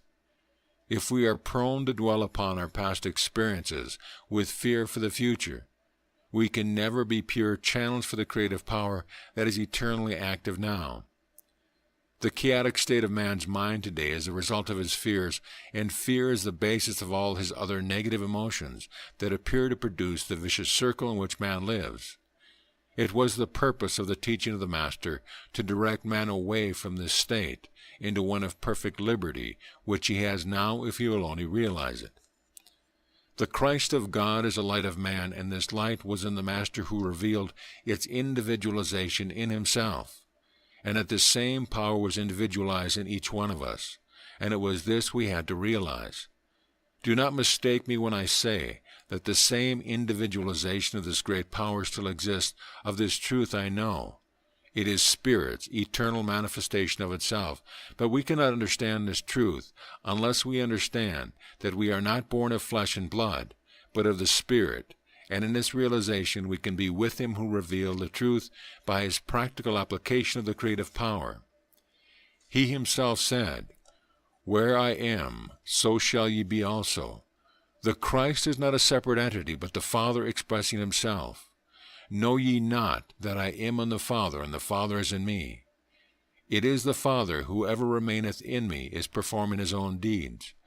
Thus there is the ever-present, eternal, birthless, and deathless, which is impossible of decay. And when we identify ourselves with this, our true selves, we will no longer be impotent in the world and chaos, but a tower of strength to all who need us. And that need is very much in evidence at the present time. Some are afraid to speak of this blessed thing. Their fear is their downfall. As soon as you become aware of this truth, you will rise above doubt, fear, and apprehension as the mind is renewed day by day. Fear and faith are but the opposite ends of the yardstick which we measure with our minds. When fear is uppermost, faith is down, so we are continually turning the yardstick up and down, with the result that we do not get very far. But when understanding comes, this state disappears when there is a realization that there is but one creative power. So we create knowing that whatever our thoughts are, they are sure to manifest. Consciousness is cause. This was and is the state of the Master, always subject to the will of the Creator with whom we identify ourselves. So whatever task is before us, we perform through the will of God. Thus we become channels for a fuller and fuller expression of the creative power. Is this not what you are seeking? As we complete the task well, so will we be moved up. Trusty servant, you have been trusty over a small sum. I will put you in charge of a larger sum. We see that the divine marriage is the recognition of the union of the individual with the universal. When this takes place, we sit at the Father's table and partake of the bounties thereon, and there is no limit to supply, as was shown to the elder brother who stood at the door, and that door is always open, and the gift is free, as the Master said to the woman at the well. If you knew what is the free gift of God, and who is asking you for a drink, you would have asked him instead, and he would have given you living water. Jesus was speaking from the Christ principle, the Son that knew the Father, the Word that was with God, the Word that was God, the Word that was made flesh. This is the gift of the creative power inherited by us, that can mold all things, and as the creative power cannot act antagonistic to itself in any place of manifestation, we learn that the law of love is the essential thing in this plane as well as in the higher. To work in opposition to another's welfare is to work against oneself. Therefore, love is the fulfillment of the law, and is the shield for our self-preservation. Listen, my children, to a father's instruction. Attend and learn intelligence. I give you good counsel. Turn not from my teaching. Keep in mind what I say. Do what I bid you, and you shall live. Swerve not from my orders. Get sense, get knowledge, at any cost get knowledge. Never leave her, and she will guard you. Love her, and she will take care of you. Prize her, and she will promote you, and bring you to honor. If you will embrace her, she will adorn you with charm and crown you with glory. Listen, my son, take to heart what I say, and the years of your life shall be many. I am giving you wise directions and leading you aright. When you walk, you will never be hindered. When you run, you will not slip. Hold fast to my instructions, never let them go. Keep them. They are life to you. Proverbs 4, verses 1 through 2, 4 through 13. So mote it be. End of lesson. Chapter 5. Is not wisdom calling? The greatest and most desired thing by every living soul is the method required to use the self in such a way to express the creative power that is inherent in all. The cause of most failures in this all-important thing is that most people only recognize a creative power that is outside themselves, and they look to this power to do the work for them, not realizing that the same creative power is within themselves, and that they can use it with effect and accuracy in any direction they wish, provided they know the laws upon which it works. Ancient wisdom was and is today the most advanced interpretation of this truth, and this is definitely shown to us through the teaching of those who understand the fundamental principles underlying God, man, and the universe. There existed in Persia, before and after the death of Jesus 2,000 years ago, a great school under the direction of the wise men of the East, other known as the Magi. At the same time, there was also a school in Egypt under the direction of the great therapeutic of the ancient Egypt. These schools were not only schools for the study of the great subject pertaining to God, man, and the universe, but the practical application of the creative power was developed by those who were admitted, and legend tells us of their wonder workers. Ancient literature, which I was privileged to see when I was in Tibet, showed me that the knowledge of the masters today is the same knowledge known to the ancients. This knowledge was previously kept secret from the masses, and only those who had the utmost desire for truth were allowed access to these wonderful truths. For example, a young man came to Geshe Rinpoche, one of the Tibetan masters, asking to become one of his students of Chilas. Geshe Rinpoche took him down to the river, asked him to kneel with his face touching the water. Then the master held his face under the water until the young man struggled for his breath. When the master let him up, he asked him what he desired most when his face was under the water, and the young man said, "My breath."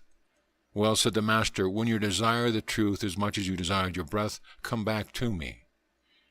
To know that this truth is the greatest treasure in the world, you would think that anyone would desire it ardently. But the parable told by the master about the feast and the invited guest, when the king sent his servants out to tell the invited guests to come to the feast, they paid no attention, is significant of the same attitude today.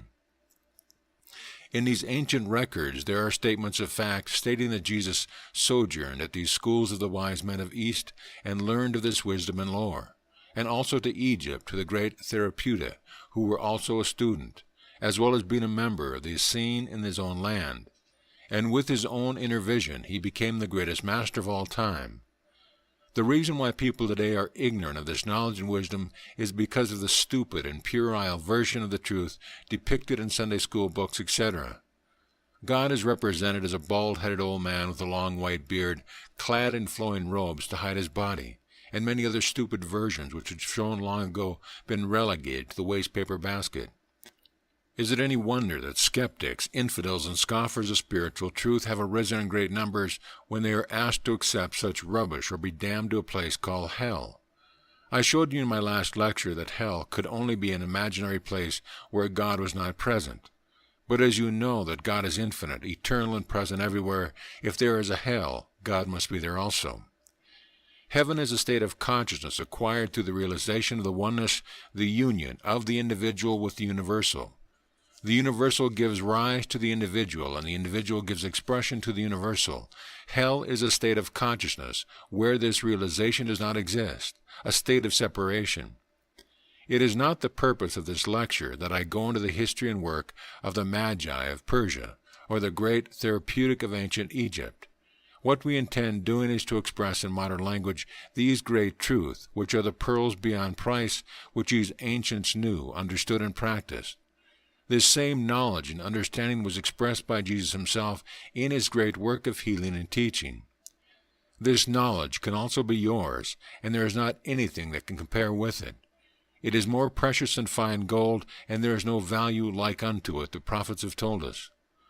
What is wrong with most people is that they are ruled by what has been told them. They have not thought things out for themselves. They have not used their divine gift of reason. Their brains are all memory and are wrapped up in ignorant concepts. They may say, "We have always believed in God," but they don't know where he is. They look into the sky and say he is up there somewhere. What good is that? Fortunately, the present generation is not taking to what their parents believed. They want to think things out for themselves. So they will become their own salvation, as well as the salvation of the future generation. Most people are slaves to tradition and thought and religion, with the result that the world is still perpetuating its own ignorance. Most people at the age of 50 and over get set in their ideas. It is only those, although up in the years, but young in mind, that wish to know more and more about the reality of things. A lot of our older people will say, "But I have had a bit of experience." But the trouble is they cannot keep their eyes off of it, so they turn around and walk back through life instead of going forward. This world is suffering from chills and fevers, panics and booms. Something is wrong with the temperature. It is up and down like the waves of the sea. Can this be cured? That is the question. I'm sure it can, but we must go to the mountaintop and view things from above and see what is going wrong. By our divine reason and insight, and with understanding of the teaching of the Master, the wise men and the prophets, we will see our own mistakes. We will view things from a different viewpoint. We will see that we ourselves are the cause of our chills and fevers, our panics and booms, our wars, and our conferences that end in naught. What we must do is to stop groaning about the miserable details of our life and look with the eyes of truth into the world that could be a paradise for all when the laws of life are understood and operated upon by all individually as well as collectively. Whenever we knowingly operate upon these laws, troubles and worries are changed into opportunities. Courage and understanding, Although the road ahead seems covered with mist, this should not daunt the one who knows that the creative power in God is the same in man, and its practical application is the same. We must look the way we intend to go. One cannot go east by always facing west. We will go the way we face. The human race as a whole is moving up. As to whether any individual moves up, that depends upon himself. Nature is always waiting to give a hand if you will but trust her. There is no promised land for those who can see nothing but a wilderness. Lead kindly light amidst the encircling gloom. Lead thou me on. I do not want to see each step enough for me. Lead thou me on. This shows that the consciousness of the universal mind is one with the individual mind now. And when we realize it, we know that this is the light amidst the encroaching gloom, that light that leads us on, and we do not want to see each step as enough. Herein lies the spirit of power, the creative power in man, the source of will, imagination, and thought. We have already seen that there cannot be any other self but the infinite self. There cannot be any other mind but the infinite mind, and therefore there cannot be any other substance, force, or intelligence but the infinite. We can only use infinite substance, mind, or energy, for there is none other, whether we know it or not. But when the divine marriage takes place, that is, when the individual merges with the universal, knowing and understanding that they are one and the same, all is possible to those who realize it. When the universal gives expression to the individual and the individual gives expression to the universal, then the unlimited resource of the infinite mind are available to those who will partake of this gift. This is the feast we explained in the parable of the prodigal son. We have only to recognize and realize this, and state begins to grow as the consciousness becomes more aware of itself, as the individualization of the infinite or universal consciousness. With this state there is neither fear nor doubt, but an awareness that rebukes all doubt and fears that get in the way. Consciousness is the creative principle in the universal as well as the individual mind. It sets in motion the process of creative growth, which becomes automatic and manifests in form, the idea the consciousness holds. Therefore, the law of the universe is identical with the law in man, the only difference being in a degree, and this degree of awareness expands as the conscious unity between God, man, and the universe grows in the individual. This universal mind is all there is, and there is no outside it. All is mind, and matter is mind materialized. The Bible is throughout dealing with those three factors, God, man, and the universe, and explains the law of evolution by which God passes into more and more perfect forms of self-expression, culminating in the perfect man-woman. And however deep the mysteries all may encounter, there is nothing unnatural anywhere. All is natural, and everything has its place in due order in the great whole. If we have a mistaken conception of this order, this may lead us to invert or reverse it, and by so doing provide negative conditions, which we so often rebel against. But this inverted action is perfectly natural, for it is all according to the law and how we operate upon it. These laws of the universe, while within or around us, are always the same. The only question is whether through our ignorance we shall use them in that reverse sense which reveals them in the law of death, misery, and happiness, or whether we use them in that true and harmonious order which reveals them in the law of life. The wise men and masters and the prophets reveal to us in various ways for our intelligent inquiry to penetrate the various veils which hide them from the eyes of those who will not take the trouble to investigate for themselves. It is this grand order of the universe that is symbolized by Solomon's temple. It is seen clearly that Moses was the medium through which the infinite showed himself as the universal, as the people of the I Am, as detailed in the narrative of the burning bush. The promised land is the realizing of that land which flows with milk and honey, which is symbolical of spiritual food, which means plenty in the place of the individual, when the individual enters the promised land. When the enemies are extirpated from the promised land, this condition would be forthcoming to all who realize it. The enemies are those inverted concepts which the ignorant conceived without due regard to the natural law. Thus Moses lifted the serpent up in the wilderness so that all could gaze upon it and be healed. The serpent is symbolical of the life principle in man, and when this is lifted up to its proper place, it is seen from a completely new view to that which man had fallen through his ignorance. Yet Moses knew that there was a far grander end in view, and looking down the long vista of the ages, he saw not Solomon, but a greater than Solomon is here. O wouldst thou raise up a prophet like unto me? This was the fuller and fuller expression of the infinite life revealed through Jesus called the Christ. This was the Christ of God who revealed himself as the Spirit of truth that would reveal unto all men the presence of the Almighty. So the people of the I am the life, are concealed among all nations, and must be brought forth by the prophet who would follow up the work of Moses further, as a universal expressed in the individual. Those three, Moses, Solomon, and Jesus, are the builders of the temple. Firstly, Moses erected the tabernacle, the portable temple that which accompanied the Israelites on their journey. Solomon reproduced it in an edifice of wood and stone fixed firmly upon its rock foundation. Jesus then came and said, "Destroy this temple, and I will rise it up in 3 days." He spoke of the temple of the body, the temple of the living God, and within this temple God dwells and moves into a fuller and fuller expression of himself in the individuals who realize it. This is the secret of the great Magi, the wise men of the East, the secret of the great therapeutics of ancient Egypt, and is a secret now revealed to you. He who has ears to hear, let him hear. Is not wisdom calling, knowledge raising her voice? On the high ground by the roadside, in the street she takes her stand, by the gateways opening to the city, at the entries she is crying out, "O men, I am calling to you. My appeal is to all men. O heedless souls, learn insight. O foolish folk, learn sense.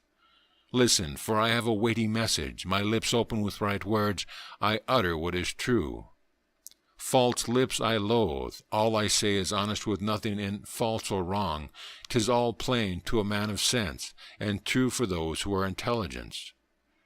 Choose instruction rather than silver, and knowledge rather than gold, for wisdom is better than rubies. No treasure is equal to her. So mote it be." End of lecture. Chapter 6. The Key to Knowledge. Wisdom is calling and knowledge is raising her voice. The wise men and the prophets tell us that it is plain to the man of sense and true to those who are intelligent. We are told that it is better to choose instruction rather than rare silver, and knowledge than rare gold, and that wisdom is better than rubies, as no treasure is equal to her. The one who finds the unity of the whole expressed in him or herself has obtained the key to knowledge, and it is now in their power to enter intelligently upon the study of their own being and the use of that being in ways that will bring satisfactory results. By doing so, they become helpers of others to advance into the greater light. This is the one who is able to become a builder. The builder becomes the balanced person who is guided by wisdom and knowledge, and is not affected by what is seen in the outer, but has the true interpretation of reality, and therefore understands that all is possible with this wisdom and knowledge.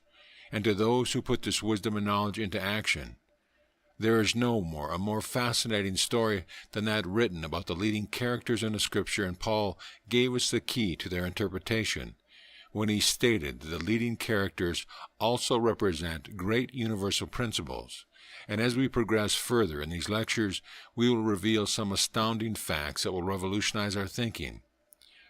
God, which we name the Universal Spirit, can only be described as love and wisdom. Whenever the individual discovers the relation between the universal and the individual, there is a feeling that cannot be described. To describe what is primarily feeling is to attempt the impossible, but the essence of this feeling consists in the recognition of a reciprocity of such a nature that each supplies what the other wants, and neither is complete without the other. When this recognition by the individual of his or her own nature and of the relation to the universal takes place, the individual is reborn, as the Master said, this time born of the Spirit. For then you are no longer the self you were before, but your self becomes the reproduction of the universal self, which is conscious of that self. Then you become more and more the expression of that universal self as you grow into a fuller understanding of the law by which the greater self develops within you. You learn that this greater self within the self is the true builder, because it is the individualization of the infinite creative power of the universe. You will realize now that the working of this power must always be a continual building up through you of greater things as you recognize it more and more. Therefore, the infinite creative principle can have no other action than a continual expansion of itself, whether in the colossal scale of a solar system or through mankind. This self-same, self-inherent activity is the same in both, which is forever building up. If we keep this in mind, it becomes clear to the enlightened individual that the individuality is the manifestation of the universal principle, and at this stage, the individual who identifies himself with the spiritual force becomes a developing factor, for it is seen that whatever takes place in the universal must of necessity take place in the individual, for the two are inseparable. They are one and the same. Now this truth is a paradox to those who have not yet understood the symbol of the tree of life and the tree of knowledge of good and evil. The tree of life, as we were told, was universal life consciousness, which had individualized itself in man, and this was the only reality. But if this individual consciousness did not realize this fact, it would eat of the fruit of the tree of knowledge of good and evil.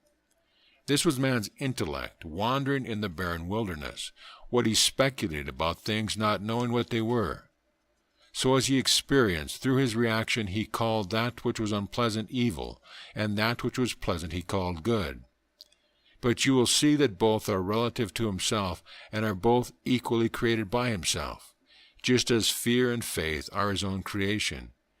Faith being of the very inconsistent nature according to our understanding, but when we become aware that the creative power in ourselves is the only power there is, we realize that what we think, so do our thoughts manifest.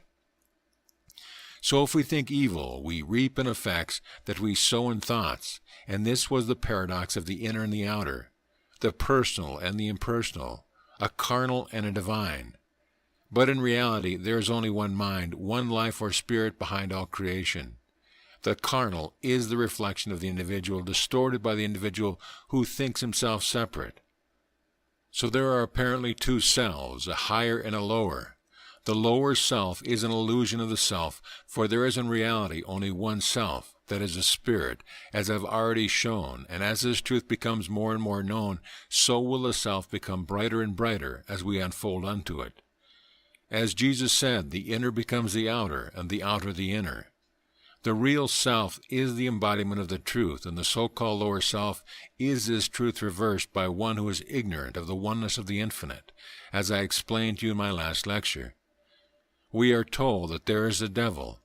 Now when we begin to understand that the infinite is infinite in nature, that is, that he is all there is, and there is no other power but his, and he is omnipresent, and that there is no part of infinity where he is not, then how could the devil exist in the infinite, which is love and wisdom and perfection?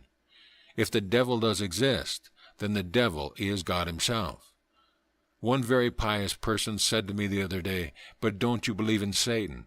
I said no, and I asked her, "Where's Satan?" And she said Satan was the angel which fell from heaven.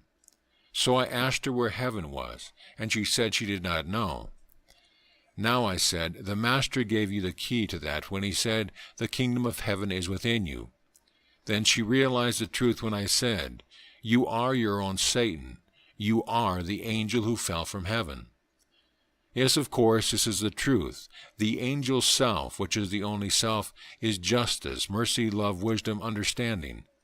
Satan only exists when the spiritual attributes are not operating, and this is what is known as the tree of knowledge of good and evil, the intellect of man who is unaware of his own reality. So this devil has no ears to hear, no eyes to see, no heart to know, and no power except the power we give to ourselves. This Satan is a myth, clothed in the shadow of a mental image, and the only devil from which we must be redeemed is self. If man would look within, he will find his name is self, and if man would find his Savior, he must also look within, and there the Savior waits knocking at the door of the heart. He is the warrior who will dethrone the demon self. Reality is not the product of our thoughts. Reality is neither an idea nor an image. Reality is the self that is real and expresses reality, life, love, and wisdom. Then the so-called lower self disappears because it is not reality and disappears into nothingness where it belongs, and the sooner we discern this devil, the sooner will he disappear. Enthusiasm is a force that can overcome all things, but enthusiasm must be balanced by understanding. Unless we are able to reason from the source of all things, we develop an unbalanced enthusiasm which leads to disaster, and the reason why. When living in a materialistic sense, people are seldom able to see beyond secondary cause. Is that we get things through certain visible channels, and we mistake these for the source. You will say the things you got you worked for, you bought with money. Well, of course you did. God does not put banknotes into your cash box by a conjuring trick. God makes things generically. Whether it be irons or brains, we have to use them. But irons or brains or whatever else it may be ultimately proceeds from the all-creative Spirit, and the more clearly we see this, the easier it will be to go direct to the Spirit. For Spirit creates things by becoming these things, and God has bestowed upon these gifts. His gifts, which are our abilities, and these operate different ways into each one. Be happy in your doing, and conditions will be created without undue strain, which leads to the Spirit's own true expression in the individual. It is the one Spirit that is functioning through all, yet this one Spirit functions in a variety of ways. Thus your enthusiasm is tempered with understanding, and without this, enthusiasm may become insanity, sheer madness without reason. Yet in its highest level it becomes the most beneficent force in the world. Beware of fanatical enthusiasm when one becomes seized with a craze to do this or that without due regard to wisdom and understanding. Take military enthusiasm, for instance. For centuries, every possible trick, falsehood, and device has been used to create enthusiasm for war. So man kills his brother, whom he has never seen, and is given medals for slaughter. In religious enthusiasm, we see in this the terrible, horrifying spectacle of the Spanish Inquisition, burning at the stake of thousands by religious fanatics, and recently the slaughter of Hindus by Mohammedans and vice versa. The hatred in some of our Christian sects for others who are supposed to worship the same God. In political enthusiasm, we see at every election every possible device is used to create enthusiasm. The wildest promises are made without the slightest intention of carrying them out. In enthusiasm for justice, we see here that our courts, which are supposed to be courts of justice, become the arena for a battle of wits between the prosecuting and defending counsels. The witnesses are subjected to a grueling test beyond their mental capacity, and are forced into saying things that they had no intention of saying. And so the judge or magistrate accepts this evidence and decides upon it, with the result that the innocent are punished and lawbreakers are set free. Then we have cultural enthusiasm. Those who are supposed to possess it form themselves into a caste. They do not concern themselves with the progress of humanity as a whole. If we look back through the ages, we see Greece had a culture built on slavery. It is quite possible for a nation to possess a unique art and literature, and yet have the mass of its people living in servitude and squalor. The majority of cultures concern themselves with what is obsolete, glorifying the past, despise the present, dislike science and efficiency. Our literary and spiritual people are, for some strange reason, reactionaries. They cherish the obsession that knowledge, like wine, must be old and cobwebbed. They cherish childish writings of centuries ago which have no meaning or truth revealed by science and modern thinking. Then we have the humanitarian enthusiasm. This is created by pity, but there is no real love for the unfortunate fellow, no knowledge or understanding of how things could be righted as a whole. So the world is rotting into a form of communism that will not only bring disaster but misery as well. There is no love in communism or our present day, and is doomed to failure. And if it does survive, it will bring humanity tottering to the level of the animal. Love alone and not force can save humankind. And lastly, we have scientific enthusiasm, this passion for truth and discovery, possessed by scientists of all branches, including the science of mind and life, has set us free from superstition and ignorance, broken down national boundaries, and marks great advancement for the future.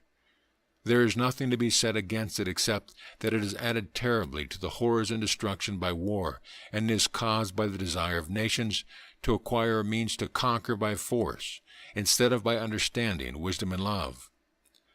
Our religious leaders, men of letters, are still wallowing in superstition instead of teaching the truth of the oneness of life, the tree of life, the salvation of the race.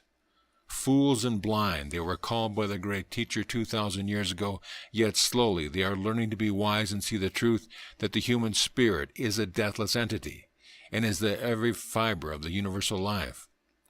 The spirit of man is an eternal pilgrimage, eternal in time and infinite in space.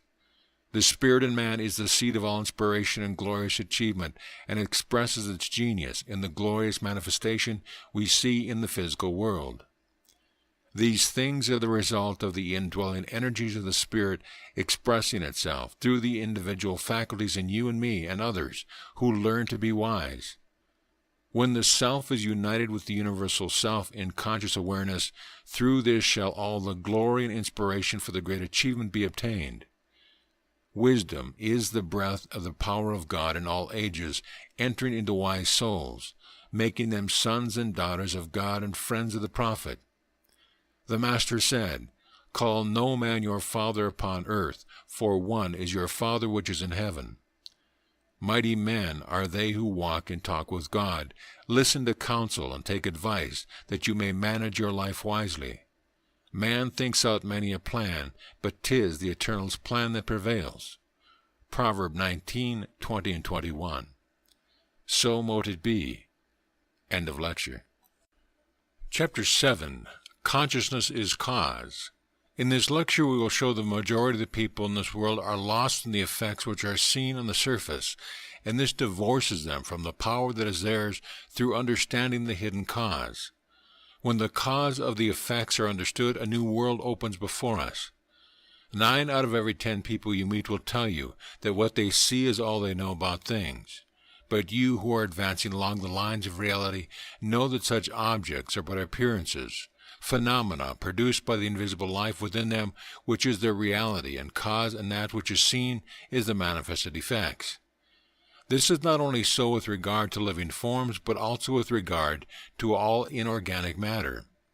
All are constituted of the one life in different degrees or states of becoming, and all are ever changing in their state in accordance with the invisible action exerted from them within by the Supreme Intelligence.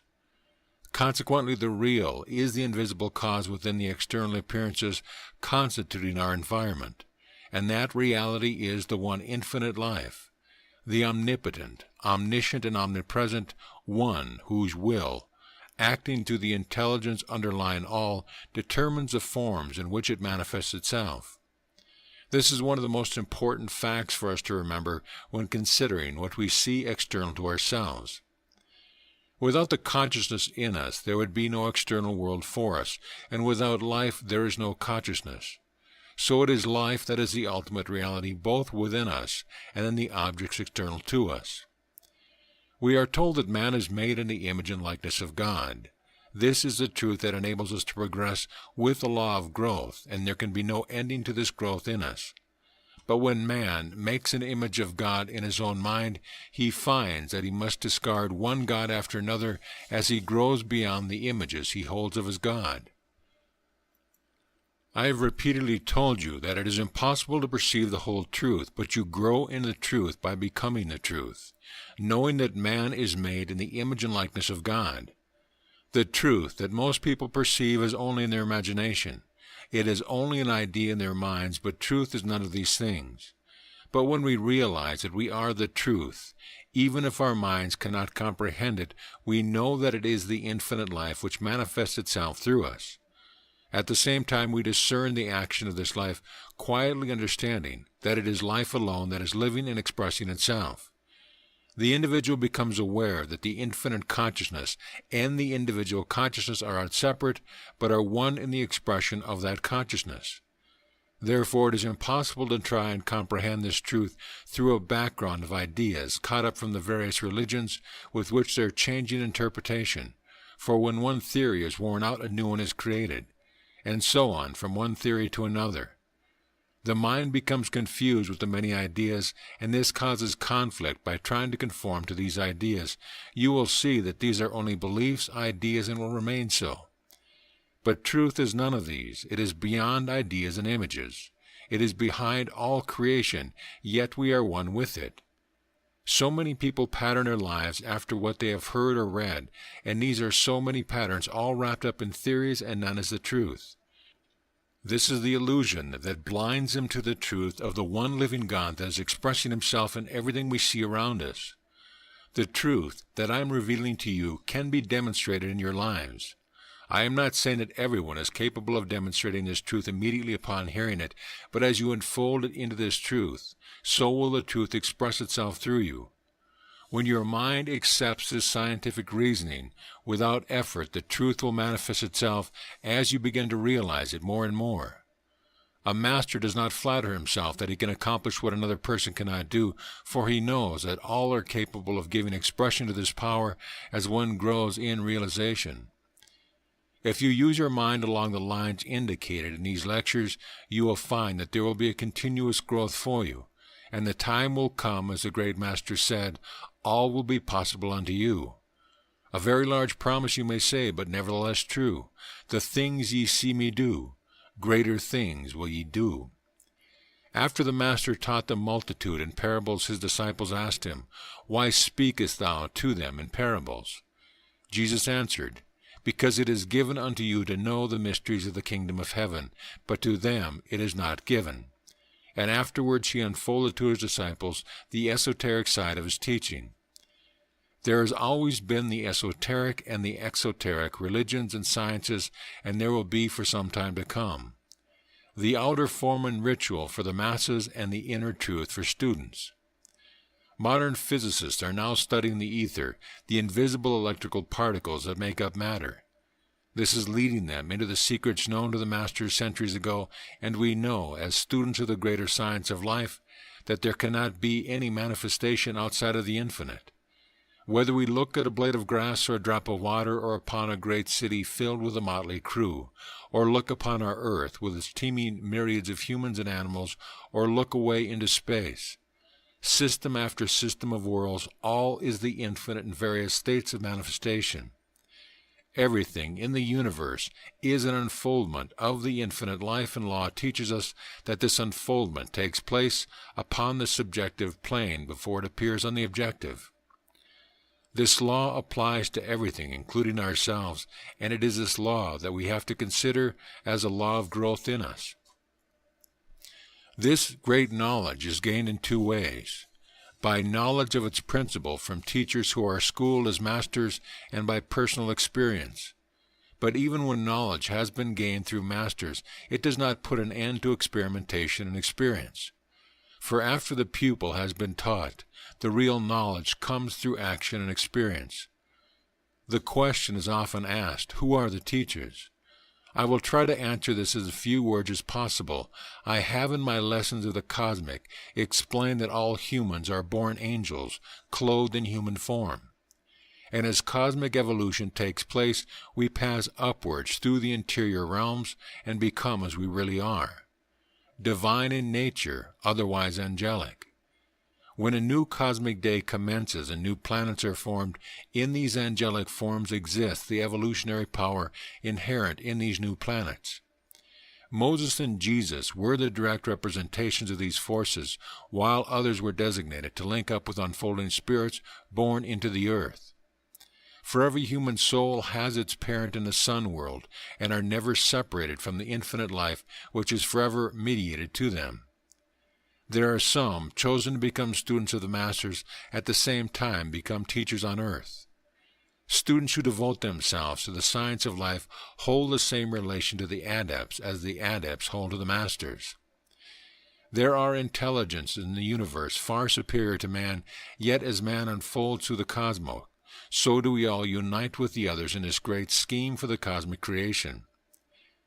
There are great angelic operators fulfilling the infinite scheme, and through these angelic forms flows the life current or consciousness of the infinite formulating the creative system, and from these angelic beings flows the life currents to the earth, to their offspring living in embodiment on earth, and as this conscious life is developed in the human soul, so is the thought inherent in the life current clothed in language, so that others can understand, and by the process of this communication, so do you have these advanced teachings.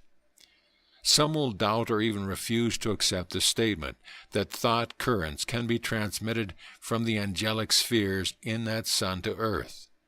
Yet they accept the fact that light and heat rays are being permanently transmitted.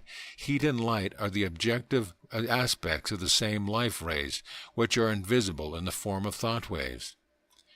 There is a permanent transmission going on from the sun to the earth, similar to wireless, which is transmitted through space.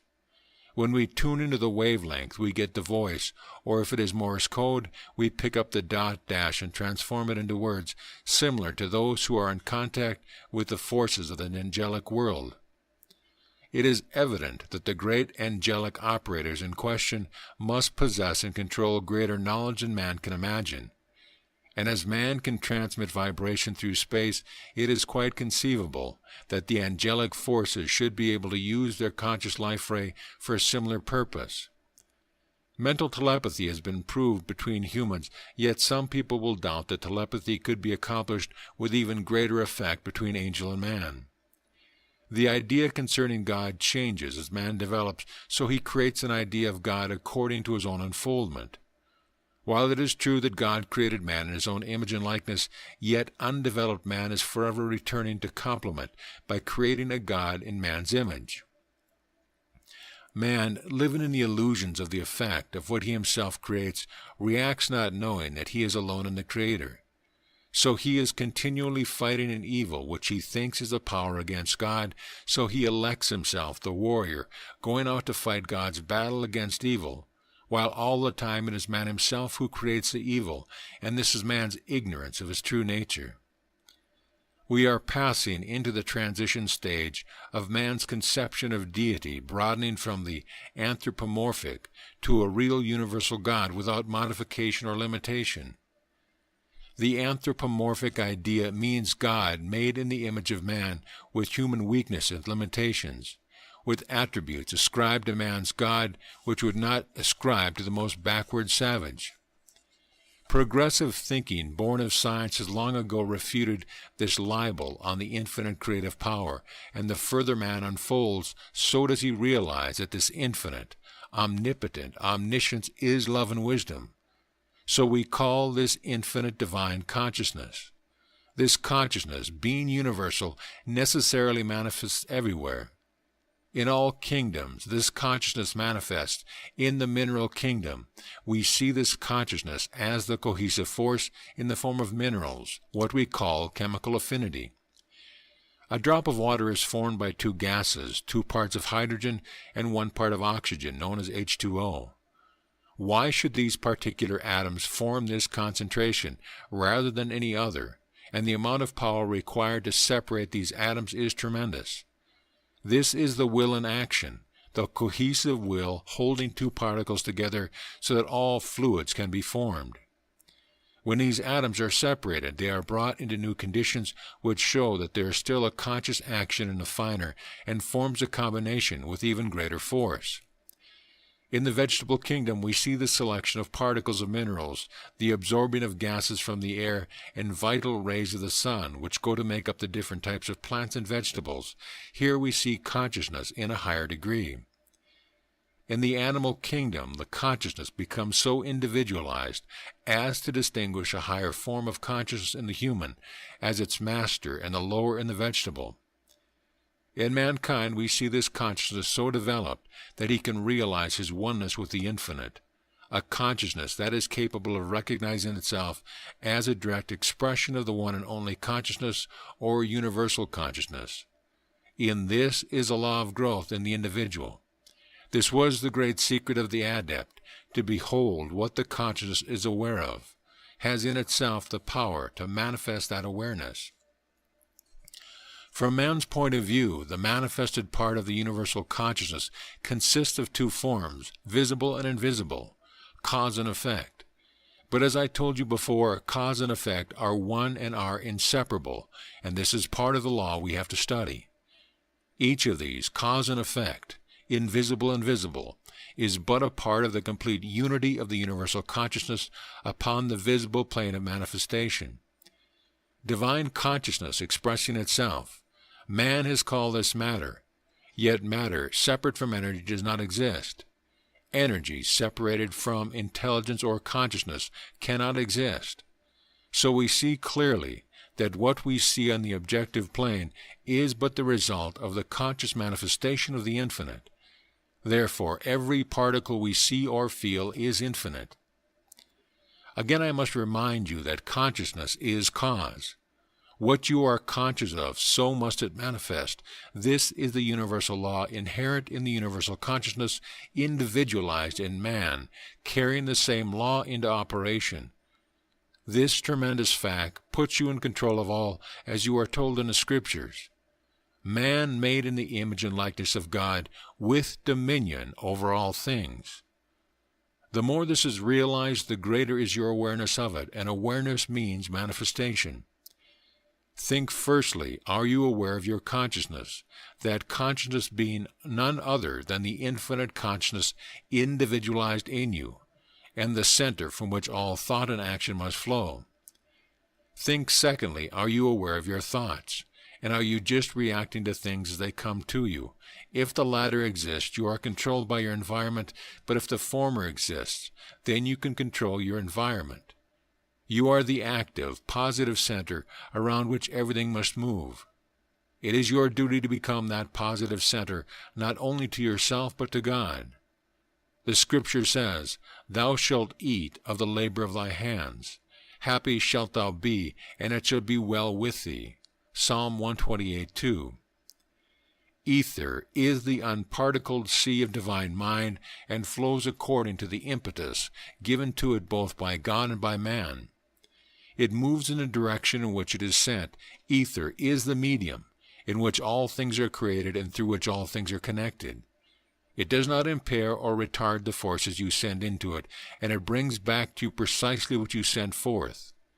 It transmits all mental currents from one to another, from angels to men, and from men to angels. No wave or thought vibration can ever be impaired. Through ether, I can contact anyone or heal or help those who ask. If you think of me, I will get your call and will reply, help will come immediately.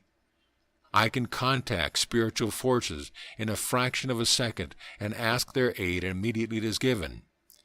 Jesus said, I have only to ask, and legions will come to mine aid. Now try and realize what I have given you tonight. It is better than mere silver and the rarest of gold, for no treasure is like unto it. In Proverbs 15:33 and Proverbs 16:1-3, reverence for the eternal trains men to be wise, and to be humble is the way to honor. A man may think what he will say, but at the moment the word comes to him from the eternal, a man's ways seem all right to himself, but the eternal has the verdict on his life. Trust your affairs to the eternal, and your plans will prosper. As Isaiah said, it is the eternal speaking. As the Father hath loved me, so have I loved you. Continue ye in my love. A new commandment I give unto you, that ye love one another as I have loved you, that ye also love another. John 15:9 and 13:34. So mote it be. End of lesson. Chapter 8. Man is God materialized. The only power we have lies in the subjective self. This self is the real self. The outer is but a manifestation of it. Although both are one, the inner and the outer, the inner is the receiver and the giver. What we believe we manifest. The Bible is always telling us to look to the eternal, the infinite, and to establish this in ourselves. It shows how these prophets understood the law of being when we begin to understand it ourselves. When we look through the objective self, we find that we are subject to all kinds of limitations, and these become suggestions which are accepted naturally become subjective and are reflected outwardly again. If all our experiences are derived from this source, you can see how easy it is for one to become completely negative and carry this to the final issue. We realize that the creative power of our thought is the root from which all our experiences, whether subjective or objective, arise. We therefore become aware that everything depends upon the nature of the suggestions that give color to our thought. Whatever we are conscious of predetermines the predominating tone of our thought. But this very law we shall externalize what we fear. If, on the other hand, we grasp the great truth of the fundamental law of our being, as I've so often repeated to you, made in the image and likeness of God, then our thought shall be in accordance with the attitude we hold towards life. But this must not be just an intellectual acceptance of the truth. We must feel it deeply. It is feeling that is the motive power behind all manifestation. As I've already mentioned, to carry this to its final issue, we carry these suggestions with us through the gates of death, which is nothing more than moving from the objective sense to the subjective sense. And as this inner life is purely subjective, we will find ourselves still frustrated by our beliefs, and we will continue to be frustrated until we have paid the ultimate farthing, that is, to cast off all these suggestions of impotence accepted in our ignorance. Immediately we accept the grand truth of our being, our sins are forgiven and we are free. We see here that this is not only applying to our inner life, but to our outer life in the body as well. And it was this that the greatest mental scientist of all time saw when he said, "Thy sins are forgiven thee, arise and walk." Man is God materialized. This is a tremendous statement. But when we analyze it to the ultimate, we see that it is true. Then the feeling of this great truth rushes through us and fills us with an energy filled with this truth. Man is an invisible entity. What we see of him in and through the body is merely the manifestation of the inner man.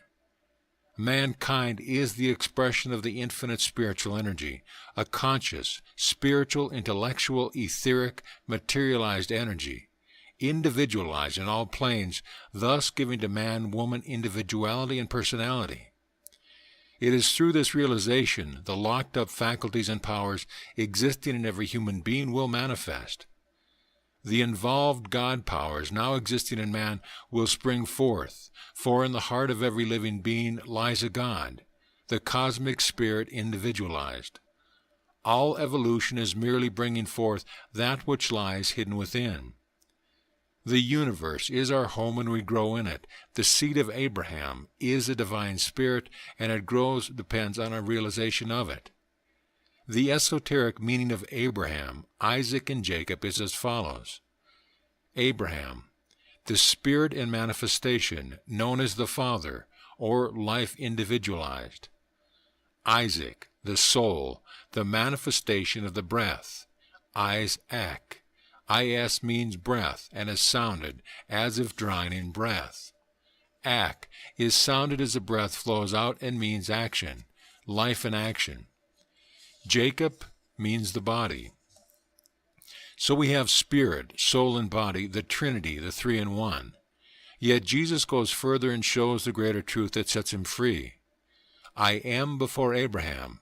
He identifies himself with the infinite. I and the Father are one.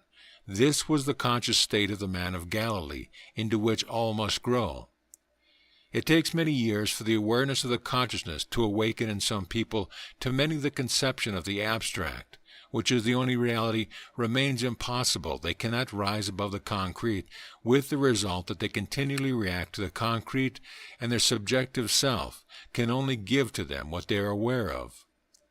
Many others have never attempted to analyze their own thinking process to its source, yet by doing so they would be able to identify their self-consciousness with the universal consciousness, the infinite. This alone determines the states of one's evolution, and evolution means the releasing of a spiritual energy from within. Our consciousness of self is due to the presence of the inmost principle, the infinite knower.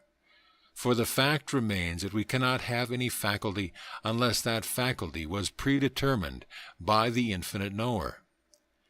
The history of the prophets and seers of all time reveal a magic that was awe-inspiring to the masses. Yet this so-called magic was but the releasing of this tremendous invisible energy through the consciousness. But before this could be done, there had to be a conscious awareness of it, and the feeling of this awareness was the secret of its manifestation. The ancient Magi used their powers in the direction of healing the sick. People were brought to the temples to be healed, and after the customary incantation designed to affect the imagination of the primitive people, they were found to be benefited, and many actually healed. Behind the veil of the ceremonies, the Magi released the spiritual energies of those who were open in or in the suggestive moods were healed. This stream of conscious energy is positive to both ether and matter, and a negative condition both in mind and body will yield to this positive force when properly and intelligently applied. This force builds up the body from a single cell and is inherent in every particle of the body. Every cell and combination of cells is supplied with this energy or force. The body is mind materialized, and every cell is a result of mind in action. We can now see that the mental state of an individual must be reflected upon the body. Therefore, mind over matter is not just a saying to us who know, it is a living law in operation. Fortunately for many, nature is kind, and she always tends to balance us through spiritual aids which we are totally unaware of. I have no theory in regard to healing. I know from study, experiment, and investigation, and through the assistance of the masters, both visible and invisible, that the releasing of spiritual energies in the individual results in a healing, whether it may be immediate or delayed.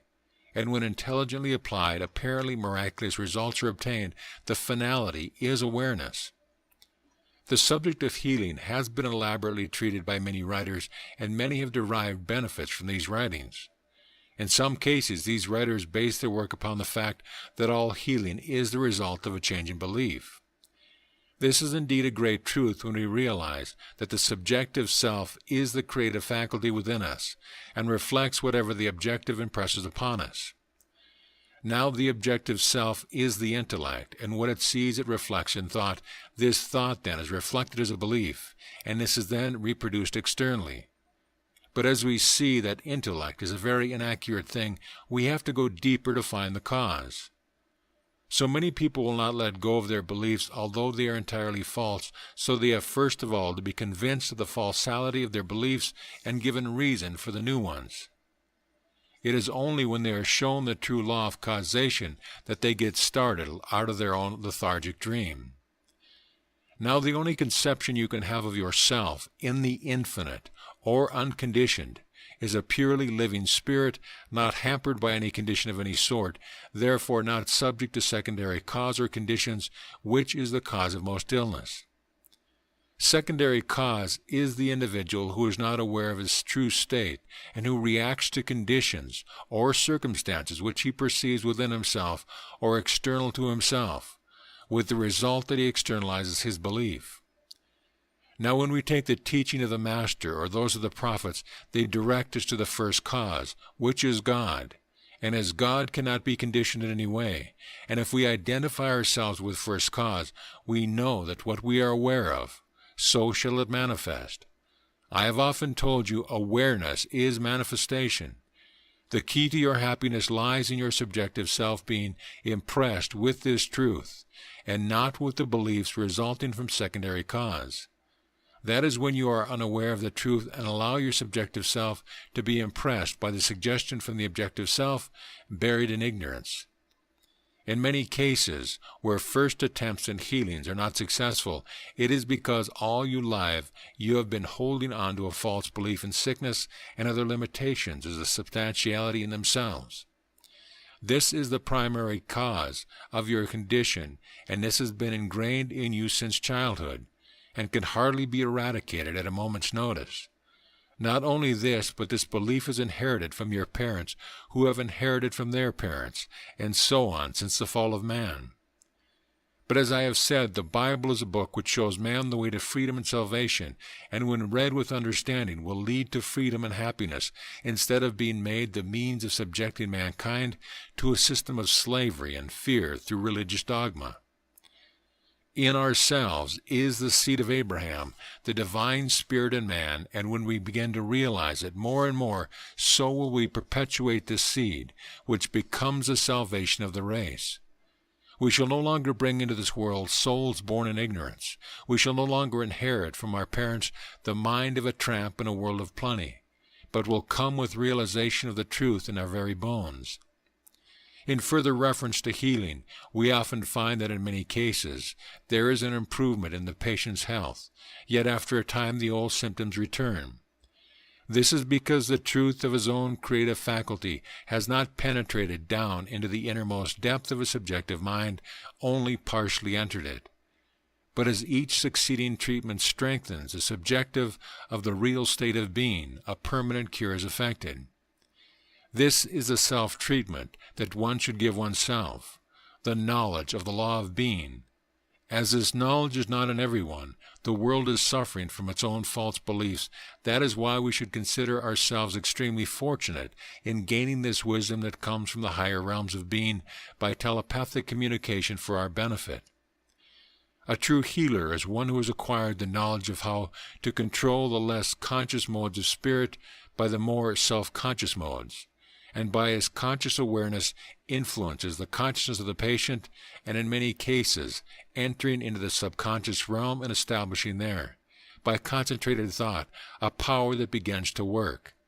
At the same time, the patient's mind is subjected to suggestion of perfect health. Now the question may arise, how does the healer substitute his own consciousness for that of the patient? This is a most enlightening point to consider. Our ordinary conception of ourself is that we are separate individuals, that the two personalities are entirely separate. This is the great error. There is no such thing as separation or boundaries between one and another. The fact is that this so-called separation can be temporary or completely removed, so that the two individuals become one. Now the action that takes place between the healer and the patient is according to the awareness of the healer, and the receptiveness of the patient, who uses his or her will also to remove the self-imposed barrier in the mind, which does not exist in reality. So the patient allows the spiritual energies to flow in, and the healer allows them to flow out. The law of the universe is so as to allow this flow plenteous to the vacuum. This was the secret of the Master, the secret of the Magi, and the secret of the ancient therapeutic of ancient Egypt. These secrets can become yours. More will be said on this subject later on. He who has ears to hear, let him hear. The message of the Eternal, listen to this, who are old, hear this, all of you, inhabitants of the land. Has the like of it ever been heard in your day, or in the days of your father? Tell it to your children and your children, to their children, and their children to your coming generations. Thus shall it be that I pour out my spirit on all, sons and daughters shall be inspired. Joel. Reference for the Eternal is the font of life. It shows how to evade the nets of death. He whose reverence is the Eternal has strong ground for confidence. His very children win security. Cease not, my son, to listen to instructions, and never turn away from a wise teacher. Proverbs. So mote it be. End of lesson. Chapter 9. From the Invisible to the Visible. A student who has been reading a number of books on truth, mind, life, etc., has become confused with the terms which your writers use, and I can see that this can happen to any one of you. So I want to speak to you about the meaning of these terms tonight. In most of the books that I scan, I have noticed that the writers are not fully versed in the meaning of the words that they use, and no wonder that anyone might become confused with the terms used. I myself seldom read any books now for the simple reason that few have a deep enough meaning of the truth and are often inaccurate and misleading. The main term used are mind, life, consciousness, thought, intelligence, ether, matter, form, subjective and objective mind, substance, infinite spirit, etc. All I can do in this lecture is to briefly explain the meaning of these terms. We will take the terms most used to begin with. The term mind is often confusing, for this word is used so many ways. Mind your mind was a saying used by some time by Americans as a slogan to advertise a mental course. Mind is generally used in a broad sense to explain thought and other activities of the mind, but to take it in its true sense, the word divine mind is meant to convey to the reader the idea of the mind of God, which must include everything that is perfect. Many try to interpret the divine mind by the action of their own minds, and the knowledge most people have of it is very limited, so it does not convey very much to the reader. Now, divine mind is a term used to convey the meaning of the complete action of the divine or God, which must include consciousness, intelligence, wisdom, love, power, etc. The term consciousness is the most important term used. The individual mind is the exact replica of the universal or divine mind, so we find in ourselves that consciousness is of greatest importance. For if we were not conscious, we would not know anything, nor could we become conscious of anything external, far less being able to think. Consciousness is that quality of mind that enables us to become aware of anything, also enables us to think, reason, and decide. Consciousness is the center from which all force, intelligence must flow, whether it is from God or man. Our consciousness in the material plane is very limited, and is but a fraction of the totality of our consciousness. For the same consciousness that is aware here is also aware in the inner realms of activity. Nothing exists except by the fact that it existed before it became manifest or visible, so consciousness is the mainspring of the mind. Many say that thought is a product of mind in the broad sense. We will grant that this is so. But to be more accurate, thought is the product of the consciousness. Thought is the power that goes forth carrying with it the necessary intelligence to establish the thought in the concrete or visible. But as we know that the visible could not exist except by the existence of the invisible, we can see that thought invisible becomes visible by the law inherent in itself. One can say that divine thought is divine mind in action. That is the consciousness, intelligence, wisdom, love, power of God manifesting. The term intelligence conveys to us a predetermined knowing, a knowing beyond the individual or human or angelic. The human mind cannot conceive fully the great meaning of this term, but when we see this universe, and all that it is moving ever onwards and upwards by means of this intelligence, it conveys a far greater meaning than what is usually applied to the term. Now, intelligence is not what we call intellect. Intelligence is an all-knowing, while the intellect is speculative.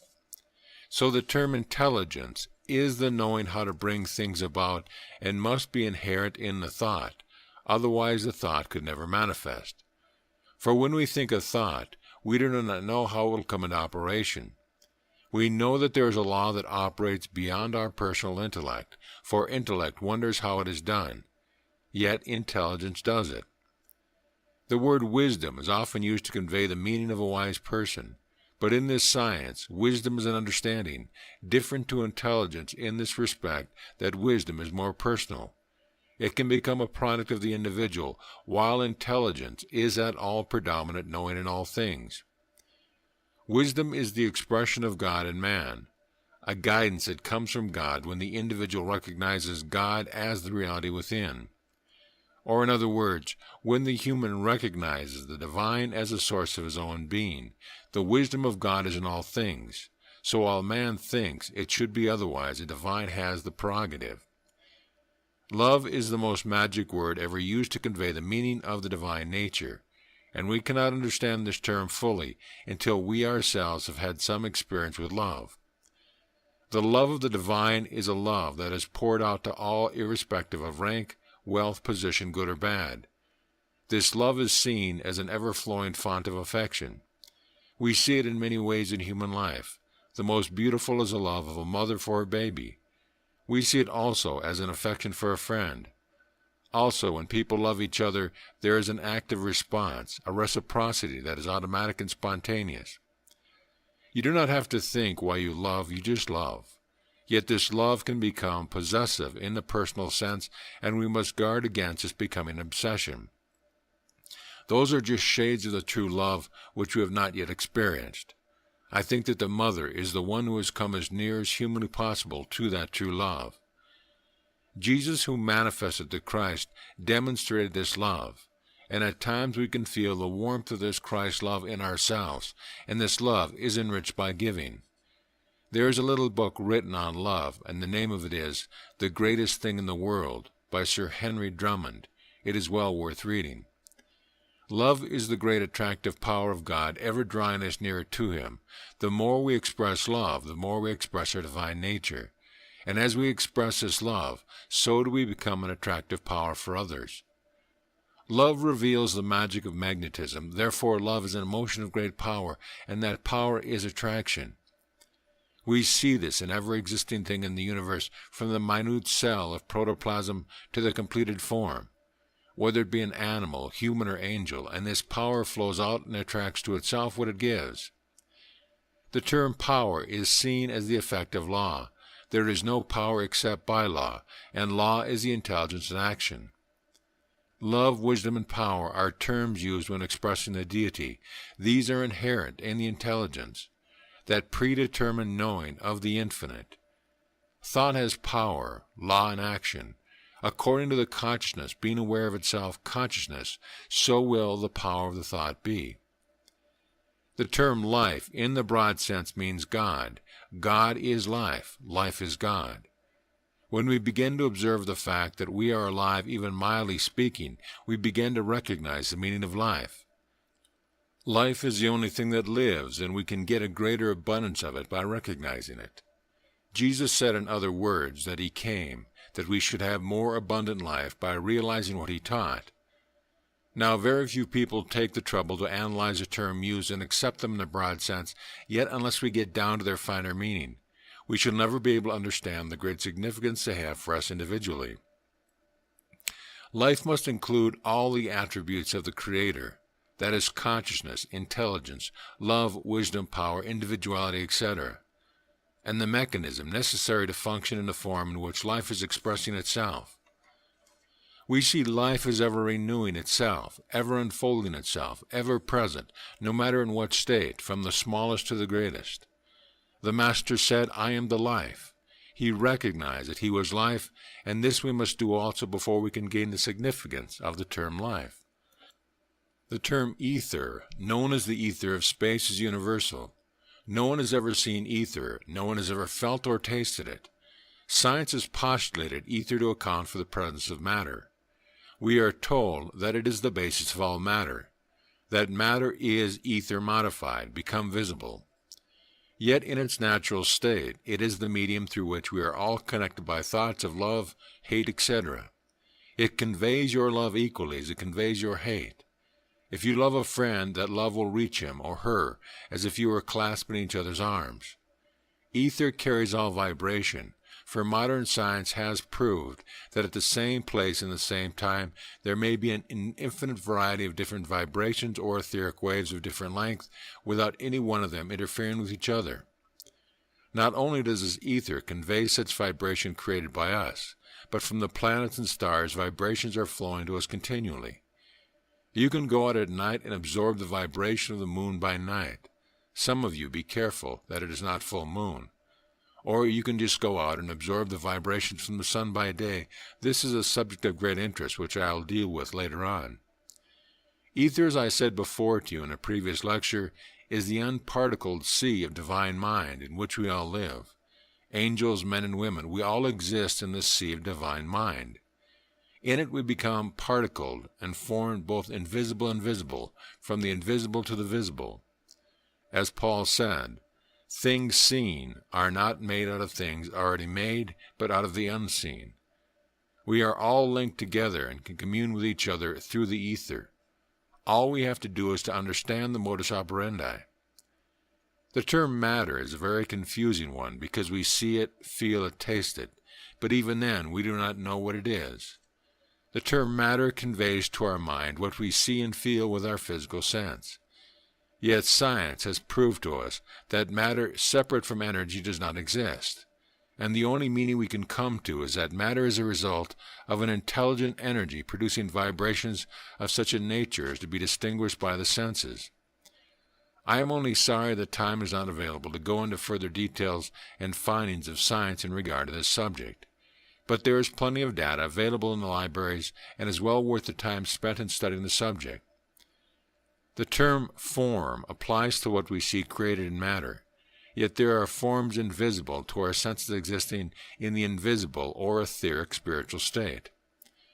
What we see in the concrete exists in the invisible and is the basis of that which is recognized in the concrete. Every element that makes up our bodies is held in solution in the atmosphere invisible. Form is the combination of the forces of nature brought into the concrete. There is no original form existing which is not a manifestation of God or Spirit. Objective and subjective. These terms are often substituted for conscious and subconscious. What is meant here is that we are conscious of through our senses is the objective, and the subjective is the receptive apparatus which receives these impressions. Some call this memory, others call it the unconscious, and others subconscious or subjective.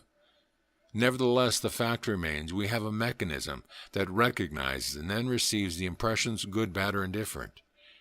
These remain with according to the intensity of our awareness of them. This is a subject for a whole lecture, but as a lecture is merely to explain the meaning of the terms, we will make this suffice for the present. The term infinite is stupendous, and as I've already explained this in the previous lecture, you will have to refer to them for the explanation. The term spirit is synonymous with life or God. When we say spirit, we do not mean a spirit, but spirit. As Jesus said to the woman at the well, God is spirit, and you must worship him in spirit and reality, meaning that God is life, and you must worship him as real, not as an image, but as a living reality. I hope now that I have cleared away some of the misconceptions you have had with reference to terms, perhaps you'll read books with many similar terms, and you will quickly note if the writers know the inner meaning of the words by what the writer says about them. In Proverbs 17 and 18 we read, "Even a fool may pass for wise if he says nothing. With closed lips he may be counted sensible. A fool is sure that his own way is right. Sensible men will listen to advice. A fool shows instantly that he is angry. A prudent man ignores an insult. A reckless tongue wounds like a sword, but there is healing in thoughtful words. Truth told endures forever. Fraud is the aim of the evil-minded, but those who plan the good of others prosper." Proverbs. So mote it be. End of lecture. Chapter 10. The Intelligence in Action. In our last lecture, we dealt with a few of the terms used in our study of the truth or life. We have by no means exhausted these terms used in this vast and comprehensive subject of reality, and as I feel you've been helped greatly by the explanation given, we will deal with more of these terms later on. The unfamiliar terms used in this lecture will be explained briefly as we proceed. In this lecture, I want to dwell upon some of the important aspects in relation to our activities in acquiring a greater understanding of the truth, as it affects ourselves personally. First of all, we have to recognize that what we see with our eyes must be and is but the expression of an idea that exists in the mind, either in the mind of God or in the mind of man. In other words, that which we see with the eye in the objective world is but the effect of the cause that exists in the invisible. For nothing can become objectified except it first existed in the invisible or subjective. This truth must be grasped, otherwise you will not gain the true understanding that is necessary for us to use the powers that are at our disposal now. Visualization is an activity of the mind of the individual. It is a form of picturization and is upheld by the law of the creative power within us. Visualization is an action in the mind where an idea becomes a central pivot upon which our visualization moves until we see the completed form in the mind. This completed form now exists in the invisible, and if we are faithful to our ideal, our visualization will appear in the objective. This is a law that is immutably fixed in ourselves by virtue of the creative power inherent in our consciousness. Visualization, further defined, is when the consciousness is concentrated on a particular idea. We call this a form of concentrated imagination by which we form or impress on the mind. And if we will take time to think, we will see what we are doing is that what we are creating in the inner world. the invisible, the realm of cause, that which will be externalized in the realm of effects in the form we visualize. We are a combination of spiritual and physical, or mental and material, or inner and the outer, all terms that mean the same thing, of which the two different manifestations are but one and cannot be separated. Successful results are obtained when we understand this, so that we know what we are doing. Then, as spiritual and material are but two aspects of the same thing, the latter must be the expression of the former. When we understand this law is in operation, we set about to create the conditions we desire. The Creator and the created are one. Matter is spirit made manifest, or in other words, mind materialized. Feeling is a sense that can only be explained by the experience of it in oneself. It is difficult to define, yet it is the motive power behind the thought or idea, and visualization helps to bring the power of feeling into operation. It creates the conscious energy behind the idea. Thought and feeling is the invisible combination. The more the thought is defined and the feeling intense, the more perfect and rapid is the manifestation. You will now see that the form of manifestation is but a result of thought and feeling, and according to the accuracy of the thought or the intensity of the feeling behind it, so will it be impelled into the outer exactly as it is held in the inner. This law is infallible, and the more we begin to realize it, the sooner will we make better use of our creative faculties. The imagination should not be allowed to run riot. It must be trained so as to make it a good instrument. It is a good servant but a bad master. We can let it run into avenues which will reverse what we actually want, avenues of fear, doubt, envy, jealousy, hate, etc. To guard against mental chaos, every idea should be subjected to a searching analysis based upon a true understanding that every idea is a blueprint of what is seen on the external. Then everything we do will be crowned with success because we will know what we are doing from the beginning. You cannot base your knowledge upon your external impressions alone, nor can you base your lives upon the experience of others, for this is the cause of most errors in one's life. The Christ in you is the Father manifesting in all His glory. This is the Son that rests upon the Father's breast. This is the wisdom that is able to see the errors and dissolve it, knowing that it has no power of its own, as ignorance alone is the Creator. Ignorance is but the absence of understanding, just as darkness is the absence of light. The fact still remains true that darkness disappears when light appears, so does ignorance disappear when wisdom appears. The secret of the success in all undertaking is the insight into the law inherent in our own being. This alone gives us the torch to light the way. The knowledge of this law of the higher forces makes all the futile efforts we see in our midst fade into insignificance. The mental strata of the majority of people in this world is clearly seen by the confusion of thought that exists in practically every field of endeavor. In worship, we worship a God of love in theory, but in practice make graven images of wealth, power, custom, convention, and fashion. We fall down before them and worship them. In the intellectual field, we will not let go of that which we have proved to be useless.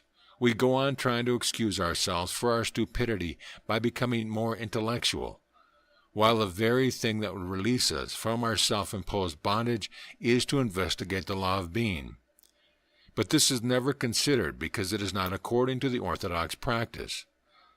All that orthodoxy has done for us is to perpetuate our ignorance from one generation to another. The germ that gave rise to the Christian religion has been submerged in sanctimonious formalities and is no longer visible as a guide to humanity as intended by the man who taught it, and so the world is still worshiping something that it does not know. We are accustomed to look upon the world through our physical senses, and from these experiences conceptions are created. But true conceptions are secured only by spiritual insight, the understanding of the law operating within ourselves. And to obtain this understanding, the consciousness must be directed to the kingdom of heaven within. There we will find we are made in the image and likeness of God, realizing that His attributes are also ours. It only remains for us to use them.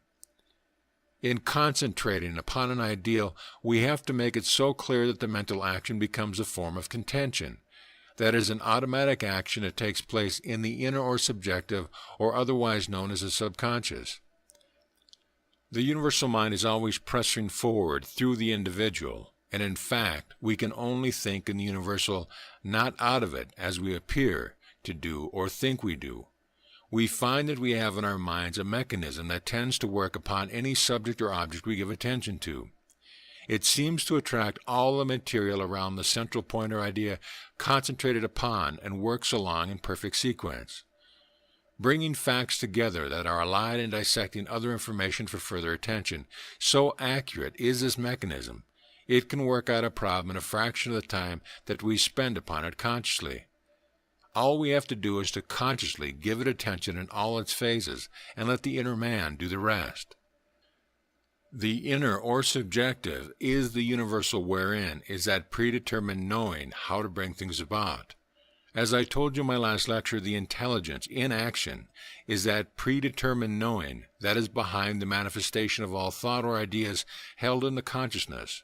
What the consciousness is aware of, the intelligence, the knowing how brings it about.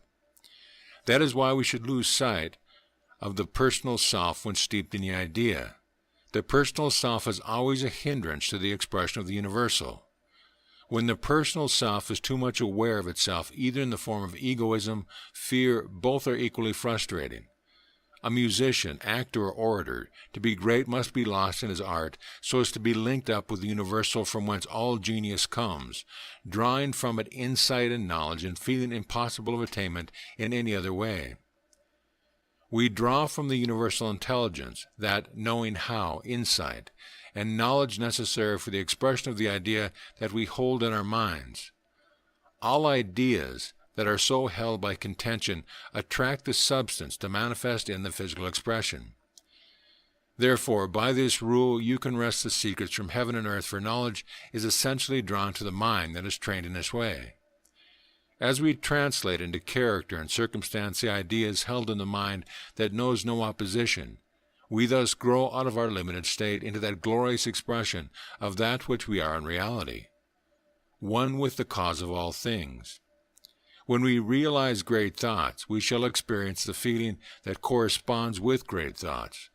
We will then appreciate the value of divine thinking when we see the intelligence in action, in outpicturing our thoughts and form in exact correspondence to that which we created within.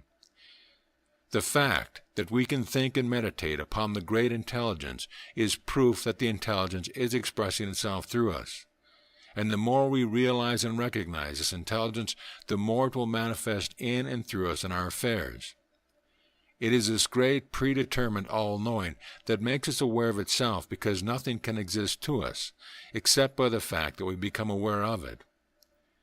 When our consciousness can be centered upon or identified with the object of its attention, it absorbs the object of its attention as the body absorbs food.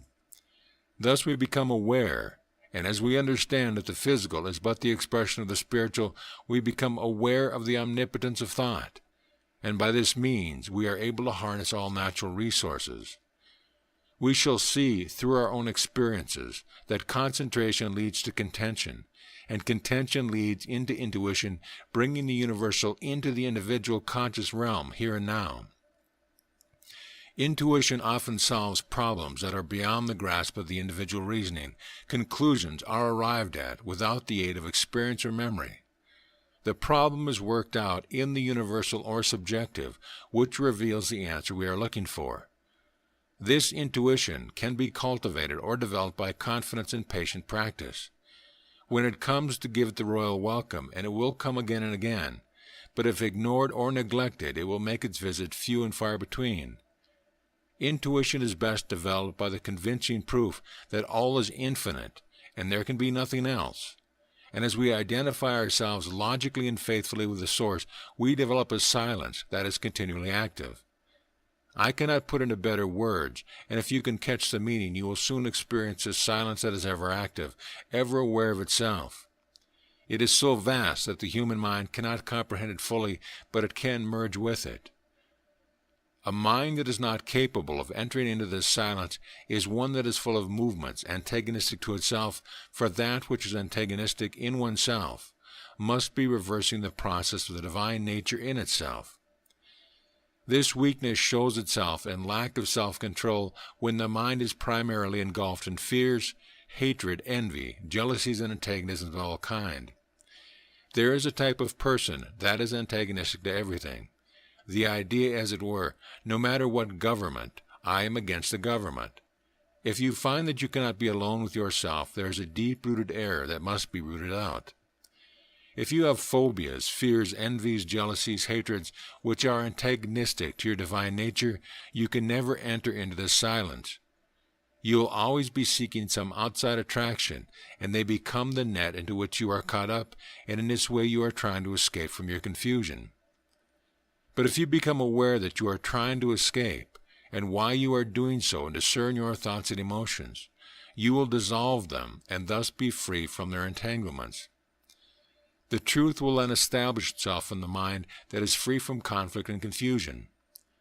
There is no other way of explaining this. It may seem deep to you at first, but as you begin to see clearly, you will find the means and method to suit yourself, and thus free yourself from your self-imposed prison which you have created. You will find every obstacle conquered, every victory gained, gives you more faith, more power, greater ability, and your success will be determined by your mental attitude. It is easy for the mind that is freed by the truth to seek the silence in union where the divine, for truth dissolves the error. It is good to remember this, that a definite purpose sets in motion the invisible world to find the material to serve that purpose. Aim to give service instead of seeking reward or possession. Premature success cannot be maintained unless it is earned. We get only what we give. The law of compensation eventually brings about an exact equilibrium to those who try and give without giving. We must find a true source of power, which is the source of our own being, not the symbols of power such as wealth, position, etc. When the true source is known, we are no longer interested in shams and pretension. Seek ye first the kingdom within, and all other things shall be added unto you. On the outside rages the clash of arms and the din of social problems, the world of effects mainly for man's ignorance. We do not close our eyes to these, but see them in their true light, for they also can be changed from within and not from without. With this understanding we can commune with our higher self, the God of power, the God of love, the God of wisdom. This is the practical application of the adept and the way to freedom, individually and collectively. Bend your ears, listen to wise words, study to understand their charm. Ever keep them in mind, all ready for your lips. I am still teaching you my truth, that you may rely on the eternal.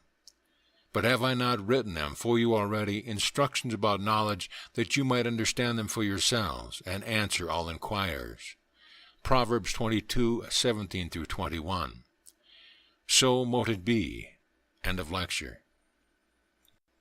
Chapter 11. We have been given dominion.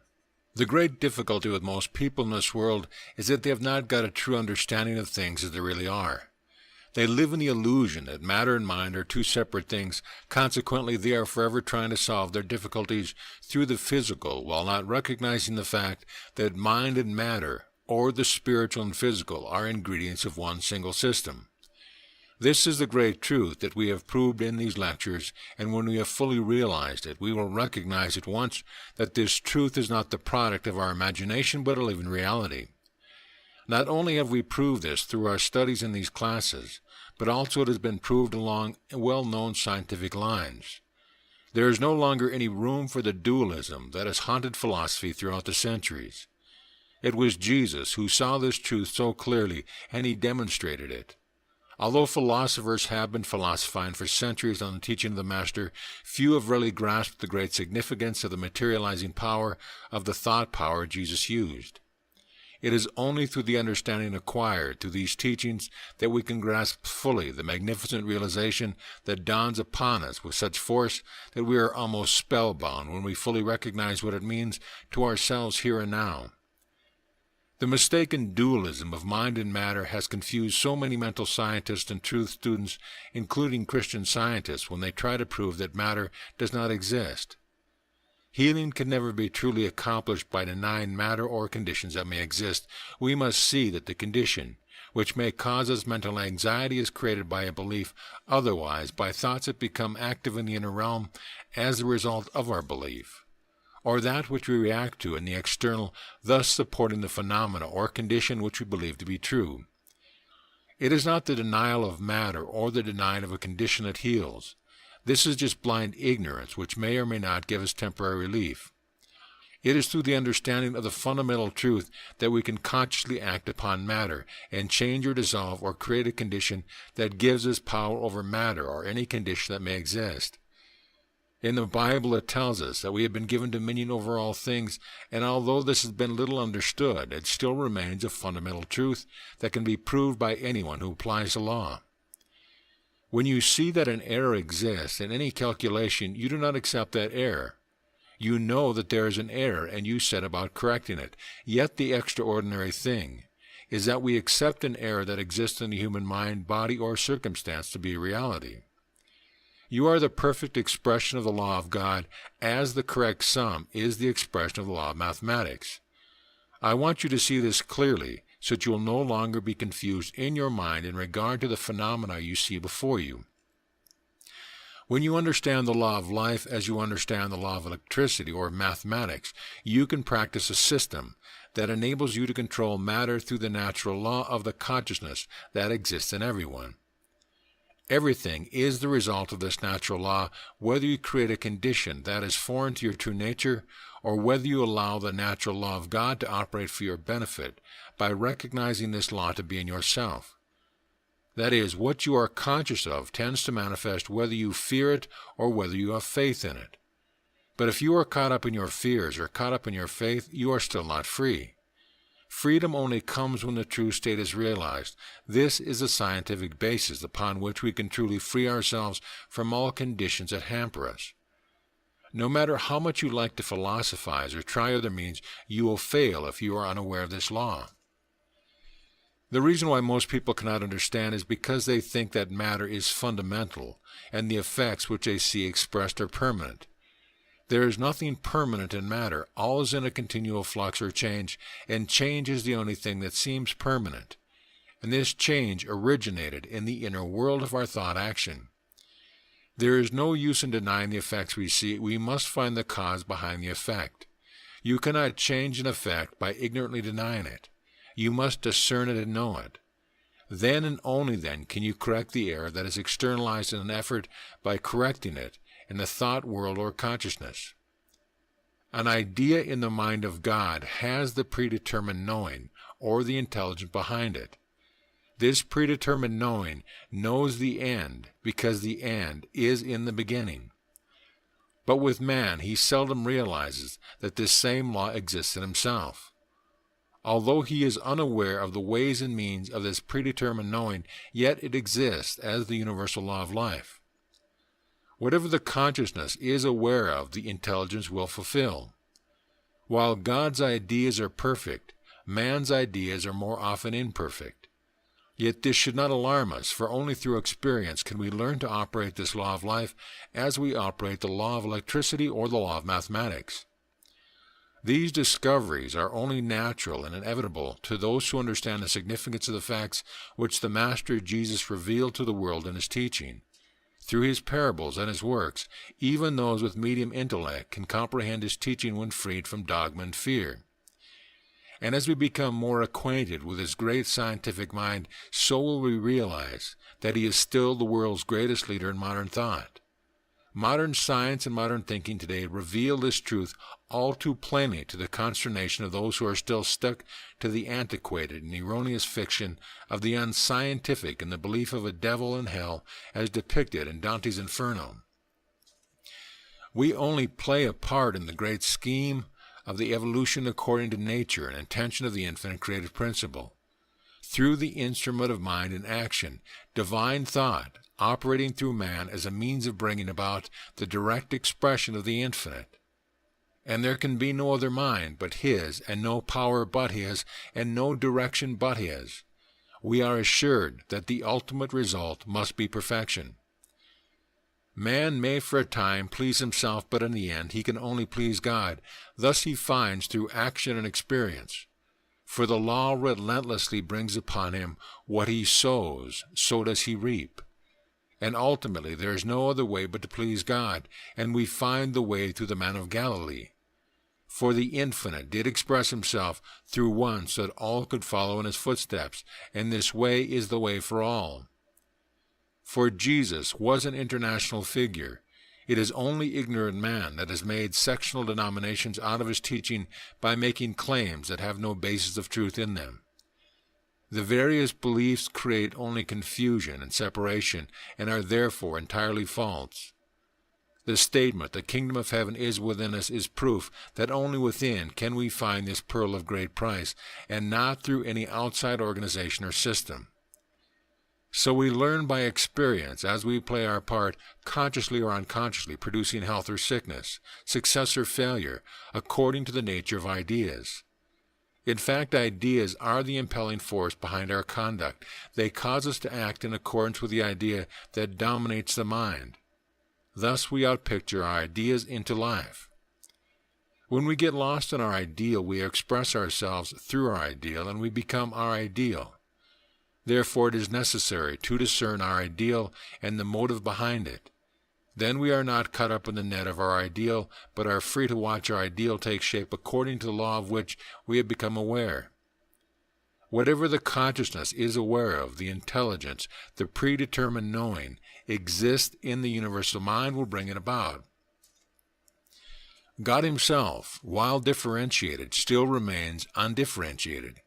Although God becomes the things he makes, he still remains the Creator, eternal and ever-present. To claim all that the Creator has in store for us, we must practice what Jesus said in similar words to these.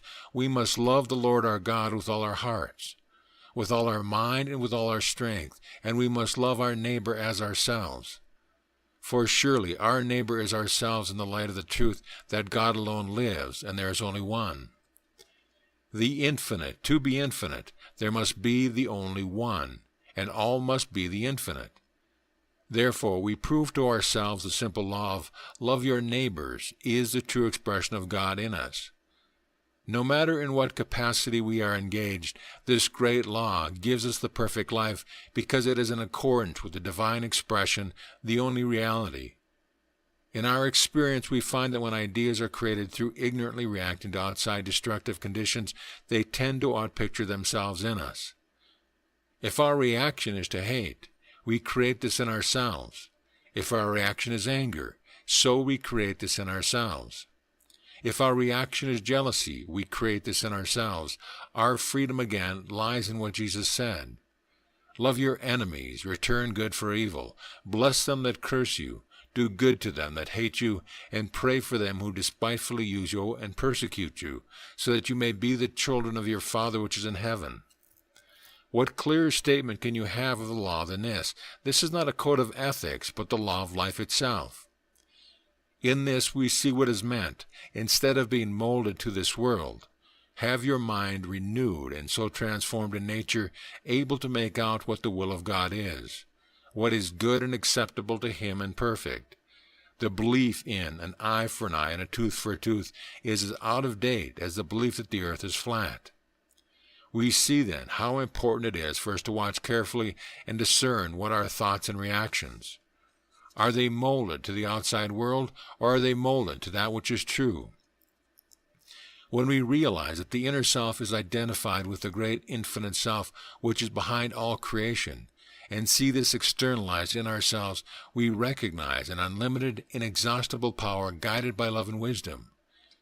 And as we dwell upon this instead on the outer, we are able to change the outer in accordance with what is true. Thus we gain for ourselves health, success, and happiness as a natural sequence.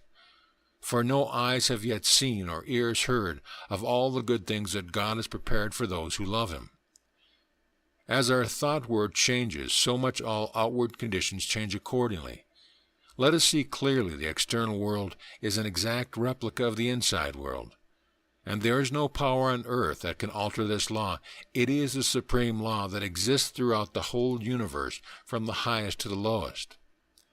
Our subjective self is the universal self, the only difference being in degree.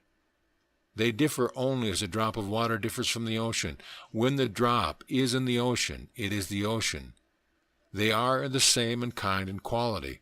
While the universal self produces the individual self in the natural form out of the universal substance, so does the individual self produce his or her own condition and circumstance out of the same substance. Perhaps you have not yet realized the full significance of this law, yet day by day you practice and experience this law.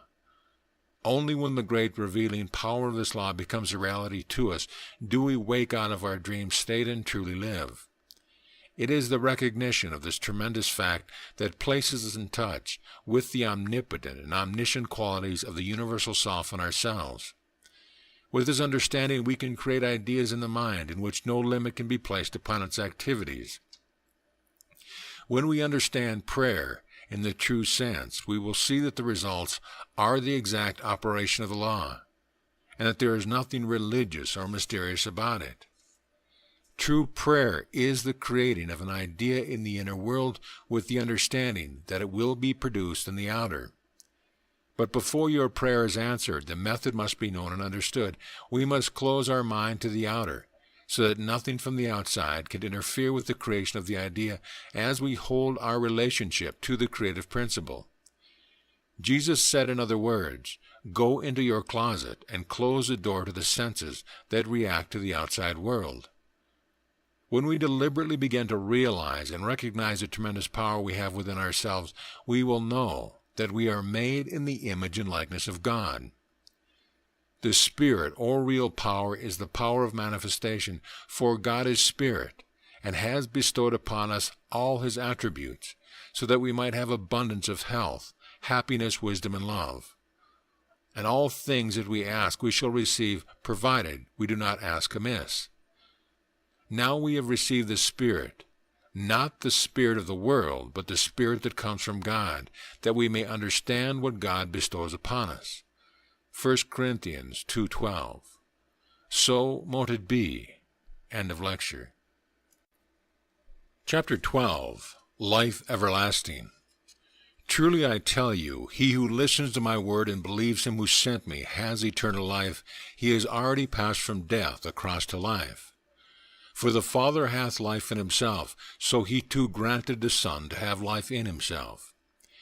Here I wish to speak to you upon this all-inspiring truth. God is life, and life is God. There is no other living being. It is God who lives in us, and he makes us alive, not only here upon earth, but grants us eternal life in himself. Man believed that death was the end, but the barrier was created by man himself through his ignorance of the truth of life. Now the Master said, I tell you truly, he who listens to my word and believes him who sent me has eternal life. How significant these words are to us. The cloud of ignorance was broken by Jesus returning to show himself. He showed that there was no death. Death was but man's ignorance of the truth of eternal life. Ignorance dies hard, and still millions of people have not yet grasped the great truth that life can never die or fade away.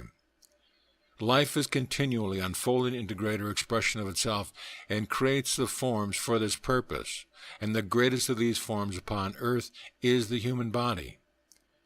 By now we have all grasped the fact that material substance is a modified form of invisible substance that underlies and supports and interpenetrates it.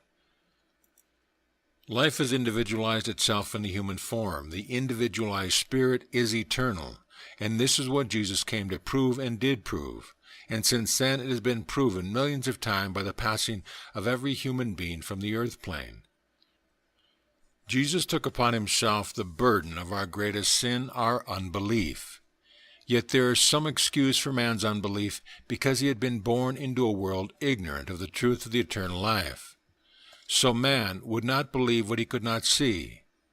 But what he did see was the effect of an inner cause. Yet man had not grown sufficiently to understand this, so he lost himself in his ignorance, which was his greatest sin, and which brought him his greatest misery.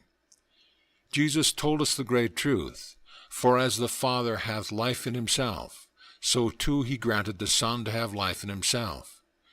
Here we see that the Son is the child of God. Now a child of the living God can never die, for we are that life coming from its source, that eternal source. So this life becomes a spirit, the spirit that is consciousness and grows out of the body, glorious and immortal.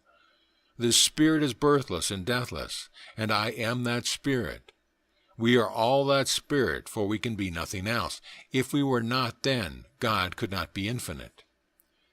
The Eternal formed me first of his creation, first of all his works. I was fashioned in the earliest ages, from the very first when earth began.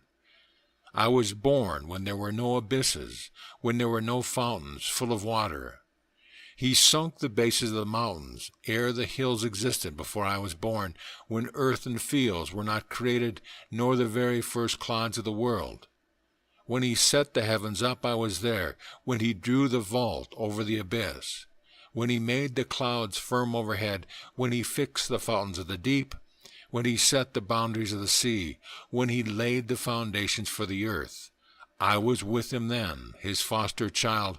I was his delight day after day, playing in his presence constantly, playing here and there over his world, finding my delight in humankind. Proverbs 8:22-31. I am the Eternal One, birthless, deathless, and you are one with me. God is the one consciousness permeating the whole of humanity. Our consciousness goes beyond all creation into the realm of immortality. When we become aware of this divine truth, we see beyond this world and behind all of its effects. The Bible is a statement of universal law of that which is in the realm of the invisible, as well as that which is in the realm of the visible. It deals with facts of the spiritual nature as well as facts of the physical nature. It shows how the spirit is involved, and this involution precedes evolution. The perpetual urge onward of the spirit through the form it creates for this purpose. Therefore, God has involved himself through all of his creation, including man. The beginning is not separated from the end. The beginning is God. The end is God. For there is only one spirit involved, and evolving out of the form it is created for its own self-expression. The great truth that we must become aware of is that God infinite, the Eternal One, timeless, birthless, deathless, limitless, ageless, the one and only cause, has individualized himself, and we are that individualization. The one spirit passing into greater expression of itself. Therefore we realize that it is the infinite life expressing itself now. And this now is the eternal now, not separate but individualizing itself by itself and through itself.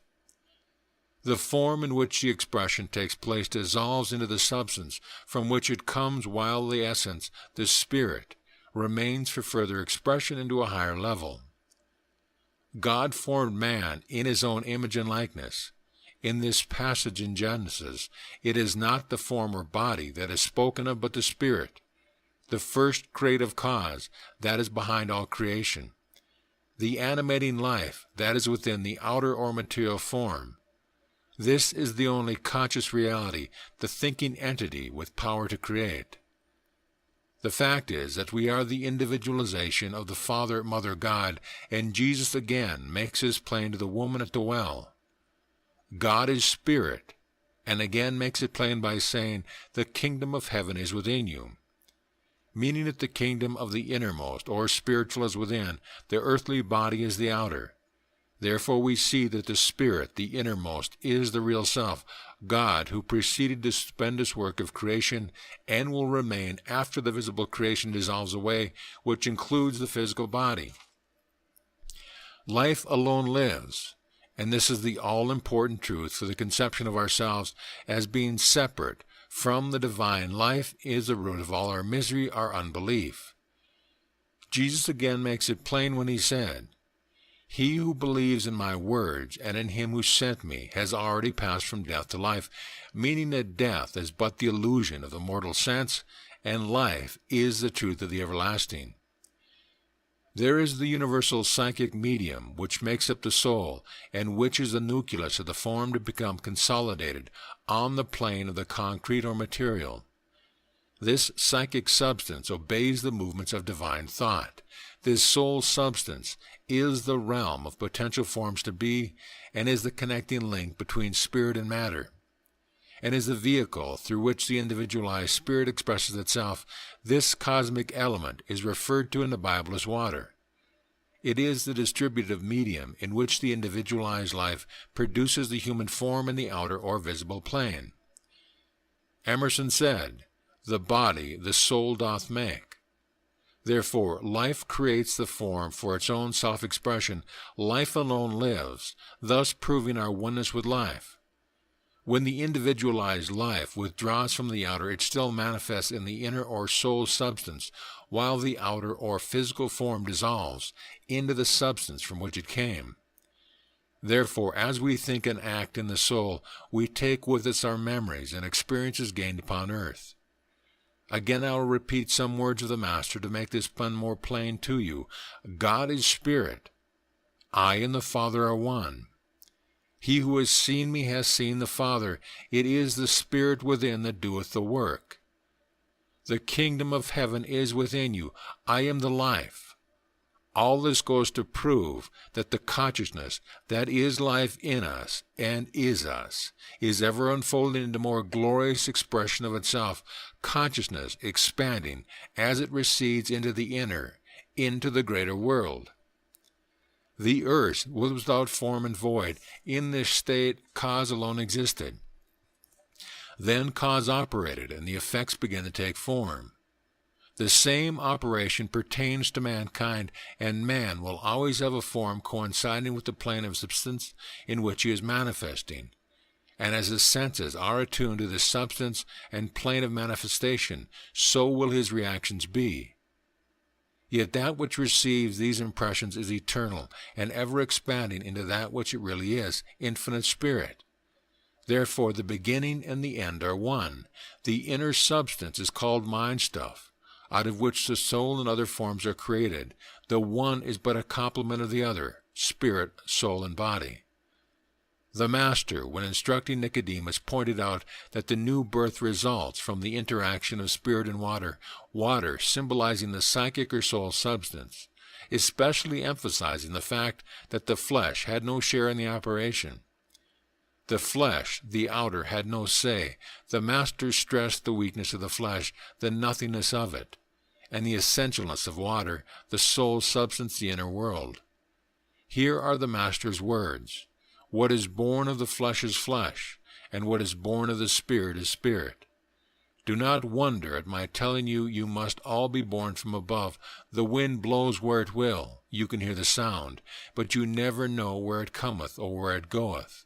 It is the same with everyone who is born of the Spirit. Recognize no one as your Father upon earth, for one is your Father which is in heaven. Our Father who art in heaven.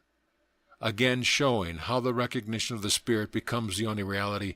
This was always uppermost in the Master's mind, for he knew this to be a fact. Born of the Spirit means eternal life, and we are all born of the Spirit. But few can grasp this mighty truth, because blind orthodoxy has not yet fully realized the truth of the Master's words, that man is immortal. The inner light symbolizes the Spirit, and this was the light of man. I am the light of the world. This light of man can never be extinguished. It is the expression of infinite love, wisdom, and power, and comes forth in greater glory as it recedes into the inner, from where it first came. When mankind realizes this, the whole world will change, for the world will know that there is no death in the eternal life. The source of our being is God, and once we become aware, we know that our Father is the eternal, infinite God. Thus the consciousness of man becomes aware that it is the consciousness of God, the Christ, that has risen. The man Adam is the earth man, the body of flesh that has no power. It does not limit the spirit of man, except when man believeth he is but flesh, and this is the illusion of the mortal senses. Until we pierce behind the veil of outward appearances and see the living Christ, the divine creative spirit as our real self, we will always suffer sorrow in our ignorance. But when the great truth is realized, then there is great joy, and our selfish sorrow is no more. I can remember well when I loved dearly was about to pass, she asked me to repeat the hymn, "Lead, kindly light, amid the encircling gloom, lead thou me on. I do not wish to see one step enough for me, lead me on." As I was repeating it, a serene, lovely smile covered her face. The agony of pain had gone, and I knew she had left her earthly tenement for a lovelier abode. And since then, I have seen her and spoken to her many times. Her words are always these: "It is glorious here, glorious. Thou art the ocean, I am the wave. Thou art the fire, I am the flame. Thou art the father, I am the child. Thou art the beloved, I am the lover. Thou art the lover, I am the beloved. Thou art the music, I am the song. Thou art the spirit, and I am one with thee. Now I know I will always be." Murdo, MacDonald, Bayne. So mote it be. End of lesson. Chapter 13. The Creative Principle. The creative principle is behind all creation, including mankind. When we mention the creative principle, it may seem to be something far off, something that is nebulous. But when we begin to think about the creative principle and ask ourselves the pertinent question, what are the possibilities of this creative power, our minds encompass the universe and all the mighty power behind it, and all the intelligence that is operating through it. And when we dwell upon the impression it makes on our minds, and then let our minds accept the great possibilities that the creative principle means to us, we establish something in the consciousness that was not there before. We have already seen that the creative principle must be inherent in us for the simple reason that there cannot be anything else that can possibly create. When our minds have grasped this great significant fact, let us use this creative power in our own lives, not haphazardly, but with true understanding, for it is this that makes all things possible. When we dwell upon this great truth, we begin to develop ourselves. What we gaze upon comes forth. When we dwell upon the unlimited possibilities of the creative principle, the wisdom, the power, and affection expressed by it, we begin to weave these into our minds. Now let us look at what is the habitual state of our minds. We weave into our minds the impression that come from without. Our reactions in fear and envy and jealousy, and all the emotions and fears that arise in our daily life in regard to our economic and social existence. This is the pattern of our minds, is it not? And it is this pattern that holds us in subjection to the material world and makes us slave to our mortal senses. We all know by now that thought is creative. We create in the inner world of ours by the power of our thoughts and emotions. And the natural sequence of the law must produce in the outer what we create in the inner. If then we weave into our minds the pattern of the possibilities of the creative principles, this will produce for us according to the nature of our realization. When we recognize the nature of our creative faculties completely with the vision of our real spiritual state, with this understanding we can overcome the limitations of our mortal senses through the raising of our individual experiences, thus not only raising our own standards, but the whole social structure of the world. Most people are continually blaming their conditions upon someone else. We must learn that the abundant life is not gained through the result of man's physical efforts, but by man's direction of thought and the power that creates all things. And we must learn how to use it effectively and efficiently. By the rising tide of our conscious aspiration, the level will be reached which will bring peace and prosperity to the whole world, as well as solving our own immediate problems. Civilization has been built up more or less through the unconscious application of the creative laws.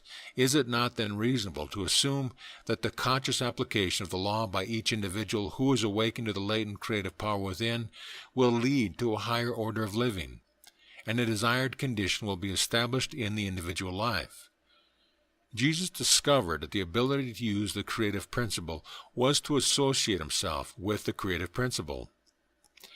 When we read the biography of some of the great men and women of the world, we come across the same quality, which enables us to identify ourselves with the creative principle that is behind all creation.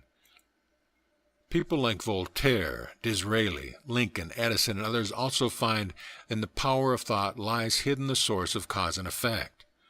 By this means they lifted themselves above the common level of the masses, and revealing in their own experience to the world that the individual is capable of creating a life more abundant. They not only enriched their own lives, but enriched all others as well. Our creative power depends upon our realization of the power of the Spirit, and we must clearly understand our relation to it. All things were made by Him, and without Him was not anything made that was made. Here we see the clear description of the fact that matter is mind materialized. The matter perceived this fundamental truth and used it. We can also discover the methods by which our needs are supplied, by which wisdom is obtained, by which error is dissolved away, and by which a healthy and successful life can be accomplished. These possibilities are inherent within all individuals. Their use is determined by the degree of understanding. In the beginning, we do not see clearly how to put in operation the creative power, but through practice and experience, we gain a greater understanding of the law. Want, limitation, failure, and unhappiness are the evidence of the misuse of the law of the creative principle. Yet the proper application of the law is simple. Those that wait upon the law shall inherit the earth. Psalm 37. Commit thy works unto the Lord, and thy thoughts shall be established. Whosoever trusteth in the Lord, happy is he. Proverbs 16. Wonderful possibilities are opened to us through the understanding of the Master. Jesus said, It is not I that doeth the work, but the Father who liveth in me. He doeth the work. We must take the exact same position. This is complying with the law of the all-originating mind, which brings about results. For it is impossible for us to think outside the all-originating mind. For when we create the ideas, the intelligence of the mind will flow to fulfill what we consciously hold before it. We see that there is no need to struggle. Struggle always results from our reaction to conditions. We struggle to overcome the pattern they weave in our minds. Struggle is frustration, for we only create more and more of the condition we struggle against. Our personal effort must turn into pure action, pure thought, thought that is not subject to lack of faith or full of fear. The double-minded creature need not think that he will get anything from the Lord. Pure thought does not rise from reaction. Pure thought is the result of the awareness of our oneness with the creative principle, knowing that this creative principle is active in us. The Lord is with you, while ye be with him. 2 Corinthians 15. Pure thought is like pure love. It does not demand an object for its expression. It is always there, and when an object presents itself, it goes out towards it. Love is life, and life is creative, even when it is not necessarily expressing itself in form. But to understand this, you must understand what form is, and the source of its being, and first go through the personal effort to arrive at pure action and pure thought, coming from the creative principle of life within, and not from the conditions that are without. We must not be caught up in the opinions of what life is. We must approach it with the knowledge that it is, not what it is.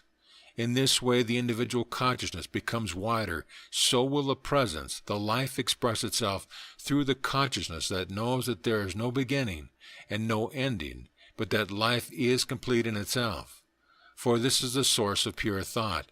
Life, the presence, is creation. You cannot define it with words such as happiness, unhappiness, success or failure, lack or plenty, health or ill health. In life, the presence, the creative principle, is creation, is movement, and in it there is manifestation and non-manifestation. The creative principle, the presence, the life, remains complete irrespective of manifestation or differentiation. The finite is the expression of the infinite. The infinite is formless, yet the infinite is within and beyond all form, and is the creator of all form. This same principle is the creative power in us, and the power we create with in all planes of existence. Life is consciousness, and when individualized, becomes the consciousness of the individual, making the individual self-conscious. When the individual has become aware of the presence in himself as the all-creative principle, he has bridged the gap between himself and the omnipresence. This is the purpose of life. Everything that is manifestation conceals the creative principle in itself, and when this creative principle has become concentrated in the individual consciousness, then nature has fulfilled itself. This is not a theory, but a living reality, and neither is it an opinion or a product of the imagination. The proof of your living is the reality of it. I am speaking from a knowledge of life's operation beyond the material plane. These words are from the Spirit who is speaking to me. The whole destiny of the presence, the life, is to create individual expression of itself in the self-consciousness entity who becomes aware of himself or herself as a life. Life itself becomes self-conscious in the developed, awakened, concentrated individual. There can be no separation between you and the life itself, between